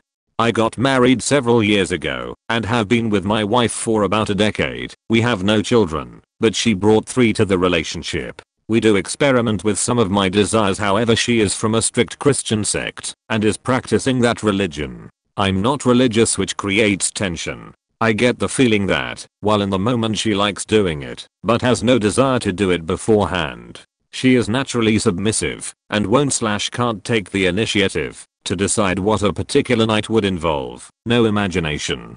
I find myself thinking / desiring pseudo-seeking sex with others, just to fill the void I feel sexually. I don't really love her, I care for her, and don't want to hurt her, but these feelings about life with her. I often feel like there is nothing in common between us, and that she would be better off with someone more like her, and with her desires. I don't think that I have ever really, truly loved anyone else in terms of being completely happy being with that one person forever.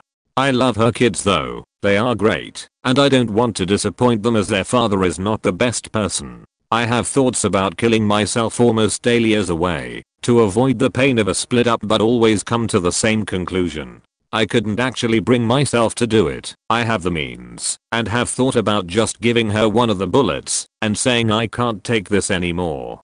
She has a couple of disorders that create a variety of physical problems for her. I'm currently in college and the idea was that I would support her after graduation, after getting a good job. To top it off, I'm living with the wife and kids. I don't know if this is depression or not. I don't know if I can take this or not. This is going to destroy something, perhaps everything.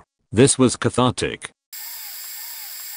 I've had various mental illnesses over the course of my life, sometimes sequentially, sometimes simultaneously, and lots of variety, as in a lot of different kinds of weird, often combinatorial / converging mental issues. Most of them disappeared, but remnants of most stayed and become activated from time to time. But as far as anyone knows, I'm a completely logical, totally normal and even highly intelligent, insightful, and multi-talented member of society with a degree, a successful well-paying software job, friends, a normal social life, and prospects for even more success in my career and personal pursuits down the road. I have lived in imaginary worlds, had full-on dysfunctional OCD, various personality disorders that were once extremely intense, but now come and go fleetingly in certain situations. ADHD for sure, Tourette's much worse. When I was younger still have it, but somehow morphed it over time, now incorporates into normal motor functions. This one's particularly crazy. Nobody can tell I'm constantly ticking, unless they look very closely. As the tics are these weird like internal spasms or mental loops, where I visually imagine involuntary, insane looking motor actions, jerks, thumb wriggling, etc. But the actual physical action is extremely minuscule. It's hard to describe. Also pathological lying, definitely psychosis, hallucinations, anxiety attacks, depression for sure, literal months not leaving my house, and lying in bed, eating disorders where I binge ate and purged regularly, insane levels of paranoia and maybe bordering on schizophrenia, as I definitely had / sometimes have delusions of grandeur and often imagine complex, elaborate events and states of affairs that are literally and completely certain what happened and are real, but that actually have absolutely zero basis in reality, which I realize months or years later, sometimes never, which is scary. What's real and what's imagined? Especially if you think about things I've done, actions and plans I've undertaken that took years to execute, that cold bean based on utter nonsense. These come and go still. But I have a pretty solid grounding, and in a weird way, I'm able to largely detach myself from these psychological states by looking inward via intense analytic inner reflection and dissemination. I think my mental identity and mind is extremely warped, complex and fundamentally fractured, but also somehow totally regenerative, fluid and dynamic, based on my own willpower, like some sort of self-organizing, self-evolving and highly functional dormant virus that assimilates with normal cells. In other words, I'm a nutter haha. At some point during my childhood, my mom decided she was going to homeschool me and my older sister. Only, she didn't even try. She found out I had dyslexia and basically wrote me off as a lost cause. I was 10 before I finally got frustrated enough to teach myself how to read and write. I was coached on how to lie if someone asked what school I went to explain that I was homeschooled, even though I'd never seen a textbook in my life.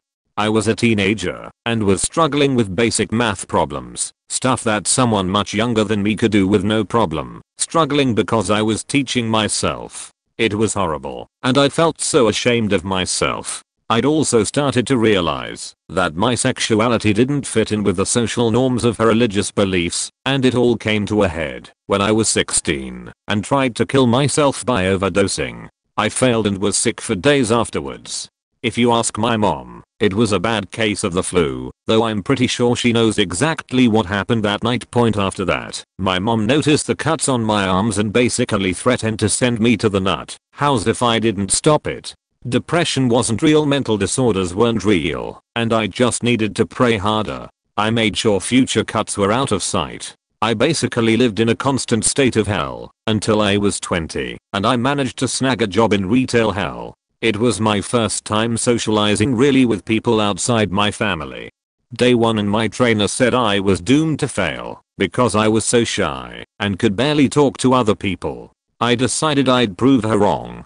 I did. I lasted 2 years at that job before I quit due to how sucky it was. Fast forward a few months, and I met more friends on social media, got a new job that I love to hate, but mostly love, and have traveled to California to see my friends about 5 times now, mostly on my own dime. Sometimes my dad pitched in to make sure I would be okay for the whole trip. I started taking high school classes this year to earn my real diploma. I have a fake one I used for the jobs. Yeah, not proud of that.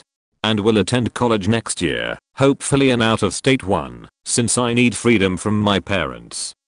Basically, I know I got faked over, and I'll always feel like I got cheated out of my childhood, even though running around like a wild child seemed at the time to be this amazing thing. But as an adult, it's been nothing but hell. But I'm taking steps to improve my life. It's costly to afford the school on a part-time job, but I'm working on it. I'll be getting my driver's license this year, something my mom also kept me from. I'm 25 and basically they just never taught me to drive. I just ended up taking the bus where I needed to go, or bumming a ride from people I knew etc. Now the idea of driving is terrifying, and I think somehow my mom might have put the idea of it being scary in my head at some point. Need to really overcome that, and soon. I want freedom lol. I know what my mom did was wrong, but it doesn't change the fact that I love her as my mom. I like to think she did her best for me, even if I got seriously faked over by it. And maybe when I get out from under their thumb I might change that and be pissed at both my parents, but I want to think they tried. At the very least they tried and failed. Now, as an adult, I'm trying and I'm not going to fail. I've got plans laid out. My own cell phone plan that my mom can't track or keep tabs on. Yay. And eventually I'm going to hightail it out of here, go somewhere else, and live a life that I want to live. TL/DR. My mom tried to homeschool me, let me run wild. Now as a faked up adult I'm trying to get my life together and start college/move out. I know this is gonna get buried, but maybe it'll help to get it off my chest. Maybe. I've never actually written about this before. Basically I have huge gaps in my memories from my childhood, but I vaguely remember being molested. I've never told anyone, because the memories are vague at best, just more the sensation of someone touching me, and me crying and wanting to leave, wherever I was when this happened. I think it happened a couple times, but I'm not sure. It's frustrating because I'll never have answers as to what the hell happened to me. I know I was really freaking young, probably 3 or 4 when it happened. And it's not like I can just ask my parents, hey, do you know if someone ever abused me? Without opening up a can of worms I'm not sure I want to deal with. Half the time I don't even know if it happened or not, and that frustrates me even more, because one part of me wants it to be just my brain being weird. But another part of me knows it happened, because just the memory of what it felt like and how scared I was when it happened is so vivid. I know where I was touched, I know it hurt, and I know I was scared out of my mind and just wanted my mom to come and get me. TL. Doctor, I was probably sexually abused as a child, but was young enough that my memories are as faked up as I probably am. I've had sexual relations with one of my cousins. Not entirely sure how close we are related. Her granddad is my mum's uncle. Started once at a Christmas party a few years back. Was at another cousin's house which is quite large. Ended up saying hi to her on the way to the toilet as she was coming out. We hadn't seen each other in a while and I immediately noticed how much she had matured. Just went through the whole "wow, you've grown a lot since I saw you" and vice versa. Bear in mind there are only a couple of years between us, not entirely sure how it happened, but we kissed, which then turned into a makeout session. There was quite a bit of groping. I grabbed her boobs, and as in she put her hand down my pants. Obviously we were very careful, and it didn't extend much further that night, because lots of people were there. Fast forward a few weeks. She drops me a message on Facebook, and asks to meet up. I'm back at university by this point and I only live with my friend, so I just ask for her to come on up. As luck would have it, my flatmate goes home for the weekend, so it's just me and her for the whole weekend. At first it seems a little awkward. We both act like the previous incident never occurred. We have pizza and watch TV for a while. Sounds cliched, but it started again with me putting my arm around her. She didn't resist, and straight up said last time was fun. Wanna have some more? Bearing in mind I'm the older one, so I'm saying to her, are you sure? This feels wrong, etc. She kissed me, and we started making out again.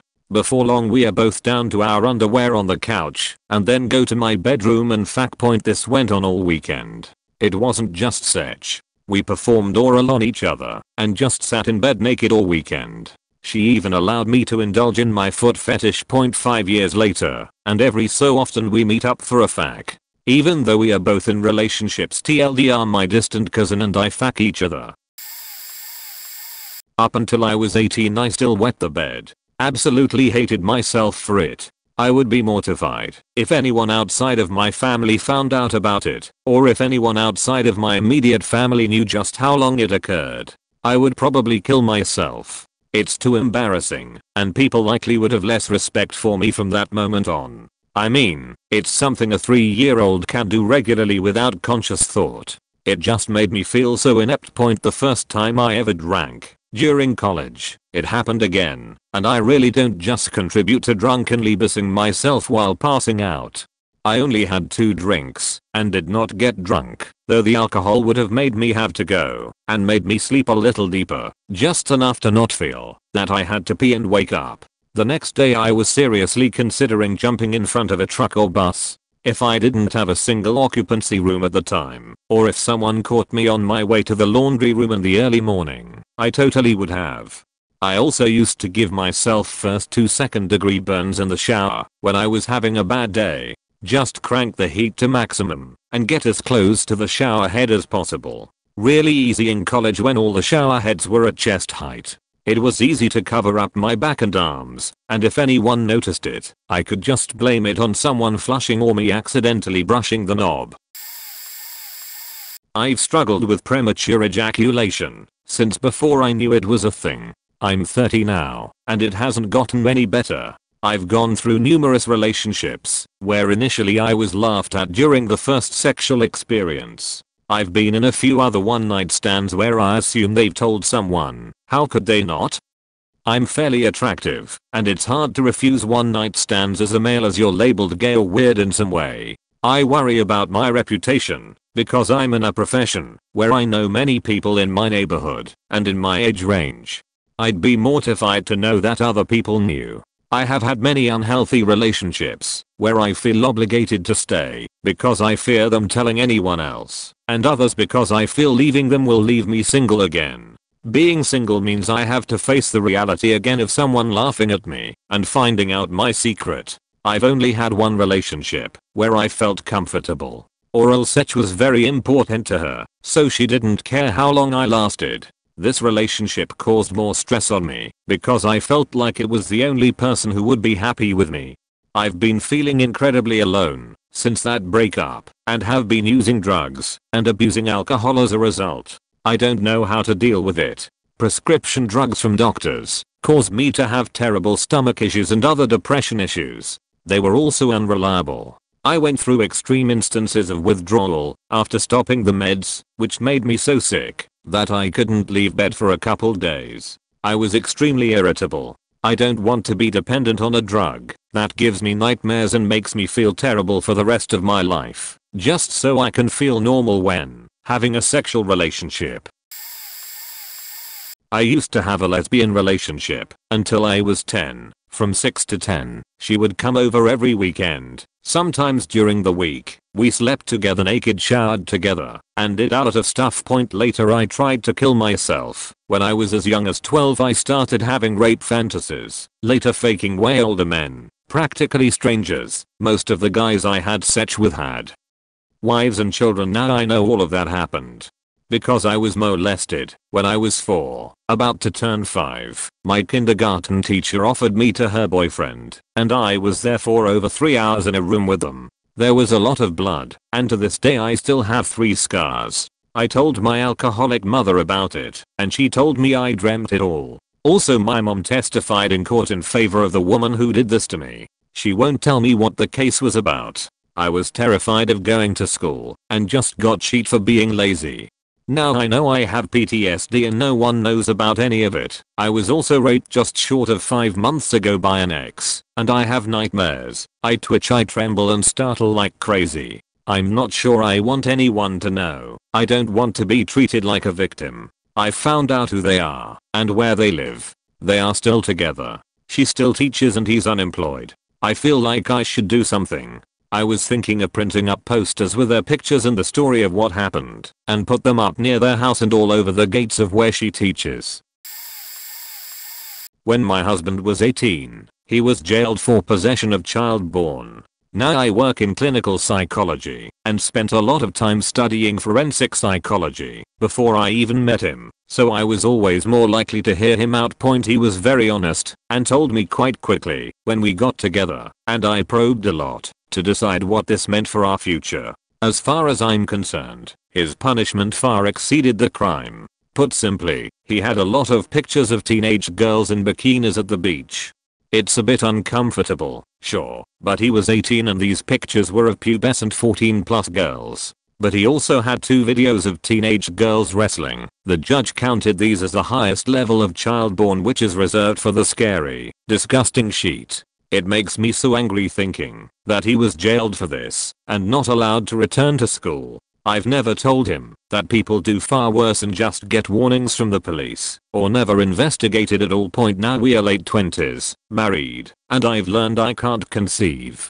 The one person I told about this called me stupid, blind in love, irresponsible, and putting any children we have in immediate danger. Adoption is out of the question, of course. Sucks nobody in my life now knows about this, and I know how they would feel if they found out. My family would disown me and attack me for letting him come over to see our nieces. All they have to do is Google his first name and his city, and then there are scores of news articles branding him a dangerous pedophile, etc. Comments on the stories saying people like him don't deserve to live. And that's another problem. He's not safe. It only takes a certain kind of neighbor to learn his name, snoop a tiny bit, and then take it unkindly. I worry about his safety all of the time, because I know exactly how he is perceived. My second secret, the one that would ruin my career. I funded my education via being a non-nude camgirl and escorting. I don't regret this, and it's hard to trace back to me, but I was quite popular as a camgirl, so it's not unreasonable that someone could find me. So I'm Australian, and just spent the last 2 years finishing my senior years of school, year 11 to 12, and graduating, which wasn't hard, because I generally didn't care for school or studying. I mainly only cared for some of the people around me. I felt the last 2 years were excruciating for no apparent reason. It was hell, and I have no idea why. I stopped talking to a lot of the people around me willingly, would maybe talk to them if they talked to me first, hated waking up in the morning, developed insomnia, and really just gave up on myself and everything in life, which ended up being the thing I was most happy with. Later I formed a strong relationship with a girl who was in a pretty dark place herself with her family. We formed a natural bond that I love in every way, and today is the day we celebrate our 10 months together. She helped me through the nothingness, the depression, anxiety, insomnia, and now diagnosed bipolar, which I'm slowly getting used to, never knowing a disorder like this existed before. No real thoughts of suicide ever passed through my head. A lot of killing or hurting has, and still does, however. I actually considered at one point going around and killing as many people as I could with whatever the playground offered, a rock or a stick or just my hands, before someone could stop me.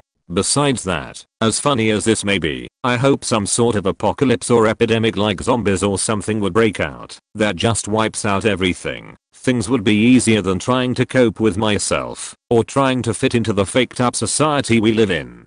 Anyway, this really wasn't a thing that could ruin my life because nothing can really make my life worse than what it already is. More of a get it off my chest sort of switch, but meh, it's over now. Thanks for reading.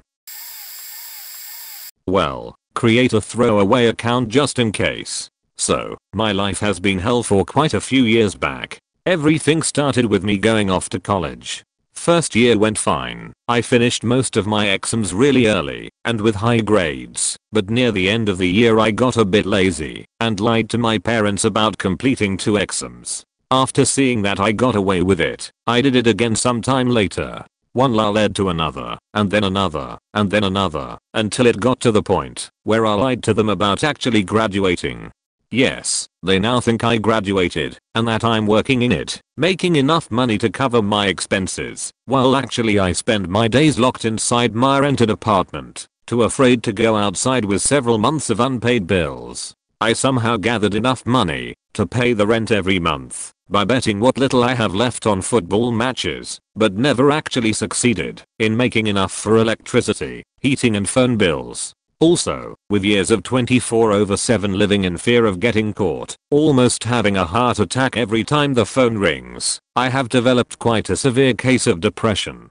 Can't remember the last time I felt happy, life in constant fear and anxiety, constant thoughts of suicide, and came really close to actually performing one. Heavy drinking when I'm left alone. There is no way I could actually come clean to my parents, and have no one close who I could really talk to. Tried to find a job several times, but no luck, and no actual skills that could help me find one. So, yeah, I faked up, just getting it off my chest.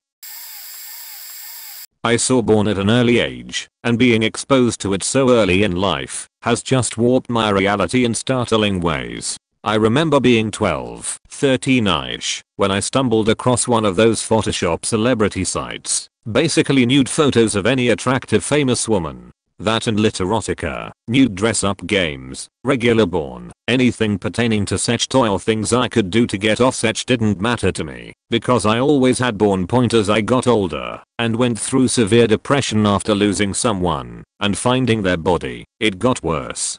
I became isolated, gave up on all my friends, and eventually gained weight, and ruined my body. Nothing illegal or anything like that, but I became so much more obsessive with porn, that I hate myself for it. It's to the point where I can sit around looking at nudes of famous people for hours. I can't watch porn for hours, but I can write it and or click different videos for hours at a time, while looking for something to help me get off. I have gone on 10-hour plus porn binges. I feel high when I watch/write porn. It's the only time I truly feel happy. It becomes this fleeting high that I need to have. And it warped my reality. Since 14 or so, I have masturbated to just about every woman close to me, very much including relatives. When I say this, if I know you well, and you're my age, or especially older, I've stroked it to you. Seriously. I've had vivid fantasies about loved ones who I would just never ever consider going near in the real world. All my aunts, adult cousins, mom, etc. Friends, especially older women. I used to take all the girls in my class and teachers, this is when I was quite a bit younger, and write their names down and put them in a cup to help decide who I was going to get off to the next day. Family reunions are awkward because I've stroked it to most of my extended family. No weird porn habits other than that, but I think that alone is enough of a vice point. I don't believe I'm a bad person, but there's a deep sense of shame inside of me that's unwavering. It's to the point where it's much easier to fall back into my porn addiction than it is to move forward with my life. I obviously have other issues, including OCD, which alone can be pretty bad. But before my depression, there was always a balance. I had enough girls interested, and really my life was just beginning in a lot of ways. Born isn't the primary factor, but it has contributed to an otherwise goal-oriented young adult remaining stagnant for years. And it's the only issue that is really holding me back. I use it when I'm stressed, want to stop being productive, etc. I'm basically Larry the Bourne Guy. I do intend to go to therapy when I have insurance, so there's that. And I wish this was the film JGL decided to write. It's a really shitty feeling to be so disconnected. And it's hard not to imagine that most people would understand this. I'm beyond addicted. And I have to change. I'm just not entirely sure I know how. I hope someone reads this. It helps to finally let this all out. I really truly hate myself. I know it sounds silly, but I'm perfectly functional with it. I can put on an air of happiness and socialize with ease. Literally, I think if you ask my friends, they'd say I was a happy-go-lucky laid-back fellow who doesn't worry about anything or let anything get him down. But it's all a lie. Behind it all is my self-loathing, which makes me really question why I exist. Reminding me of my every failure. Also the fact that I stress a whole lot and make a lot of effort to not let any of this slip during light social contact, and to keep the air of my social self. I sometimes catch myself smiling, and my entire being berates me and reminds me I don't deserve to be happy. I'm worthless etc. So my entire life has become about making other people feel better, even at my own loss. Little sister is having problems. My uni studies go out the window, and she takes top priority. Even where I live now is because a friend couldn't find a house and asked me. I didn't want to move in, but I had to help her. I've thought about killing myself a couple times. However, I'm too scared about letting someone down about it that I won't go through with it. I've decided I will only kill myself when I will know nobody will be legitimately upset by my passing. So yeah, I don't want this to come out because I'd let a lot of people down with my mental issues and the fact that I'd lied to them about it most of my life. The only happiness I can feel is when someone's problem is fixed thanks to my input. Even then it's fleeting. Another good side of it, I know nobody can hate me as much as I hate me, which is nice, I guess. I can't stop using opiates. I've been through 2 serious THC, similar to Vicodin in the UK, addictions and managed with help to overcome it twice, but I can't stop coming back. It's not a full-blown addiction as I will stop for a while, maybe only a week or so, go through some withdrawals and promise myself I'll never use again, but give it a week or so the thoughts come creeping back in, and I'll get something and use for a couple of days or so. I have a normal life and full-time job with a wife and 2 children, and never used to an extent where I got totally faked up. I'm always functional. In fact, I think I'm better at life in general while using. I get on better at work and my relationships with my wife and family seem to be better when I'm clean. Even for a long while, I'm just moody and don't want to do anything. With the opiates, I'm the person I want to be. Strangely enough, out of all the stuff I use, DHC, codeine, oxy, sometimes I like the DHC/codeine more. The high is cleaner. H, although cheap, just feels dirty, and if you use too much I turn into a nodding off dribbling mess, but that's only happened a couple of times. This is what most people like, but it's not for me. I know if I have an extended time without the drugs, the sadness/lack of motivation and other stuff like insomnia will go away, but I just keep coming back. I tell myself every time it's the last time, but a week or 2 later I'm back there again.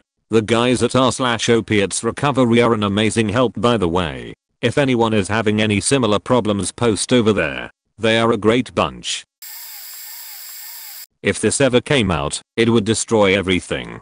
So this is a throwaway. Sorry. It started after me and my wife were separated. I started having strange pains in my heart. This followed by impotence and a general feeling of being unwell all the time. I think this is my heart that's messed up. I have been having episodes of puking. I know it's not just stress, because my heart physically hurts and I have pains in my arms, especially my left. I'm hoping the boss does not find out that I'm sick. I have very little money as it is.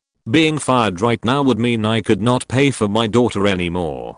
Even though I'm not allowed to see my daughter anymore, I have to make support payments. Sometimes after work, or whatever, I feel too sick to even leave the apartment. I don't go to the doctor because they might say I'm too sick to work. The medical costs would mean I may not be able to pay anymore. That means no support payments. I would be forced to pay for only doctor's bills. Medicare is not an option. I checked. I'm secretly hoping it kills me. Then the state will pay for my daughter as a survivor's benefit. If a doctor fixes me, then I have to pay for the treatment. And the bills would be too much for me to pay, leaving my daughter in debt. The funeral cost will hopefully be picked up by the state as well. The messed up thing is that I have insurance, but the insurance will pay for a doctor's visit, then no more. All the other bills would be paid for by me, leaving no money for the support payments or anything else. If the secret got out, it could be ruled that my death was intentional, that I was suicidal and mentally ill. They would cut the survivor's benefit, leaving my daughter with nothing. I'm trying not to go to the doctor to avoid my daughter having crushing debt. I'm no martyr or a saint. I just want her to never suffer what I had to. My ex would declare poverty or whatever, leaving my daughter with the debt when she turns 18. The disease is slowly getting worse. Sometimes I feel drunk just walking around. I'm tired and sleep way too much. I'm getting weaker by the day. Even typing this is almost too much to bear. Oh death. Please come quickly. TLDR, I'm sick. Hoping that it kills me, so my daughter is not left with crushing debt. Oh wow. Where to begin? I'm almost a little bit scared to admit it, because unlike other posts in this thread, my secret doesn't really deserve to garner any sympathy. Like, at all. I know I'm faked up, but I can't really change it. So, with that out of the way, I like violence. No, not like the average Joe who goes to the cinema to see the awesomely cartoony violence of, I dunno, The Expendables or some shit. I mean that I watch a lot of rape porn. I have a ton of fantasies about killing people, and I'm a bit of a megalomaniac, but let me explain. I'm a guy in his early 20s. College kid. I'm well liked by my peers, have tons of friends, and nobody who met me would ever even suspect that I have so many faked up thoughts. Well, okay, that's not true. There have been a couple of people who have said that there seems to be something off with me, but they couldn't put their finger on it. I'm polite, kind, and most people wouldn't expect me to hurt a fly. The basic image people have is that I'm a bit of a pothead who rarely takes anything seriously and just generally enjoys having fun. Which, in many ways, is true.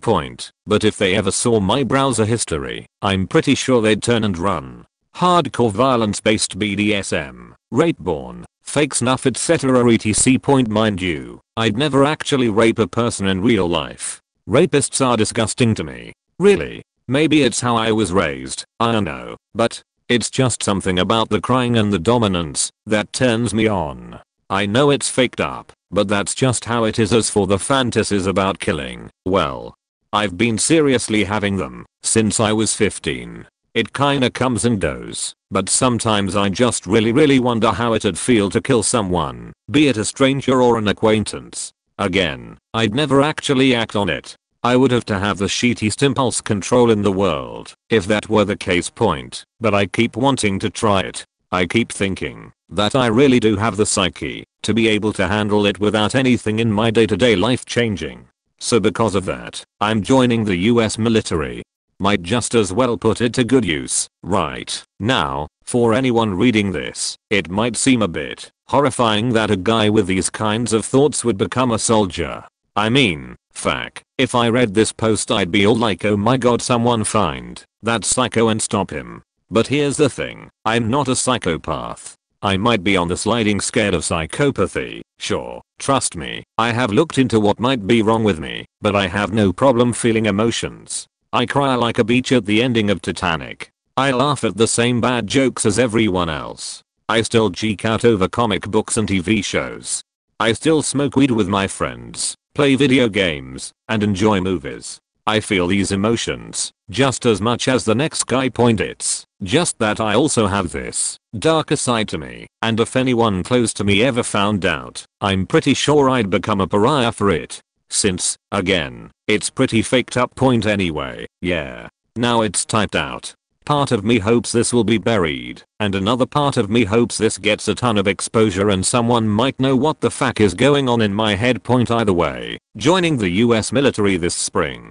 Hopefully it'll calm me down a bit, but who knows?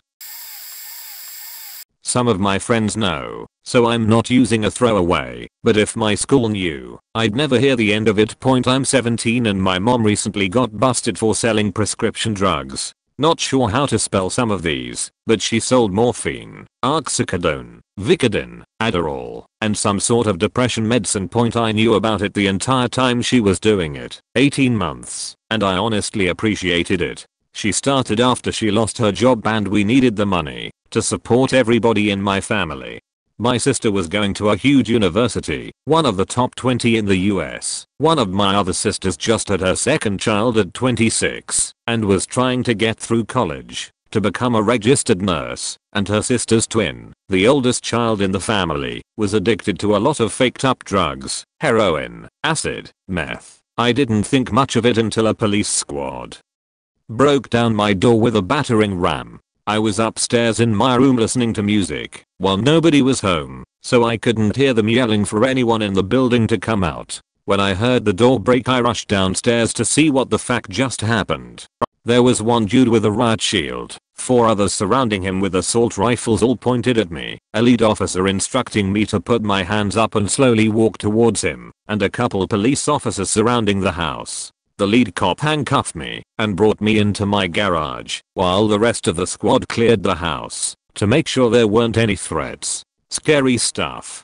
I'm not sure what my mom will be charged with, but it's not going to be pretty. Probably upwards of 10 years in jail/prison. It's going to take around a year to find out. There's going to be so much bullshit and court dates we are going to have to go through in order to see what's going to happen. This happened about a week and a half ago. We had to bail her out. I've never been so scared in my life. I don't know what I'm doing with my life, and I'm just extremely lucky. It seems like I know what I do and what I want, and it is a necessity because I have parents with high hopes on me, with each a first child who either failed in life or doesn't talk to my parents anymore. My mother's hiding high insecurity and big troubles because her first child failed in life. She is highly worried for him to the point she sometimes gets wasted and cries. I guess if I fail to, she will break down or worse. My sister hasn't talked to my father for more than 15 years. He basically lost his daughter, so he puts high hopes in me and is very proud of me, a girlfriend with a son. She is sweet, perfect and all, but her life is a mess. She has serious attention issues leading her to disasters, the kind to be in debt just because she forgot to pay taxes and various fines. So I put a lot of pressure on me to be her safeguard, and I love it. But the real issue is that I don't know where I'm going. I just let life direct me. Look, I live in France, post-bac, high school diploma equivalent I guess. I chose to follow SUMMIT studies just because it was the closest to home. Same sheet with the following grade. When I didn't have the choice to move from my hometown to a big city, I just took the nearest. I failed my last year one time, tried it again this time with an apprenticeship contract. I didn't manage to get a company myself, and at the last time my teacher got me an interview with a startup which was in the same sheet as me. I need a job/I need an apprentice. So I got the job, and now I'm here. 3 years later in the same company, which has grown from 8 employees to 80, and my seniority is making all the jobs for me. Every day I'm like, okay, today I managed to keep going. What about tomorrow? Server engineer here. I've worked in many data centers in my life so far. None of your private information is safe. We have access to all your emails, passwords, web records. In cloud servers, we have access to all your documents, photos or whatever you stored in the cloud. I got curious and started searching for famous people's accounts. I found them, and I got so much more. We have a lot of tools to identify people based on their account information, IP and MAC addresses. A simple search can reveal their physical home address and even financial records. When my co-workers aren't in the office, I access their computers to get their MAC addresses so I can track what they do online. For the ones I hate, I implement backdoor access so I know exactly what they typed, including all their passwords. I then set up a VPN and taught a lodge into their accounts. Some of the things I found are quite disturbing. The nicest people I've known turn out to be trolls cyberbullying the shit out of people online. Also, the category of porn they watched is also very disturbing. What I've done is 100% illegal and unethical, but I tried my best to keep everything to myself. One of my co-workers stores a lot of pictures of people having sex with dogs on his private Flickr account. I will never look at him the same way again. So my brother is this guy. I don't like him. For the first 12 years of my life he was kind of a mental tormentor. Denying me love, stealing my ideas, attempting to act like me. He was also pretty physical, and he hurt me when I didn't do things he wanted. After this much time, he gets put in foster care for his and our safety. This pretty much ends. I still have some problems from this. Before recently, the extent of anxiety and jumpiness. Recently, I've noticed that I sometimes lash out at people who I care about after they exploit my trust. But not just normal I hate you verbal stuff. Like, your mom would be upset, but she's actually dead stuff. I'm afraid of myself. I fear that someday I'm going to hurt someone really very close to me, or this is going to become physical. It just happened about last Thursday for the second time, and I was shaking for the next hour. I'm afraid of myself. I'm terrified and I hate myself. I'm not blaming my outbursts on my brother. They're my fault. I'm just afraid that this is what causes him to act the way he does, and I just want to know if I'm becoming him. I can't do therapy. I had a therapist who threatened me with extra charges if I didn't agree with her that I was sexually abused by my family. She used the fact that I was alone in the office with my parents at home against me to attack me. I'm not planning on going to therapy anytime soon. I don't need a throwaway. I'm owning up to this. This is a problem and I can't hide it anymore in case I hurt someone again. When I was a junior in HS, my friend's mom asked me to fix the family desktop computer and laptop. We both attend the same church. Every week the mom would call me because something wasn't fixed right or had broken again. I was very naive and didn't get the hint she was throwing my way.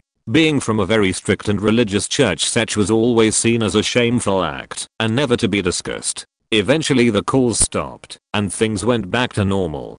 A few months later she called again and told me a part needed to be replaced that night and I had to come over since it was an emergency.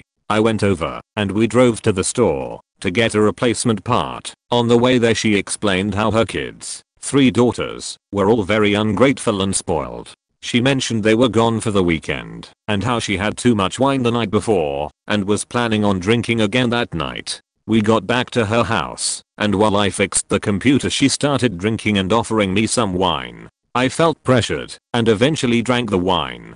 I had never drank before and it hit me right away. She made me lay down in bed and started to touch/fondle me. I remember bits and pieces but not everything. I later found out she had sex with me multiple times and ended up getting pregnant. She had an abortion and was never told anyone. I didn't find out until much later. We are both highly involved in our church and have worked on major projects together. She raped a minor, had sex out of wedlock, had an abortion, lied. I'm extremely intimidated by her, so I keep my mouth shut. I can never tell anyone, not even her oldest daughter, my former friend now fiancée.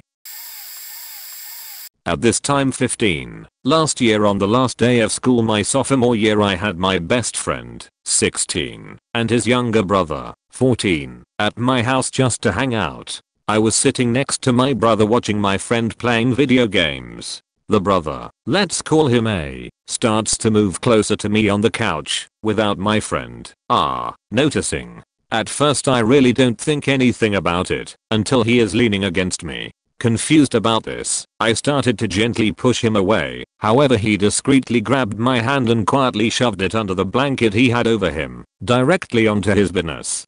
I, being closeted gay, didn't immediately move away, however I didn't start anything. After a few awkward minutes of my hand on his cork, he begins rubbing it against my hand. It now being obvious that he wants me to, I begin to discreetly jerk him off, only a few feet away from his brother. Well, later that day I asked A if he wanted to spend the night, due to our having to leave for marching band related leadership meetings early in the morning. Obviously being confused by the acts from earlier today, I begin asking questions to A once we are alone.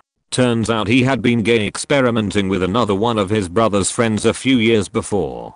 And last time I had hung out with R, I noticed I had a boner when I was around him. After a few blue jobs that night, now being comfortable with A over the next 2 months, we became very close friends, along with the oral. Sadly somehow R found out and was obviously pissed. He no longer hangs out with me at all or allows me to be around his brother. Me and R are no longer close friends, and it's always awkward when I see A around school and in a band. TLDR, faked best friend's younger brother, no longer friends and really awkward around both of them. Been a while since I talked about this. My ex developed a sort of fixation in a really bad way. We broke up, and a few weeks later she was interested in hooking up. It happened sporadically for a while until halfway through junior year of high school I was smashing her on a daily basis. This all went down while she dated and left 3 or 4 separate guys, one of them my closest friend, and while I was in a long-term relationship. She'd put up some token resistance whenever she got with a new guy, but I played the cards I had and managed to manipulate her in just the right way to have her begging for it in a few days. I went to some very dark places in high school, and I didn't even think about what I was doing. Every interaction with her was instinctive. I knew exactly how to play her to get exactly what I wanted, and I never once thought about it as anything but natural. I didn't feel it was wrong. I didn't feel any remorse. All I felt was satisfaction that I could get into her pants precisely when I felt like it. Skip forward to college. She'd come spend a week at a time at my apartment, and outside of a 5-hour shift 4 days a week at a part-time job, and 2 4-hour classes 4 days a week, she was in my bed 24/7, naked and ready. She would literally arrive on Sunday, drop her stuff in my bedroom, strip, and get in bed, watch Netflix or play my Xbox, and wait when I had to be at work or school. She meets my new closest friend from my college. He's a well-known player, enjoys seducing married women and stealing girlfriends. I trusted him. He proceeds to set up plans, unknown to me. She declines visiting one particular weekend, citing her sick grandfather as the reason. Little does she know, she left her Facebook logged in on my computer. I'm watching the conversation between her and my other, actually loyal, friend unfold in real time. She's acting like meeting up with this guy at 0200 is perfectly normal and nothing to hide, despite making every attempt to hide it from me. That was around the same time that I caught wind of her ditching me a few other times to bang some of her male friends. Now, I'm not a classically attractive man. I'm a little chubby, my skin isn't as clear as it could be, and my teeth are screwed up. I'm 100% certain I'm leagues above one of her fuckbuddies in particular, and that revelation that she blew me off to fuck this disgusting mass of human flesh really faked me up mentally. I'm just now, 2 or 3 years or so, starting to get myself back together and learning to love myself again. This is likely to get buried since I'm so late to the party, but oh well. Throwaway account. I'm 27 and spend most of my life as a really strong Catholic. Around 25 I started questioning my faith, and after a year of receiving spiritual direction and growing more comfortable with the fact that I didn't really believe any longer, I decided I was an atheist. I presume that most of my family would try to fix me if they found out. I know their intentions would be kind, but I'm not broken, and I don't feel like dealing with all that drama. I haven't told my wife, who is as close to a fundamentalist Catholic as you can get. I truly love her, and I'm worried that admitting this would cause irreparable harm to our relationship. I run a youth group in my town for a Catholic parish, and I feel like a hypocrite every time I show up to minister. Granted, my approach has changed to making the ministry more relational in nature and less spiritual, and my wife helps with the youth group, so she covers all the spiritual bases.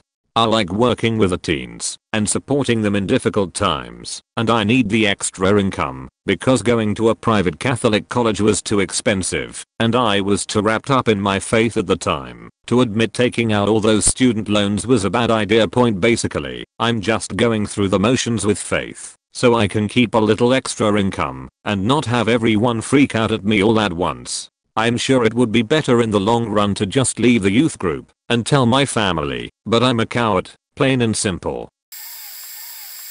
I guess if people knew my innermost thoughts they would know I'm probably at least a little disturbed or touched. I always do my best and make sure to put on my mask the second I wake up, smile and all. Most of the time I want to call people out on their bullshit to their face, just so I can see them squirm, but instead I just nod and smile. Sometimes I get into small talk and feign interest in others' lives. Truth is, I don't faking care, but it's deeper than that. It's like I just want to see the world burn. I think that vigilante justice should be legalized, just so I could get back at those who have wronged me in the past. I'm fixated on the idea of revenge and often take it upon myself to deliver it to those who I feel deserve it. I've donned ski masks before like some sort of ghetto Batman, and I've broken the knees of a man who used to bully my little brother. I've set fire to another person's car because he skipped out on paying my parents' rent for months, and the list continues. But the worst part is that when I see that helpless look in their eyes I get a fulfillment like no other. I feel truly powerful, like I am the one to call the shots. I decide your fate. I decide if you live or die. The daunting thought here is that one day I'm scared that if someone wrongs me badly enough I may do something so heinous that not even Satan and his demons would imagine. One of my friends from college that moved away a few years ago apparently had a certain kink. She craved sleeping with taken men. Absolutely went wild from just the idea of it.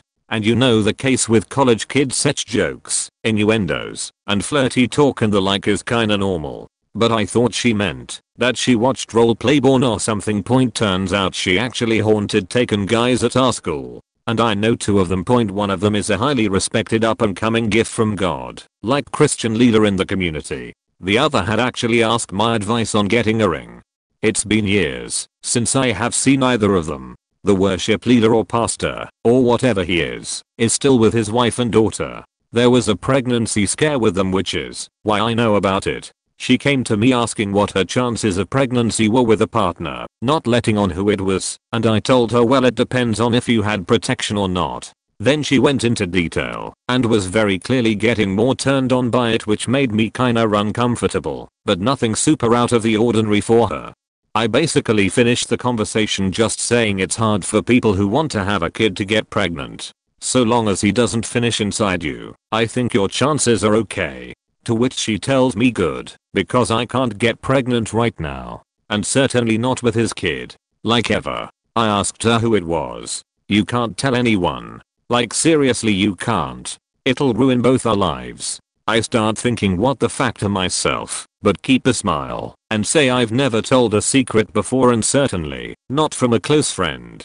I promise it was Luke, and I just let the information kinda wash over me for a second as I processed just what the fuck I became a part of. If I told anyone, this guy would get kicked out of his school, he would get a divorce, his daughter's life would be totally faked up, his wife doesn't work and would have to take up a job to support her child and herself. There was just so much going on in my head. I basically just told her, odds are you aren't pregnant. Pick someone single next time, and went out to grab a few drinks or 7 to kinda process this information. I didn't know the guy well. I certainly didn't know his wife.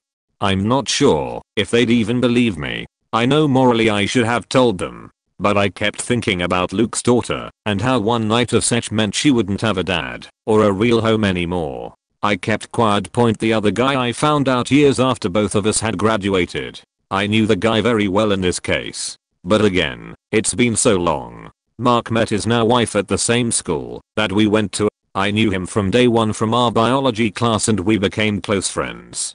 Liking the same shows and music and such. Anyway, he fancies a girl named Audrey who is prid as prid could be. During our girl talks either she flat out lied or literally had never masturbated before. And given her personality I'm willing to bet the latter. When I knew them, it was a real mismatch in the sexy time department, but a perfect match in anything else. Then she started telling me stories about how she let him do this and that to her, and how she was opening her mind to the whole sex stuff thing.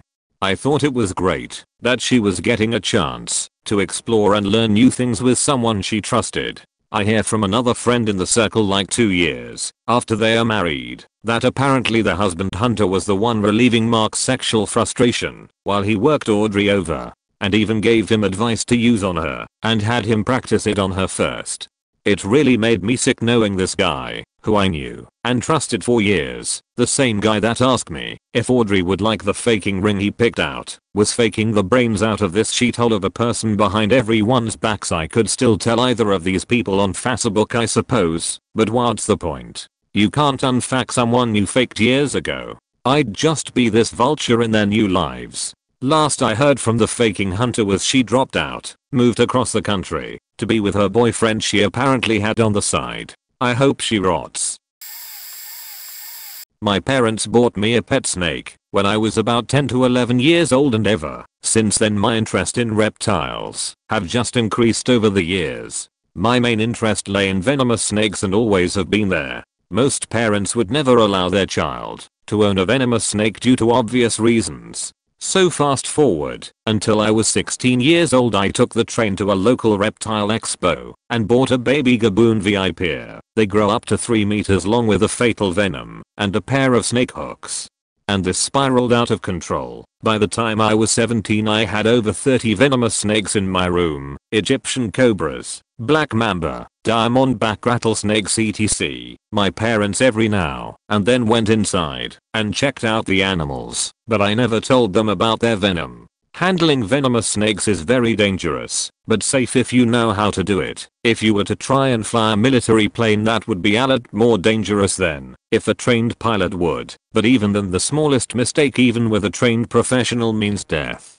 So anyway, one day I was moving a Lancehead VIP, Bothrops atrox, to clean out his enclosure with a snake hook beneath the snake's neck. I reached for its tail, but it turned around faster than I could blink and bit me right in the top of my hand. Knowing that the bite can be 80% fatal without antivenin, of which I had none, I quickly panicked and closed the door for the terrarium, and my head started to race with the thought of my impending doom. The venom is supposed to feel like a truck hitting you, and you feel the pain instantly like being on fire and smashing your fingers between a door. I felt none of this and quickly realized it was a dry bite, no venom injected. I don't think this would destroy my life if my friend's family knew, but it would certainly complicate it. I'm a somewhat respected person in the reptile community. I work at a reptile zoo. Lots of education and breeding of rare reptiles of my country, and it would be a permanent black mark on my reputation that would never go away. On top of having OCD, my wife cheated on me last year on a drunken girls' weekend. It completely destroyed me emotionally. She's a stay-at-home mom, and I work a high-pressure tech job supporting her and 2 small kids. The cheating and subsequent things she said essentially killed my soul. I had what in retrospect I can only refer to as a total mental break in private. I struggled to stay on top of my work while my life and self-image fell apart around me. No one knew. My wife swears that the things she said were in the heat of the moment in a bad place, but I'm totally convinced she's pretending to love me because she doesn't want to hurt our kids or lose her lifestyle. I don't feel loved or respected at all. I'm an attractive guy, and I flirt relentlessly with women when I'm out and about just to feel valuable and attractive to someone. Right after the cheating, I started supplementing my diet with around 300 milligrams of tramadol a day. Absolutely no one knew that until now. My therapist says I need to move past what happened, but I think about it constantly. I don't mention it to my wife or anyone else anymore. I just pretend that I'm happy, or at least working on happiness. The worst part is, I have a perfect life to everyone who is outside looking in. Most days I feel okay, but I cry in my car before I come home from work every week or so. I hope this passes. 2014 was the worst year of my life. I can't take another. When I was a toddler, 40 female now, I was sexually abused by a friend of my parents who lived in our house. I have blocked out most of the abuse, but I remember him giving me oral, having me touch myself, and me dissociating when the real abuse happened. I have been told that children disassociate when they are exposed to real trauma as a defense to block out the horrible things The abuse went on for 1 to 2 years. I know. When I lost my virginity in my 20s, there was no blood. I knew then I had lost my true virginity. When I was a toddler, the real secret that will destroy my family is I suspect my parents found out, and my mother blames me for what happened to me. The abuser disappeared with no explanation. My parents have never brought him up. They act like he never existed. When I was 12, I was eating a banana and my mom said stop leading men on by the way I was eating. When I was 11, I was laying on the couch in my sweats and my mother said stop trying to look sexy and entice. She has said some things during my teen years that indicate she thinks I'm a tease. Let me be clear, I'm known among my friends as a total square, prim, and proper. It is not a charade. I'm really very square. I'm currently married, with children, with a very respectable job. I have been in therapy as an adult, and one of the steps to healing is to bring my attacker to justice if I can. I'm afraid to ask my mom about the abuser, because I don't want to know that she found out and hid it from me, and that she blames me, because I know she does. If I find out she blames me at any time, I will be so angry at her shitty mothering skills, I will disown her. And my children love their grandmother. So I'm afraid I will never know the truth. TLDR, was abused as a toddler. I don't want to find out my mother blames me for the abuse. For the better part of a decade, I have been employed in a job that allows me to work from home. I'm quite well compensated for this position. The nature of my work, technology field, as well as the lack of experience of everyone else at the organization, has allowed me great latitude in manipulating their perception of what is considered productive. They are under the impression that I not only work hard, but are also under the impression that I often dedicate well beyond 40 hours a week to my job. I'm constantly praised and rewarded for my performance. However, secretly, on most days, I don't even do any work, and if I do, usually less than an hour a day. This alone would be enough of a confession, but it evolves into another one. This behavior started off feeling like I had conquered the world. I could sit at home, play games, watch movies, and pretty much just screw around. However, over the years what started as technically insubordinate behavior has slowly eroded any semblance of motivation I ever had. I'm at a point where I find myself completely unable to drive myself to do anything. It has eventually turned into a crippling depression that consumes my entire being and has made me so lazy that I oftentimes cannot even find the motivation to eat. I'm now stuck in a death spiral where I'm constantly praised and rewarded for a job I'm not actually doing and compensated so well that it perpetuates my behavior and depression. Essentially, I can afford to be lazy, so it becomes impossible to find a reason to do anything about it. I hate who I have become, but who I have become keeps me from doing anything about it. And while I will preemptively thank those of you that have advice and kind words, please understand that I have been to professionals for help and could give personal reviews of the various effects and side effects of just about every antidepressant on the market. It's amazing how self-perpetuating my situation can become when even doing the right thing has no effect at all. Edit. Typo. I really want to get this off my chest. Maybe just to know I'm not alone, or I'm not as weird as I think I'm. A few years ago I became a youth leader. I led the best group in the world and loved all those kids, middle school through high school, like my own siblings. They were amazing. And I still keep in touch with most of them, even though I've moved over 300 miles away from that town. I'm very well established in this new city I'm in. I'm a supervisor in my job. I work part-time for the city. During college I interned with another job and have a full-time job on lockdown with them. It's all a matter of finishing the rest of my schooling and training. I still do youth camps and teach kids the same way I've always taught, love and compassion and acceptance. None of this. If you don't do this, you're going to hell sheet. But that's not the point. I'm almost in my mid-20s, and I'm engaged to be married to my best friend. But there is a girl from the last youth group that is 16 or 17 now, and I cannot stop thinking about her. I feel wrong, because I have strong feelings for this girl.